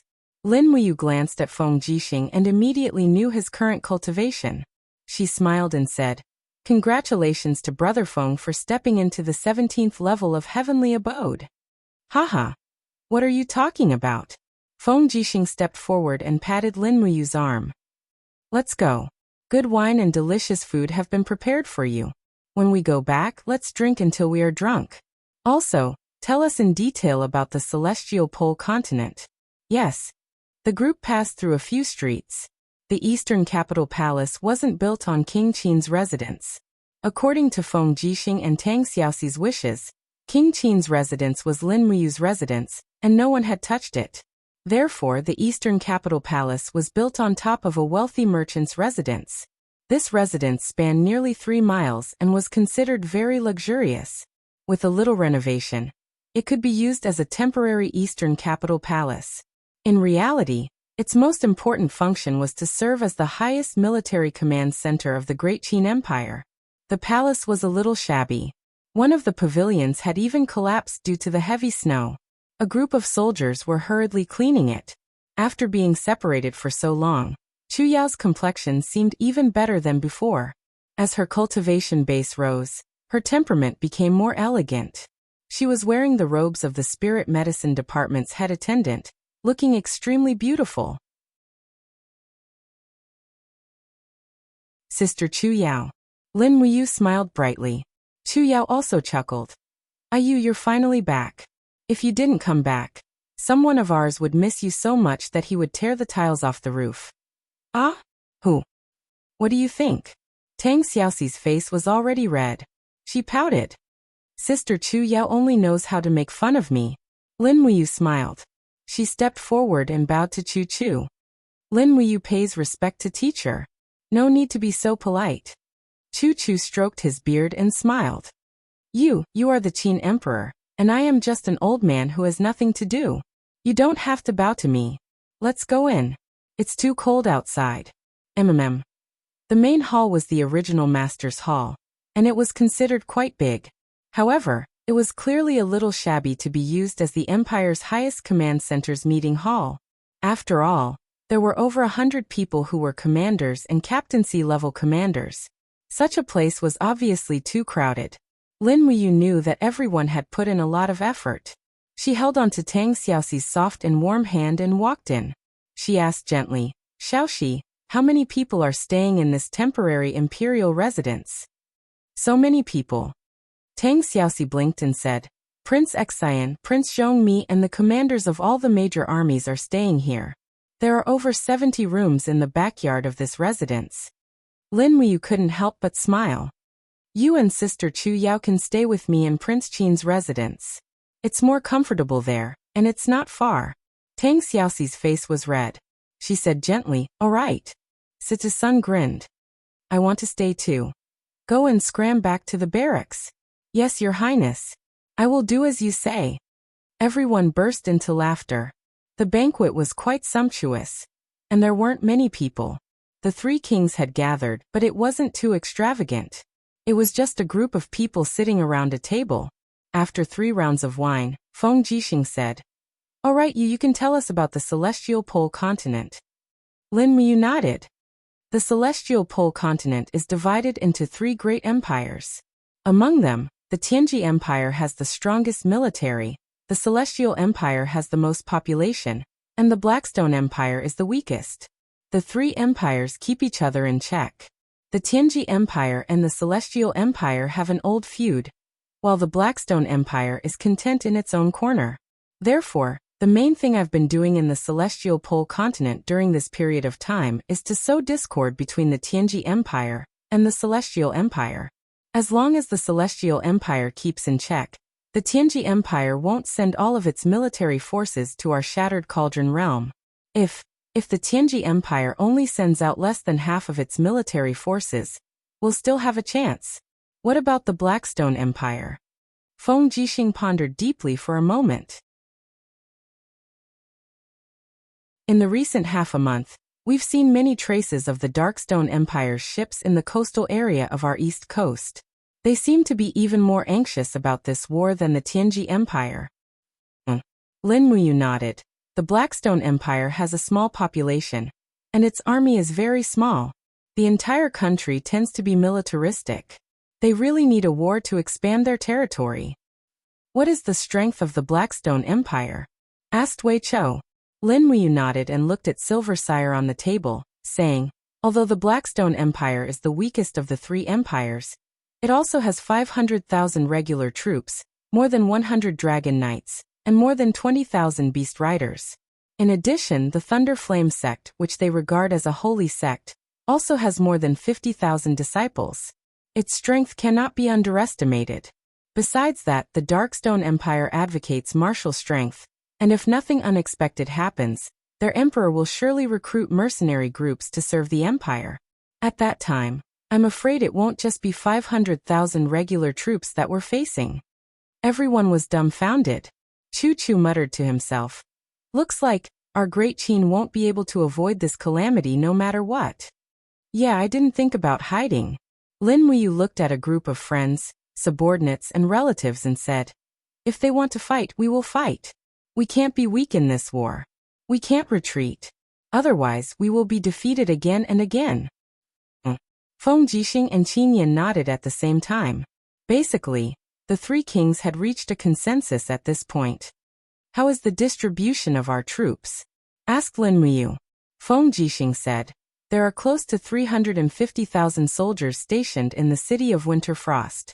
In addition, there are 100,000 soldiers stationed in the Tongtian province and Lingdong province. There are close to 400,000 soldiers stationed in the coastal towns of the Tongtian province and Lingdong province. Together with the soldiers from the Linkhong province, we will be deploying close to 1 million soldiers. Also, Princess She has already ordered for the demons in the Endless Forest to be mobilized. There should be close to 200,000 demons assisting in the battle. Lin Muyu nodded. Xiaoxi, come with me to the east coast tomorrow to patrol. Maybe the Tianji Empire will make a move in advance. Okay. Also, Lin Muyu glanced at everyone and said, Chu brother Feng, Ayan sister Chu Yao, Ouyang Wei Chou and Sita Sun, follow me back to King Qin's mansion after the dinner. I have one more thing to say.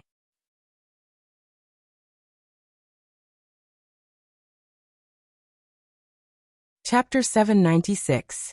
Nighttime King Qin's Manor. Crash. Lin Muyu poured the pile of demon spirit stones in her Qiankuan bag onto the white cloth on the table. Instantly, it shone brightly, and the unique radiance of demon spirit stones flickered in the room. This is... Feng Jixing was stunned. This is called demon spirit stones. Lin Muyu pondered for a moment, sorted out her thoughts, and explained, there are spirit beasts in the Shattered Cauldron Realm continent that produce spirit stones and wild beast spirits to help cultivators increase their cultivation. In the Celestial Pole continent, there are not only spirit beasts but also demon spirits. The demon spirits absorb the spiritual energy of heaven and earth and transform it into demonic energy, which then produces demon spirit stones.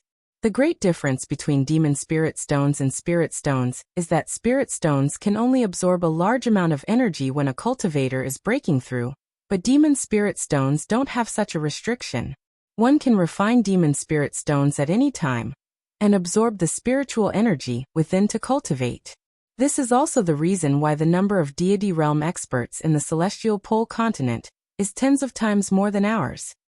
Are demon spirit stones really so magical? Feng Jixing picked up a demon spirit stone and stared at it with his eyes wide open. Yes. Lin Muyu continued. Demon spirit stones are very rare. In the three empires of the Celestial Pole continent, it's a treasure that can't be bought or sold. Only those nobles have the opportunity to refine demon spirit stones. Then how did you get such a large pile of demon spirit stones? Asked Tang Xiaoxi. Lin Muyu blushed. It's a long story. In short, I got so much by deceiving and abducting. Then, I took away the treasures in the Pishio mercenary group's lair, and got all the demon spirit stones.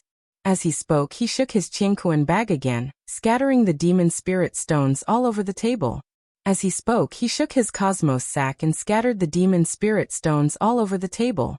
He said, look, every demon spirit stone is different. They are classified according to the color. Only a demon spirit stone with one color is a first-class demon spirit stone, which can only be produced by a demon emperor. Don't look, there aren't any here. I am not a match for a demon emperor at all. 2 colors are Demon King's demon spirit stones. There are a few here. 3 colors are Demon Venerable, 3rd class is Demon Spirit Stone, and so on. As he spoke, Lin Muyu held up a handful of Demon Spirit Stones and said to Chu Chu, "Chu, give it a try.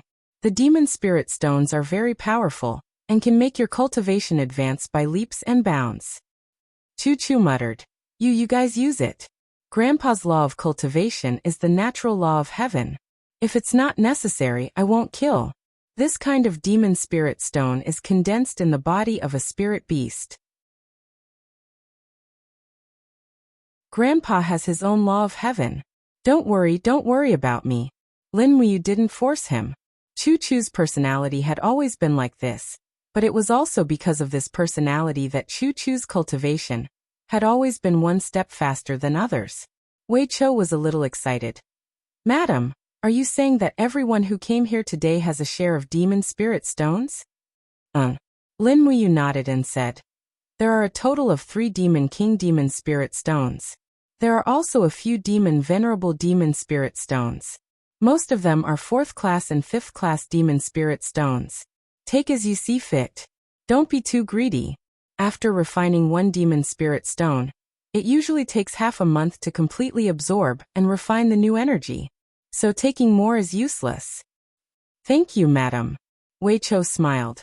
Prince Xian should take it first. I take it first? Feng Jixing was a little excited. If I take too much, don't say that I'm greedy. Oh, okay. Feng Jixing indeed didn't take much.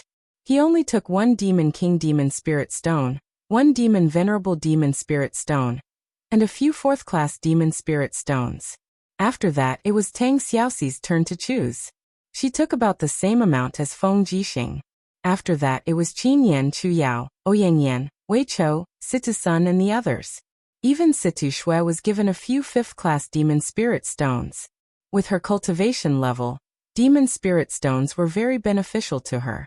After everyone had finished distributing the Demon Spirit Stones, Lin Muyu kept the remaining Demon Spirit Stones. These Demon Spirit Stones could be used for cultivation. Everyone, don't go back tonight. Lin Muyu said, I have already instructed the servants to prepare the rooms. You guys can stay in Prince Qin's mansion. It will also be good for you guys to compare notes on the effects and process of refining Demon Spirit Stones. General Sun, I still have to check on your astral arts cultivation progress. Yes, thank you, madam. Situ Sun was very excited. Whether he could step into the God state or not, it would depend on how much effort Lin Muyu would spend to nurture him. At night, everyone went back to their respective rooms to refine Demon Spirit Stones. Lin Muyu brought Tang Xiaoxi along to watch Situ Sun practice the astral arts in the martial arts hall. Situ Sun's talent was very high. He only needed a few words from Lin Muyu to understand.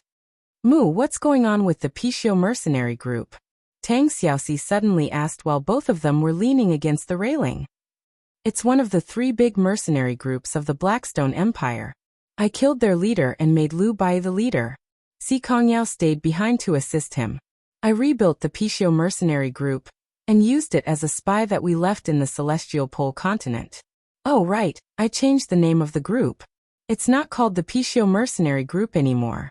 It's called the Baizhe mercenary group. Why? The name sounds nice. Oh okay. Tang Xiaoxi was silent. Xiaoxi, what's wrong? Lin Muyu saw that she was a little abnormal. That.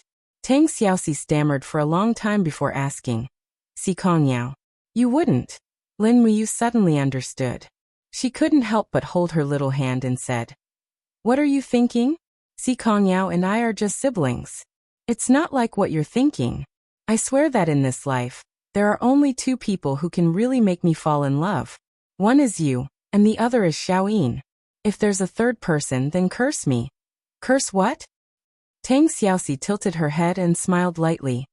Curse me to be impotent for the rest of my life? Don't. Tang Xiaoxi pouted. That won't do me any good.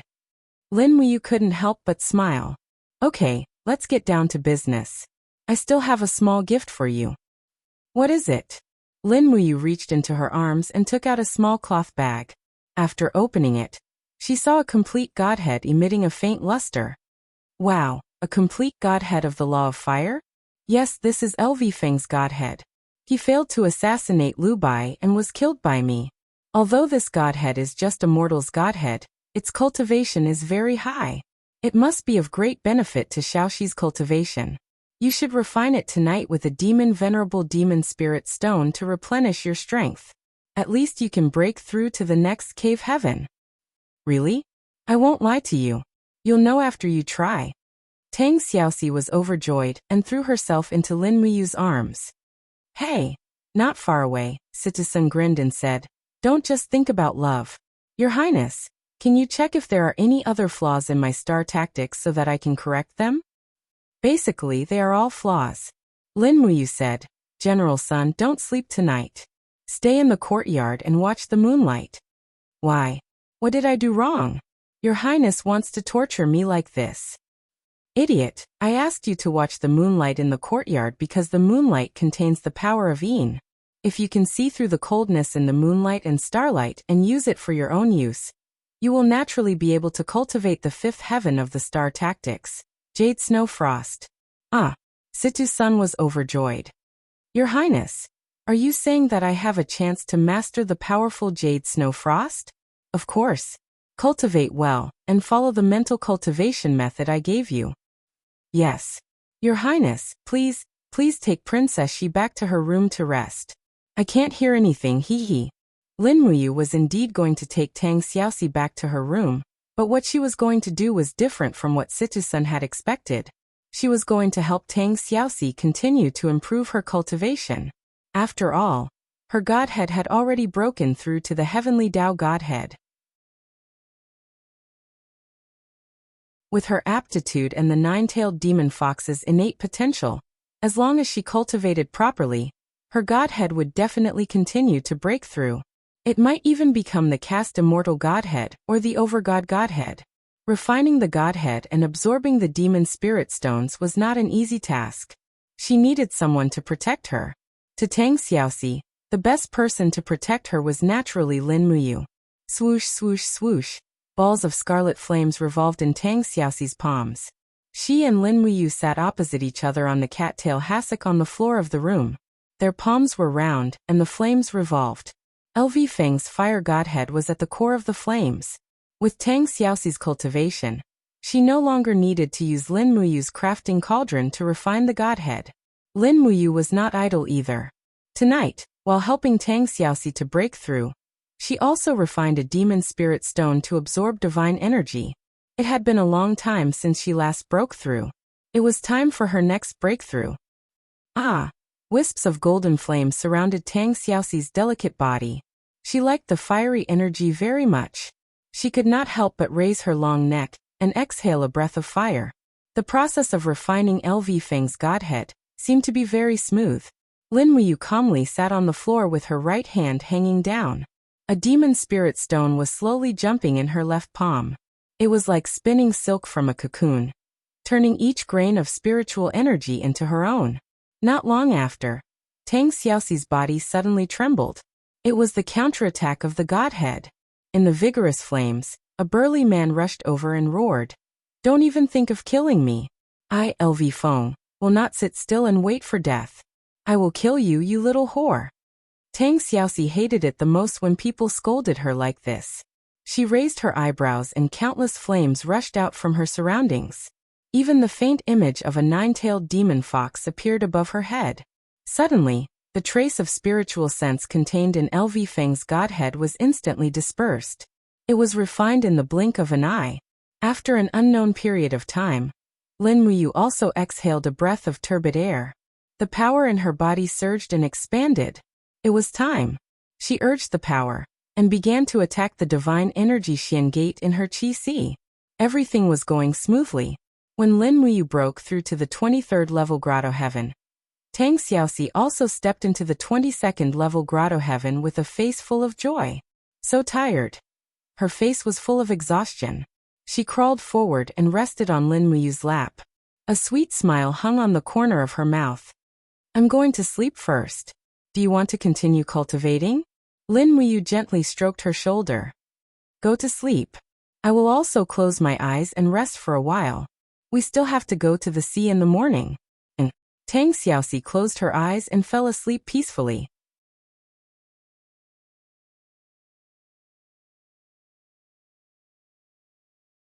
Chapter 797.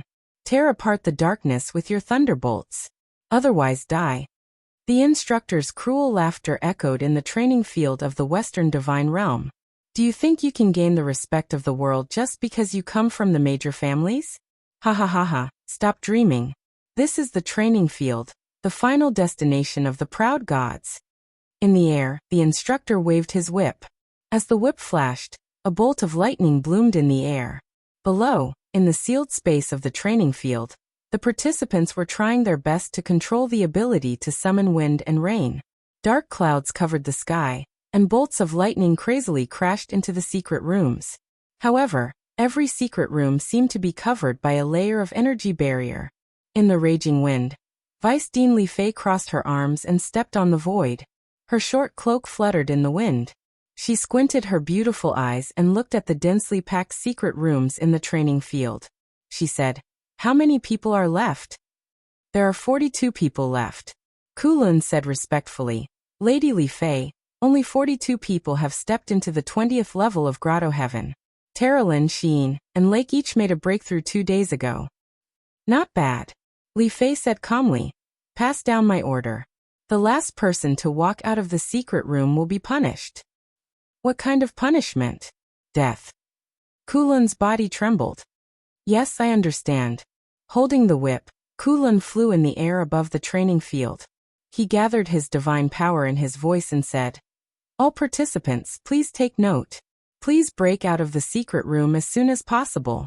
The last person to walk out of the secret room will be severely punished with death. Trash is not qualified to become a member of the Divine Realm's training field." As soon as he finished speaking, there was a loud bang. The barrier of one of the secret rooms suddenly exploded. A beautiful woman stood in the air with a cloud of smoke. It was Dora. As expected, she was the first to pass the test. Although Dora came from a plane that lacked resources, the pride in her heart seemed to be above that of the descendants of the various great families in the immortal realm. She looked at the other sealed rooms behind her, and only relaxed after confirming that she was the first person to pass the test. However, in less than 10 seconds, there was another explosion, and the second person who passed the test appeared. In the strong wind, a petite figure walked on the wind. "Sheen." "Oh." Dora looked coldly at Sheen.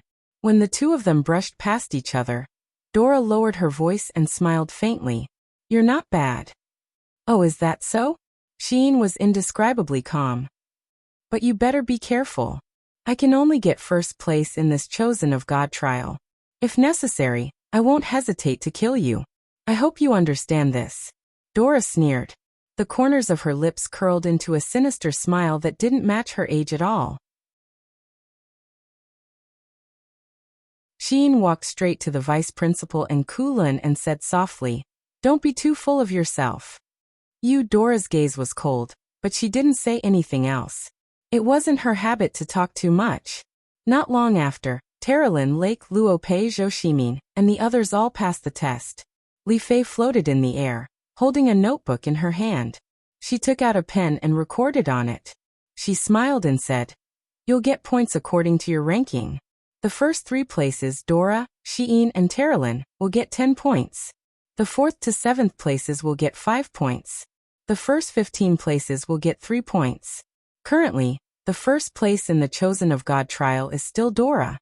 As she spoke, she looked deeply at the crowd and said, "Do your best."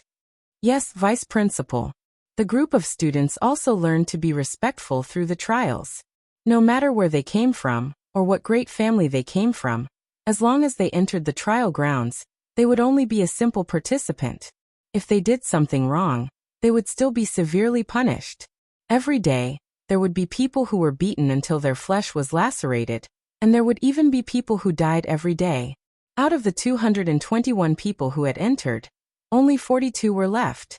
Sheen remembered very clearly that many people had been eliminated on the first day. However, the true difficulty was the black coffins.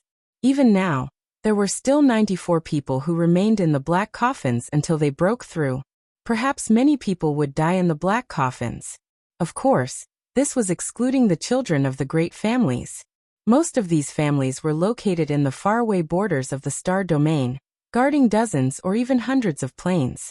There were countless powerhouses at the level of angels, and the children of these families were naturally exempt from the trial grounds. After all, the ruler Claude also needed their support, so he couldn't afford to offend them. This was the 6th day of the chosen by God trial. Just the day before, Shein had personally witnessed 3 students being killed by the instructor during their fight. The bloody scene was still vivid in her mind, and it was still fresh in her mind. She couldn't die. She had to live, to remember who she was. This was the only thing she wanted to do. She knew that someone was waiting for her in the distance. Although she had already forgotten everything, even the person waiting for her, she was certain. Shein. Vice Dean Li Fei's voice came from the air. She looked disdainfully at Shein coldly and asked, "What are you thinking about?" Shein said respectfully, "Nothing, Vice Dean." Come with me. I have something to tell you." "Yes, Vice Dean." Shein leaped up and followed Li Fei out of the trial grounds. Li Fei flew straight towards the instructor's dormitory. A circular building appeared in the distance. This was Li Fei's living quarters. Creak, the wooden door slowly opened. A faint fragrance came from inside. Li Fei was the most beautiful woman among the instructors in the trial grounds. She was also the goddess in the eyes of most male instructors. She maintained a very particular lifestyle. Her living quarters were elegant and clean. However, none of the instructors in the trial grounds dared to approach Li Fei. This was because she had another nickname, Sweet Thorn. As the Vice Dean and a God Emperor level Radiant Angel, ordinary gods were not qualified to approach her. "Come in." After Li Fei walked into the room, she revealed a lazy expression. She kicked off her leather boots and stepped barefoot on the floor. She smiled and said, "Shein, I have something a friend asked me to give to you." "Oh." Shein was surprised. Li Fei was holding something wrapped in cloth. After unwrapping it, it was a stone with a dense spiritual light. Radiant primordial stone? Shein was stunned. "That's right, it's a radiant primordial stone. A radiant primordial stone that has been preserved for nearly 7,000 years. Li Fei smiled. "Xian asked me to give this to you. She can't enter the trial grounds during the trial, so she asked me to give this radiant primordial stone that she has preserved for many years to you. She hopes that this radiant primordial stone will allow you to break through in a short period of time. According to the classification of power, you should be at the 37th stage of the Grotto Heaven realm. However, I believe that you also know that you still have a lot of potential that hasn't been stimulated. Therefore, I hope that after you refine this radiant primordial stone, you will be able to step into the 40th stage of the Grotto Heaven realm. That way you won't be killed by Duo La." Shein was surprised. Li Fei seemed to know what she was thinking. "What do you think the God's chosen trial is? It's just a competition where the weak are prey to the strong. In order to become the final victor, everyone will do anything. They will give up the dignity and nature of gods and kill each other, especially Duo La." As she said this, Li Fei sighed. The plane that Duo La came from is a barren plane, a plane that has been destroyed. The nuclear war has left that plane without any life. Duo La survived the radiation and pollution. Her family has all died. Now there is only hatred and killing in Duo La's heart. She wants to step on everyone's corpses and step onto the peak of the strong. And you, in this God's chosen trial, are the only person that can keep her in check. Do you understand? Shein was silent. It doesn't matter if you understand or not. In any case, you can't be killed by her. Otherwise, you will fail to live up to the expectations that Lady Xian has for you. Li Fei stood up, straightened her chair, and said, "You can cultivate here. Refine this radiant origin stone first. 2 days from now is the final trial. Your opponents are the ancient demons. You must survive and participate in the final God's chosen trial." Shein held the radiant origin stone and finally spoke. Why do you want to help me?" "Help you?" Li Fei suddenly smiled. "Don't misunderstand. The one who truly wants to help you is Xian. I don't want to help you. To me, The God's chosen trial is nothing more than a once-in-a-century tradition. I'm just an executor. Thank you. No need to thank me. Li Fei began to take off her stockings. Hurry up and cultivate. I hope I won't disturb you. And 2 days passed in the blink of an eye. When Xin finished refining the radiant origin stone and opened his eyes, Li Fei smiled. As expected, your comprehension of the law of light is extraordinary. This is too surprising. In 2 days, you broke through 3 realms and entered the 40th heavenly abode. I think there shouldn't be a second person in the world who can do this, right? Xin stood up and respectfully bowed. Thank you. I already said no need to thank me. Li Fei put on her cloak and boots and said, let's go to the trial field. Today is the day you challenge the evil beasts. Remember, if you survive, you will be the one who used up 2 radiant origin stones. If you die, the Western Divine Realm will have wasted 2 radiant origin stones. Do you understand? And I understand. Let's go. When Xin and Li Fei entered the trial field together, many students revealed looks of jealousy and hatred, especially Dora. Her eyes were filled with hatred as she clenched her fists. The corner of her mouth twitched. She said calmly, I am first. That should be my honor. Terralyn sneered. Is that so? What, you don't accept it? Dora said coldly as she looked at Terralyn. Hee hee. Terralyn smiled and didn't reply. Lake's body trembled slightly. He seemed to be a little afraid, but also a little excited. Do you know what we're going to challenge today? Everyone knows. Terralyn raised her eyebrows. Gaia, an ancient evil beast. An evil beast born with divine power. The biggest difference in this trial field is that there are nearly 100 Gaia domesticated. So you know. Lake was a little disappointed. He immediately looked at Xin, who was next to Li Fei. Don't think about it. Terralyn's lips curled up. You don't deserve her. Lake had known Terralyn since he was young. He couldn't help but clench his fists. He wanted to immediately teach her a lesson.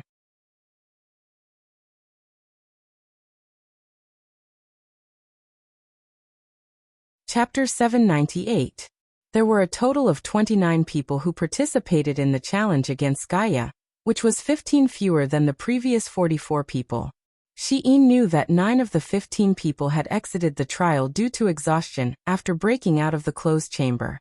Another 5 people had died from the backlash while trying to break through the barrier. As for the last person, he was killed by the instructor because he was ranked last. The trial grounds had always been like this. The survival of the fittest was even better than the mortal world. Today, all of you are challengers. Li Fei wore a short black skirt and walked up to the podium with a smile on her face.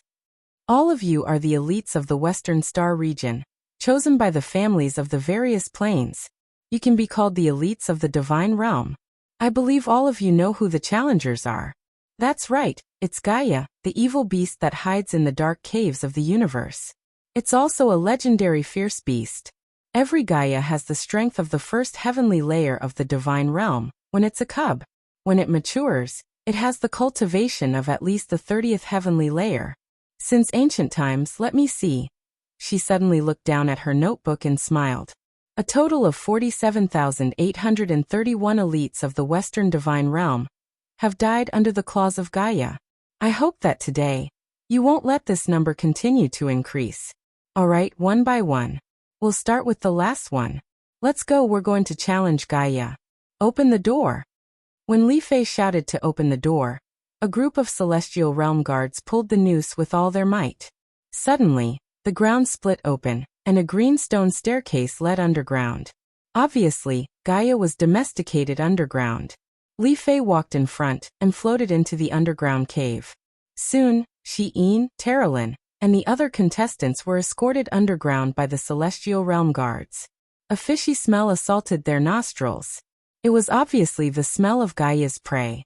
The underground was relatively bright. A huge origin lamp illuminated the entire underground lair. Here, the stone walls were filled with crisscross claw marks. At the bottom of the entire cave was a circular space. The surroundings bulged and were blocked by crisscrossing iron chains. The iron chains glowed with a faint luster. Obviously, they were infused with divine power. Needless to say, every participant must have challenged the Gaia evil beast in this arena. Everyone's expressions turned ugly. They had only heard of Gaia in legends. Now that they were about to see it for themselves, they felt an inexplicable sense of fear. Even Duo La, who had the strongest cultivation base among them, had a slight change in expression. When she turned to look at Xiyin, she discovered that the beautiful young lady was still able to keep her heart as still as water. Immediately, Duo La's expression turned even uglier. The 29th place. Yes, it's Hanluan. Men, bring Hanluan into the arena. Li Fei's voice was filled with an unquestionable tone. The group of contestants looked down at the arena from above. Hanluan was a young man of about 20 years old. He said with a pale face, "Can I give up the qualification?" "It's too late." Li Fei smiled faintly. "Go. As long as you enter the arena, it doesn't matter if you run or fight. If you don't die after 5 minutes, then you've passed this test."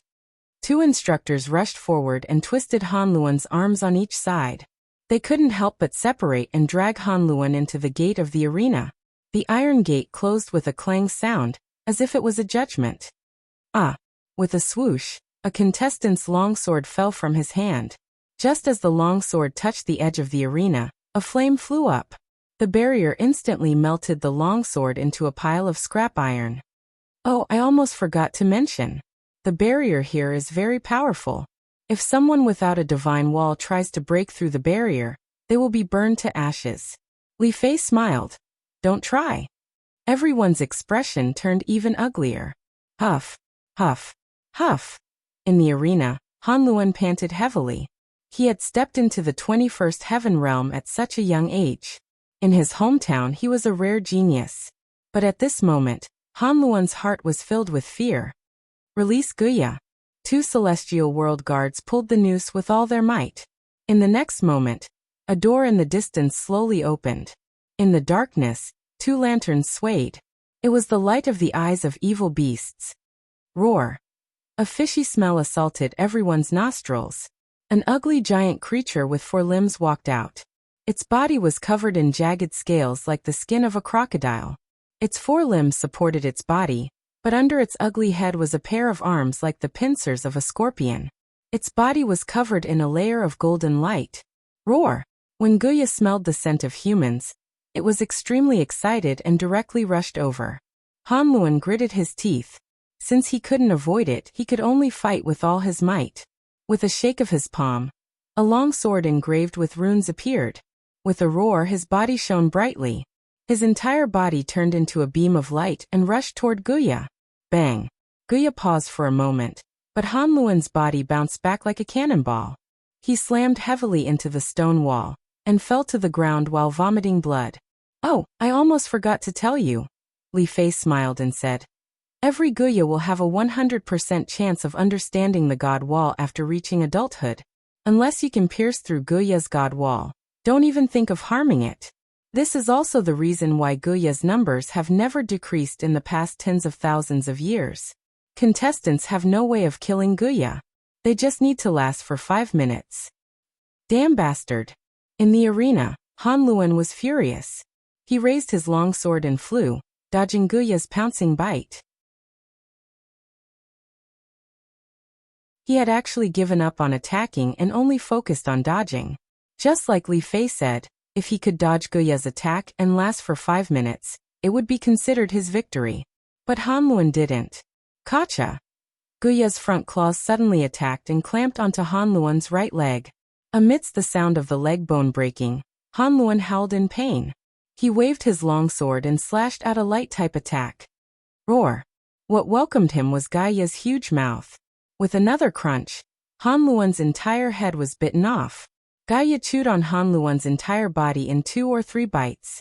It seemed to be very satisfied. Challenge failed. Li Fei shrugged and said with a smile, "You don't even need to prepare a coffin. How convenient." The group of contestants was stunned. Who could be as calm as this female dean? Many contestants couldn't help but take a few steps back, their faces pale. 20th place enter. A few instructors were the first to enter the arena. They waved their swords and ordered the Gaia to enter its lair. Following that, they opened another entrance and allowed an unharmed Gaia to walk in. 28th place was a dark-skinned person. His weapon was very strange. Perhaps it wasn't even a weapon, but a shield. Oh, it's Luo Fei from the Nia family. Terralyn smiled slightly and said, the Nia family is one of the few families that mainly use the law of light. Interesting. Luo Fei slowly entered the arena. Although he was nervous, he did not have too much fear. He held his shield and quietly looked at the Gaia behemoth. Just when the behemoth launched its attack, his figure cleverly turned to avoid it. The behemoth roared continuously, raised its claws, and pounced on him with unavoidable flames. Devour mirror image. Luo Fei shouted and raised his giant shield. A huge black hole condensed in front of him, as if absorbing all the light. The Gaia behemoth's claw wind was also completely swallowed. Dang! The behemoth's body was actually bounced back by the light barrier. On the stage, everyone watching the battle was stunned. Although Luo Fei was only ranked 28th, he didn't seem to be weak. In the next 5 minutes, the arena was filled with the light of the collision of flames and the law of light shield. There were several times when the Gaia behemoth almost swallowed Luo Fei, but Luo Fei was able to turn the danger into safety. Although he was badly injured, he still survived the difficult 5 minutes and survived.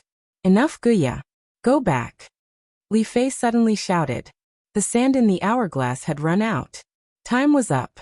Woo woo. Guya quickly retreated and entered the nest with its tail between its legs. Luo Fei stumbled out.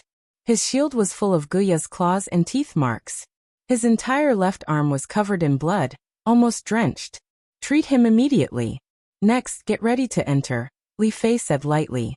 Around noon, it was finally Xian's turn. She was ranked 10th in the first round, which was why her overall ranking was lower. Before Xian, a total of 15 people had passed Guya's test. The other 9 had become Guya's meal. There were bloodstains everywhere in the arena. It was a horrible sight. Make sure you don't get eaten by Gaia, Dora said with a sneer as he crossed his arms. Xian glanced at her and said nothing. She went straight to the iron gate. Instructor Kulin opened the gate for her and whispered, Xian, are you confident? Xian smiled and asked, if I kill you, will I be punished? No. Kulin was stunned. Thank you, instructor. The girl slowly entered the arena. With a slight shake of her hand, a dazzling longsword appeared in her palm. It was Lin Muyu's stellar sword. That is, Li Fei furrowed her brows tightly as if she had seen this weapon somewhere before, but she couldn't remember where. The other instructors knew nothing. They had never seen this sword before. They did not even know who Lin Muyu was. After all, there was no Weibo or WeChat moments in the Divine Realm. No matter how well Lin Muyu did in the Shattered Cauldron Realm, the gods in the Divine Realm did not know about it. Roar! An intact Guya came out of the cage. Facing its petite opponent, it seemed to be very disdainful. It roared and wagged its huge tail, staring at her.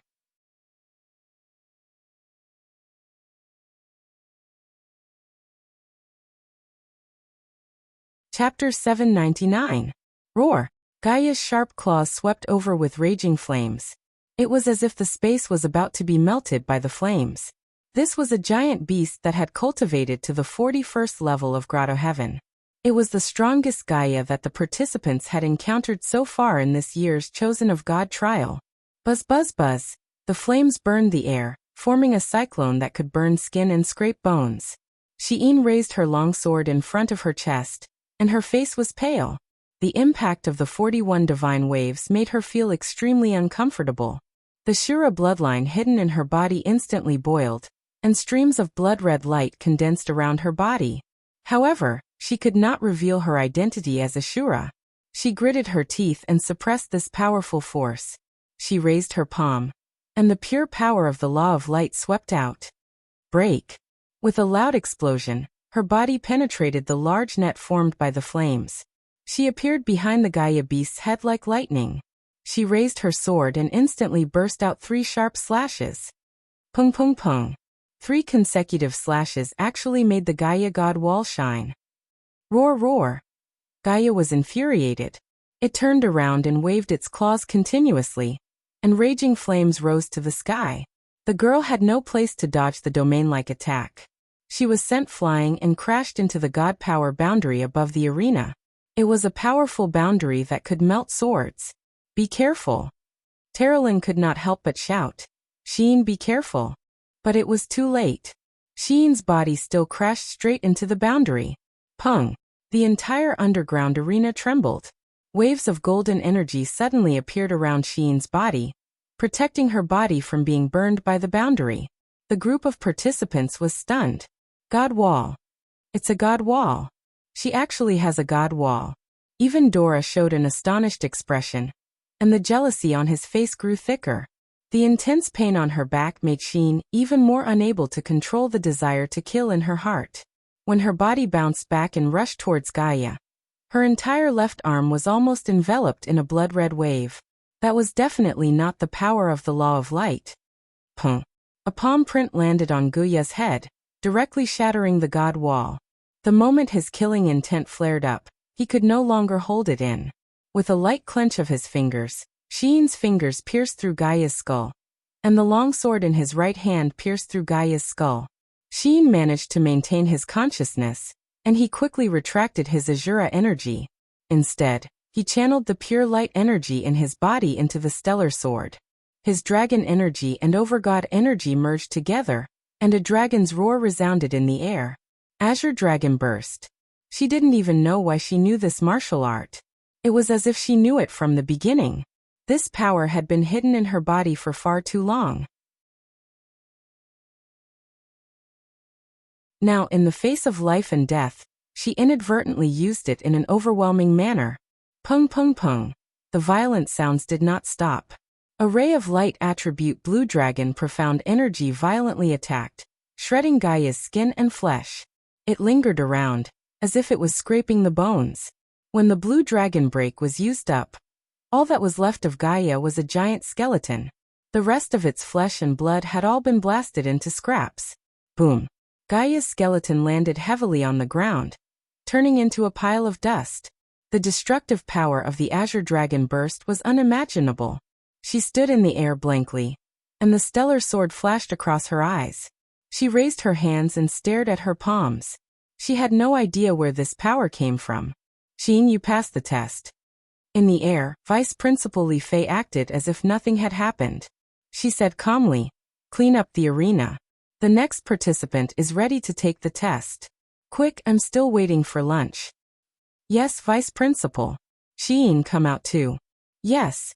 The moment Sheen slowly walked out of the battle arena, the contestants were practically in an uproar. She was the first contestant to kill Guya. She was the first person in history to do so. An instructor came to Li Fei's side and whispered, Vice Principal, what do you think? What do I think? He had a complicated expression and said, this Gaia has the cultivation of 41st Grotto Heaven, and it has the purest power of the law of fire. The only person who can kill it is someone above the 50th Grotto Heaven. But Sheen, she isn't that strong. The power she used just now doesn't belong to the law of light. Shouldn't we what? Li Fei glared at him and said, my duty is to select rare geniuses for the Western Divine Realm. I don't care about anything else. I'm the Vice Principal, the person in charge of the arena. Whoever dares to mess with my business, I'll make them suffer the consequences. Do you understand? The instructor's face turned pale. Yes, Vice Principal. Just treat it as I've said too much. Continue to prepare for the next test. Yes. Following that, Terralyn, Lake, and the others passed the test. Lake suffered a light injury, but he managed to survive for 5 minutes. When it was Dora's turn, she tried to kill the Gaia she was facing but failed. In the end, she only slightly injured the Gaia's front paw. She didn't do anything else. In the end, a total of 20 people passed Gaia's test. Li Fei continued to hold the notebook and said, the ranking has been updated. Those who passed the test will receive 8 points. Sheen successfully killed Gaia, and will receive 15 points as an exception. The new ranking is, Sheen is ranked first, Dora is ranked second, and Terralyn is ranked third. Have a good rest.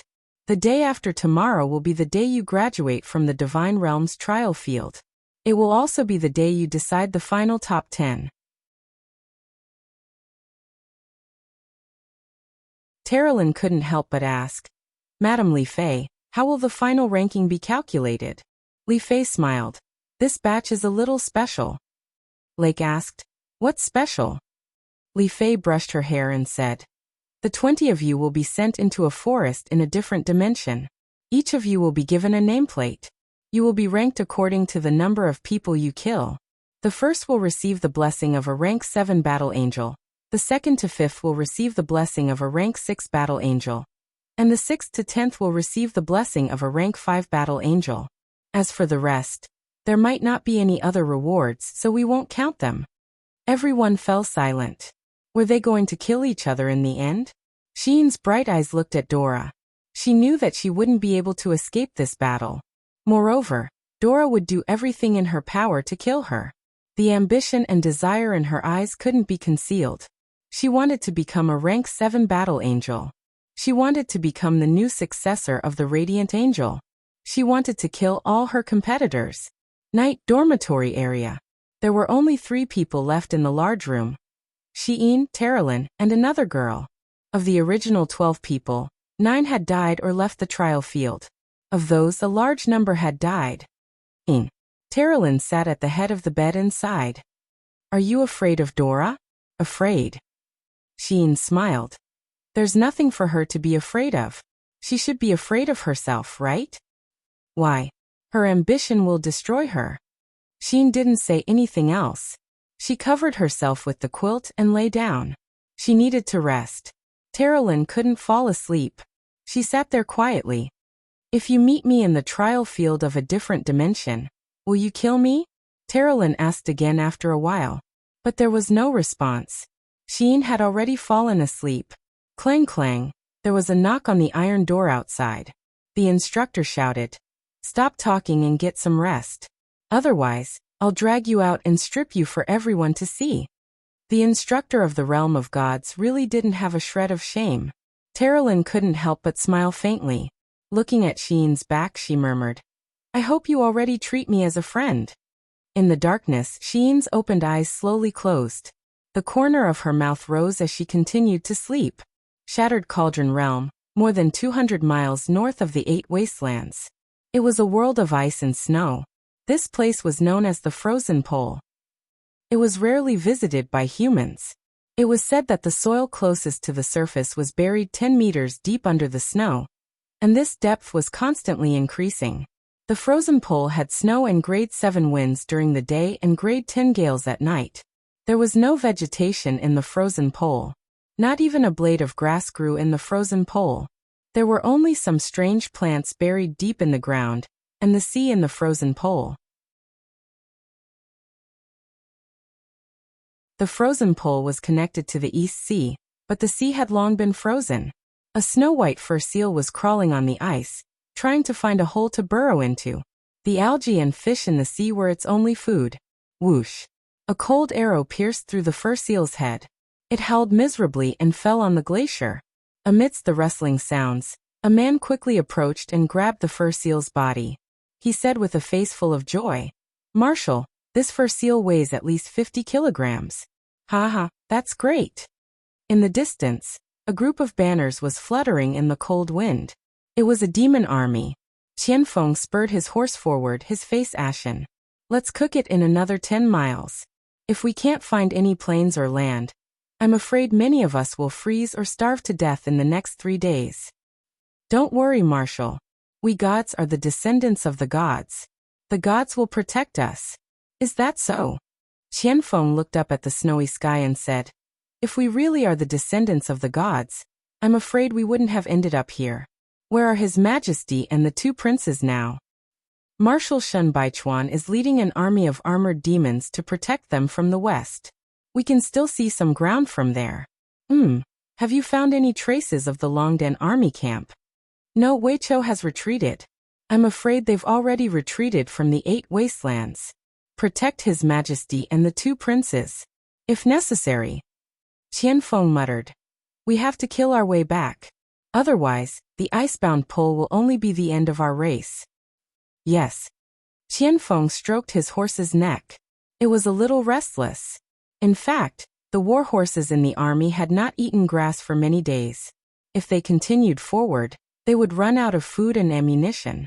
However, Qianfeng had no other choice but to continue forward in search of a new chance of survival for his race. Only, would there really be land for survival in the cold polar pole? That was probably just wishful thinking.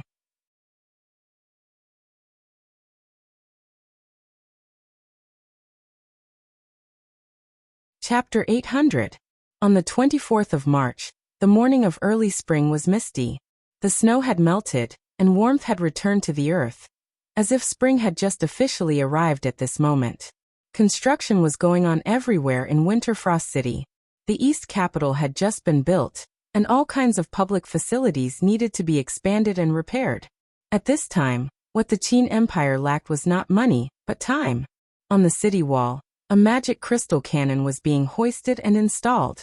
Duke Wei Weiqiu was standing by, supervising the construction in person. The defense position of the East City Gate was very important. If Winterfrost City was attacked by the enemy, this direction would be the first to bear the brunt. As the cold wind of early spring blew, the belt of Weiqiu's robe in front of his chest swayed slowly. A mysterious power of ghosts and gods lingered around his body like clouds and mist, which was quite a spectacle. Tuck tuck. The sound of hooves galloping came quickly. 2 scouts of the Longdan army camp, who were 10-man squad leaders, reported loudly, "Commander, our people have captured a cargo ship from the celestial pole continent at the harbor of the East China Sea. The people on the ship said that they are envoys from the Tianji Empire. They want to see your highnesses, Commander." Envoys from the Tianji Empire? Weiqiu looked at the fertile land in the distance, which was the direction of the Tianji Empire. What did the Tianji Empire want to do more than 2,000 miles away? Either start a war or negotiate peace. Did they send envoys to make an alliance? On second thought, Weiqiu couldn't help but laugh. The Tianji Empire was so powerful that there was no reason for wolves to ally with sheep. How many people do they have? 12 in total. One of them is wearing luxurious clothes. He should be the envoy. Take away their weapons and equipment. Send 200 Dragon Courage cavalrymen to escort them to the main hall. Yes. 2 hours later, in the main hall of East Capital, Lin Muyu, Tang Xiaoxi, Feng Jixing, Qin Yan, and others were all there. Lin Muyu stood in front of the throne with her hand on the hilt of her sword, waiting with a smile. "You seems to be looking forward to this envoy?" Feng Jixing asked with a smile. "Yes, at least from this envoy, we can more or less see the attitude of the royal family of the Tianji Empire towards us." "Yes, I think so too." At the foot of the throne, there were many officials. Zhen Yifan, Xiang Yu, Weiqiu, Beilitsong Suyu and the others were all present. Even Luo Xian had traveled thousands of miles from Yunzhong province to dispatch troops. After the enfeoffment of 4 dukes and 5 marquises, the military power of the Qin Empire was very centralized. At the very least, the situation of Tang Lan and Su Muyin refusing to dispatch troops would not happen again. Not long after, the emissary answered the summons. He was a lean man with a few attendants, but his weapons had already been removed. Tianji Empire's Tianji Province's envoy, Zhou Xinyao, greets Prince Qin, Prince Xian, Prince Zhong and Princess Xi. He was calm and could actually identify everyone's identity one by one. It was enough to show how much the Tianji Empire knew about the Qin Empire. At the very least, they had done their homework. "You know us?" Feng Jixing said coldly. "No, it's just my first time seeing the faces of the 3 princes." "Then how do you know us?" Zhou Xinyao smiled. "It's very simple. The 3 princes are famous far and wide. Prince Qin Lin Muyu is well versed in the power of laws and is handsome. Prince Xian Feng Jixing is calm and steady. He is well versed in the laws of wind, fire, and thunder. Prince Xian Qin Yan is the youngest among the 3 princes. Princess Tang Xiaoxi is extremely beautiful, and can be said to be the #1 beauty in the shattered tripod realm. How could I not know her? What a sharp tongue." Tang Xiaoxi smiled. "Zhou Xinyao, since you're the envoy of the Tianji Empire, tell me why you're here." "Yes, Princess Xi." Zhou Xinyao raised his head, completely ignoring the gazes of the Qin Empire's civil and military officials around him. He said, "The Tianji Empire is located in the northwest of the celestial pole continent. It has a vast land and a prosperous people. His Majesty, the sacred martial emperor Baiming Yuan, has long heard of the shattered tripod realm's richness and prosperity. Therefore, he wishes to form an alliance to protect and help each other. Along the way, I've seen a few counties and chambers of commerce in the Lingdong province. I'm deeply impressed by the prosperity of the Qin Empire. Your country's cloud brocade and silk weaving skills are superb, and can be said to be otherworldly. Therefore, I request to establish trade relations with your country, and exchange our Tianji Empire's goods for cloud brocade and silk weaving." Lin Muyu had long known that there was no silk in the celestial pole continent. Their brocade clothes were actually only equivalent to the fine cloth in the shattered tripod realm.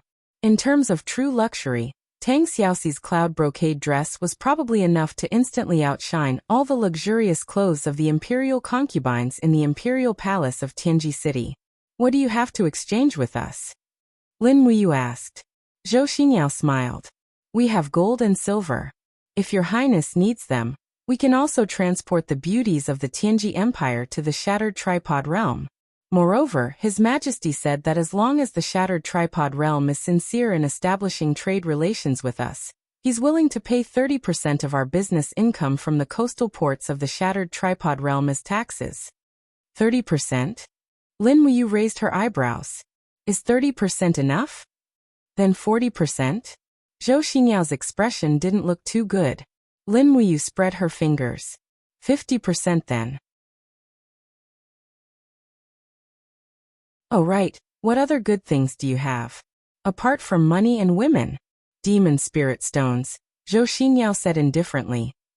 "Demon spirit stones?" Lin Muyu pretended to be suspicious. Zhou Xingyao shook his head with a smile. "That's right. Demon spirit stones are a kind of treasure that is completely different from the spirit stones in your empire's territory. Demon spirit stones are formed from the body of a demon spirit, and can be refined and absorbed by cultivators. Regardless of whether one is in the sacred realm or the divine realm, one can absorb demon spirit stones without limit. In this way, an outstanding genius can obtain a great leap in power within a few years or even half a year. Are you really going to sell us demon spirit stones?" Feng Jixing asked. "That's right." Zhou Xingyao waved his hand and smiled. "However, demon spirit stones are too precious and rare. Therefore, they can only be traded between countries. Every year, the Tianji Empire can sell 500 demon spirit stones of the 6th tier, and 3,000 demon spirit stones of the 7th tier to your empire. The price will be 200,000 Jin-in coins and 50,000 Jin-in coins respectively. What do you think? 200,000 Jin-in coins for one." Lin Muyu squinted her eyes. "Why don't you just rob us? Our Jin-in coins are 30% heavier than the gold coins of your empire. Moreover, they are all made of pure gold. The value of gold is equivalent. I think we don't need the demon spirit stones. Guards, send our guests off." A group of soldiers from the Longdan army camp stepped forward. "Wait, Your Highness Emperor Qin," Zhou Xingyao hurriedly said. "Are you refusing to trade with us? Trade is an important matter between two countries. If Your Highness refuses, I'm afraid it will affect the trade between our two countries in the future. Your Highness, please reconsider." "Trade? That's fine too." Lin Muyu smiled and said, "Go back and tell His Majesty Baiming Abyss that after your ships trade at our port, you will have to pay 50% of the tax to the Lingdong province's government. In addition, the ships of the Tianji Empire and the Blackstone Empire can only land at Blue Wind Port, Tianjin Port, and Whitefish Port in the Lingdong province to trade. I have specially approved a few routes for your country and the Blackstone Empire. Your ships can only travel on this route. If they deviate from the route or land at other ports, they will be attacked by our army. In addition, all merchants from the Tianji Empire and the Blackstone Empire can only stop at the ports and are not allowed to enter the mainland. Everyone has to register as soon as they reach the shore. Otherwise, they will be arrested. Do you understand?" Zhou Xingyao was stunned for a moment before he looked deeply at Lin Muyu and cupped his fists with a smile. "Emperor Qin, Lin Muyu, the son of the radiant prince, Qin Jin. You truly live up to your reputation. I'm impressed. He raised his head and said, then everything will be according to His Highness Emperor Qin's instructions. Let's trade at the 3 main ports. We will draft a document detailing the trade rules. Tang Xiaoxi said, please rest in the post house in Winterfrost City for 2 to 3 days. You can return to report after you've collected the document. Yes, I understand. Thank you for your hospitality, Princess Shi. Men escort the envoy to the post house to rest. Under Tang Xiaoxi's order, a few imperial guards immediately went forward to escort Zhou Xinyao away. Zhou Xinyao was indescribably steady and calm. He bowed to the crowd and left calmly. The crowd was in an uproar after Zhou Xinyao left. This person has ulterior motives. We have to be careful. Xiang Yu squinted and said, he clearly has at least a 10th level Grotto Heaven Realm cultivation base, but he hid his aura to be as simple as a Heaven Realm cultivation base. Humph, Lin Muyu said. It's not 10th level Grotto Heaven, but 21st level Grotto Heaven. What? Luo Xian was stunned. Your Highness he really has a 21st level Grotto Heaven cultivation base. Yes. Although Luo Xian had been cultivating diligently for the past few years, she had only entered the Holy Heaven Realm. She could not see through Zhou Xinyao's true strength at all. On the other hand, the stronger Lin Muyu could see through Zhou Xinyao's suppressed power. She could determine his specific cultivation base and ability from his breathing and the pulse of his power.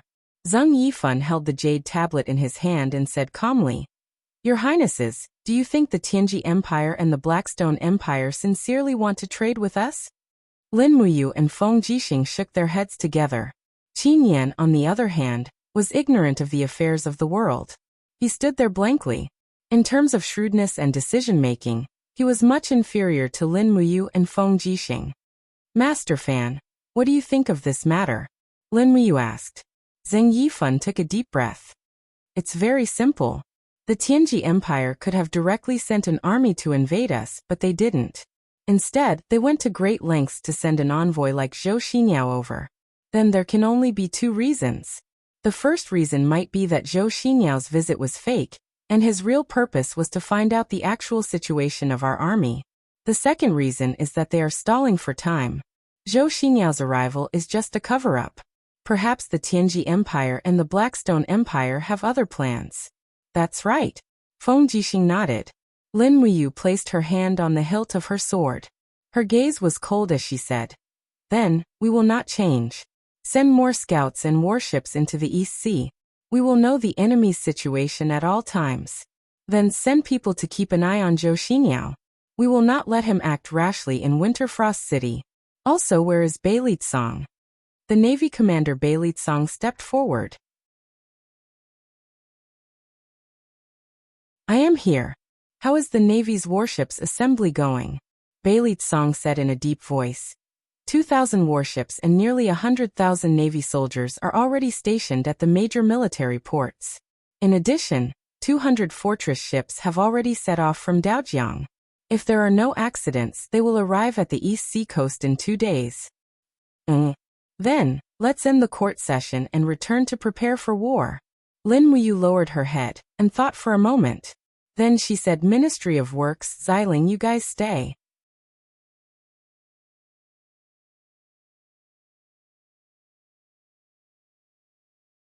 Chapter 801. In the side hall, a group of guards stood far away from the door. There were only 5 people in the hall.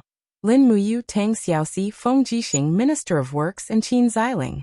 Your Highness, you must have something to tell me to stay, right? Qin Xiling asked. Yes. Lin Muyu put her hand into her Qianquan bag and searched for a while. She took out a black stone and said, Minister of Works, Xiling, take a look at what this is. This is? Qin Xiling took the stone and was stunned. It's so heavy. What kind of stone is this? It's completely different from ordinary stones. And it's cold just like what? It's like coming from the cold hell. Hee, the stones of hell aren't cold. Lin Muyu smiled and said, This stone is called a demonic heart stone. It contains a kind of thing called demonic heart stone essence, which can be extracted. The essence is the nemesis of God state experts. Once it enters the bloodline, it can solidify the flow of divine power, making God state experts unable to use any divine power for a short period of time. This kind of demonic heartstone is produced in the celestial pole continent. Some of their weapons and arrows are tempered with demonic heartstone essence. As long as these weapons pierce the skin, even God state experts will become ordinary people. Feng Jixing was stunned. This is really one disaster after another. Our strength is already inferior to the celestial pole continent, and now there's this demonic heartstone. It doesn't matter. Lin Wuyu smiled. Anyway, we only have so few God state experts. What difference can it make? You're quite optimistic. Feng Jixing laughed. Also, the demonic heartstone can't penetrate the divine wall. So it's just a decoration for God state experts who have comprehended the ability of the divine wall. In general, the demonic heartstone is used to deal with those God state experts who don't have profound cultivation. Previously, it was basically used as a weapon to fight between the sects in the celestial pole continent. Tang Xiaoxi blinked and said, Mu, the demonic heartstone is so powerful, and you're a master of forging weapons.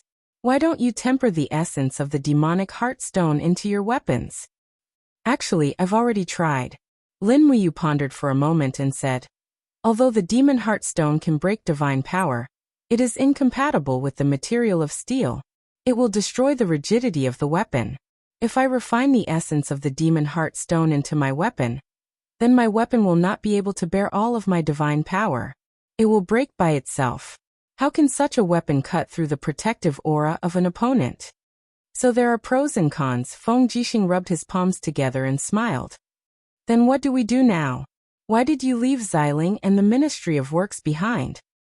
The demon heartstone can't be used to make weapons, but it can be used to temper arrows. After all, arrows are a one-time business. Once they are shot, there is no hope for them to turn back. If you're lucky, the arrows can indeed be a deterrent. As she spoke, Lin Wuyu took out a black and white arrow and said, Here, this is my failed product last night. I refined the essence of the demon heartstone into the white diamond arrowhead. I've tried it. Originally, the white diamond arrowhead could easily shoot into the rock, but this failed product actually broke the moment it touched the rock. I'm afraid it will also be very difficult to shoot into the body of a God state warrior. Your Highness, are you saying that after refining the demon heartstone, the arrowhead became brittle? Qin Xiling asked. Yes, you're right. It became brittle. Lin Wuyu frowned and said, perhaps the molecular structure of the demon heartstone is in conflict with the white diamond and iron. Otherwise, it wouldn't be so brittle. Last night, I fiddled with it for a long time, but I still couldn't understand it. Xiling, here is a piece of demon heartstone and a white diamond arrow. You and the Ministry of Works can take it back and study it. Qin Xiling nodded. I'll go back and study it, but I can't guarantee that I will be able to find out the reason. Something that even Your Highness you can't understand. I don't have the confidence. No, I believe you. Lin Wuyu patted his shoulder and said, You are the Empire's #1 genius, Qin Xiling, one of the most outstanding people in the Qin clan. If even you can't solve this problem, then no one can. Xiling, you developed the magic crystal cannon, and saved the Empire from the iron hooves of the demon race. This time, we still have to rely on you. Qin Xiling nodded deeply. Yes. Thank you, Your Highness, for your praise. I will do my best. Lin Wuyu raised her eyebrows and said, Big Brother Feng, transfer 10 Imperial Guards from the main hall. From now on, they will stay by Xiling's side and act as his personal guards. Xiling alone is equivalent to 2 of our regular armies. And I understand. Feng Jixing agreed with a smile. Qin Xiling was extremely grateful. Thank you, Your Highness, for your kindness. No need to be polite. Lin Wuyu said. Yan is Xiao Yin's cousin. Speaking of which, you can also be considered as Xiao Yin's cousin. It's just that she hasn't had the time to acknowledge you yet. As long as Xiao Yin can come back, I will definitely persuade her to acknowledge you as her cousin and grant you the title of king. This is my promise, and I will never go back on it. King, Qin Ziling's entire body trembled. His entire person was dumbfounded. He was born in a distant branch of the declining Qin clan. His father had already given up on him, and the entire clan had given up on him. But now he was the head of the weapons department, and was already favored by thousands of people. He had made his father and clansmen look at him in a new light. If he was granted the title of king by the empress, then he would simply reach the peak of his life. Thinking of this, Qin Ziling almost cried. "Don't cry, you're a man with a full beard." Lin Wuyu teased him. Qin Ziling still wiped away his tears and said, "Your Highness, we've known each other for 31 years. It's already been 42 years. These 11 years have passed by in the blink of an eye. You bunch of monsters will always have the same handsome appearance, but Ziling has grown old. Perhaps in a few years, Ziling will be an old man. When I see you again, don't Ziling." Lin Wuyu interrupted his words.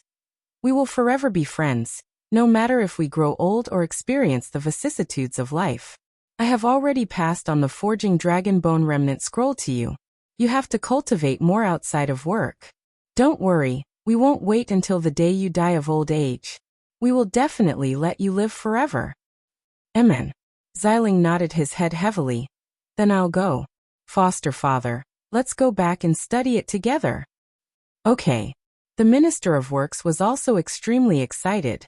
Qin Ziling had recognized him as his foster father a few months ago. Now that he heard that Qin Ziling would be a person who would be granted the title of king in the future, then he would be the father of the king. How could he not cry tears of joy? At this time, the sound of hurried footsteps came from outside the door. It was Chu Yao. She held a letter as she walked in. Her beautiful eyes were red and filled with tears. Once she entered the side chamber, she began to cry. "Older sister Chu Yao, what's wrong?" Lin Wuyu hurriedly asked. The letter in Chu Yao's hands fell to the ground, and her shoulders trembled. She could not help but cry loudly. "Great Deacon Guyang, he has passed away." Lin Wuyu took a few steps back and stood there woodenly. Guyang and Lei Hong were of the same generation, but he did not step into the god realm, so he would eventually die of old age. One by one, the elders passed away just like that. At this moment, Lin Wuyu felt that the cycle of reincarnation was so cruel that no matter how strong one was in the world, one would not be able to stop these kinds of things. Feng Jixing was sad as he softly said, "Great Deacon Guyang had worked hard for the empire all his life. Now that he has passed away, it is really the empire's loss." Lin Wuyu was silent as he stood there with a sour nose. He had been with Guyang for a long time, and had long developed a friendship between them. Now that the news of Guyang's death had come, it was like a bolt from the blue to him. "Mu, are you all right?" Tang Xiaoxi held his arm and said softly, "Nothing." Lin Wuyu lowered his head and wiped his tears before saying, "Older sister Chu Yao, use my name to send a letter back and order Lanyan City to bury grandfather Guyang under the country guarding monument." And I know. In one's life there were many things one could do and many things one could not do, but this was life and it was not up to others. At dusk, the sea breeze blew the waves and constantly hit the reefs and the beach. The east seashore was full of rugged reefs and most of the areas could not be landed at all. It was very easy to cause ships to hit the reefs, and this was something that no ship dared to challenge. Thus there were more than 10 ports in the Lingdong province, and only 3 of them were open to the public. 2 figures landed lightly on the surface of the sea, and walked forward slowly on the waves. The nearly 1-meter-high waves actually avoided them as if they were retreating and submitting. Lin Wuyu and Tang Xiaoxi had to come to the East Sea once a day. This place was a full 500 miles away from Dongshuang City, but they still had to come. This was their mission and responsibility. Looking from afar, a few ships were faintly discernible on the surface of the sea with a dark blue-purple flower flag hanging on the bow, which was the symbol of the empire. It was a warship, the patrolling warship of the empire's navy. No one knew when the war would come and why the Tianji Empire and the Blackstone Empire, 2 countries that were originally at war, would unite and facilitate the emergence of an honorary Shang League. It must be the Qin Empire. It was precisely because of the existence of the Qin Empire and the Empire's army that the Skywata city felt threatened. Otherwise, with the arrogance of the Northern Dark Abyss, how could he possibly form an alliance with the Darkstone Empire that was weaker than him? The other reason was the Celestial Empire. Chenyu, Lin Muyu looked at the Far East and said, "Don't let me down. If you sit back and do nothing about this war, then the Qin Empire is finished. You will be next." Tang Xiaoxi smiled and said, "Mu, you are going crazy for the Empire. It would be great if I really went crazy. At least I wouldn't be so tired." Lin Muyu laughed at herself. "Are you okay?" Tang Xiaoxi held his hand. Lin Muyu gently pulled her into his arms. The two of them stood on the surface of the sea like a relief sculpture. "I don't know whether we can win this war or not. I feel that I can no longer control the future." Lin Muyu trembled and said, "When will Xiao Ying come back? When will she be willing to come back and help us?" Tang Xiaoxi hugged him tightly and tears came out of her eyes. "Everything will be fine." Tang Xiaoxi knew that the burden on his shoulders was too heavy. It was so heavy that even someone as strong as Lin Muyu almost couldn't bear it. The gains and losses of the world, the successes and failures of all ages. Anyone would probably be the same. You're tuning in to the Li Mei's Wuxia Whispers YouTube channel. We're so grateful for your support, and don't forget to subscribe to join us on this incredible journey through captivating stories. Your generosity through donations truly makes a world of difference, as it's the primary source of revenue that allows me to expand and enhance this channel for you. Thank you from the bottom of my heart for being a part of this adventure.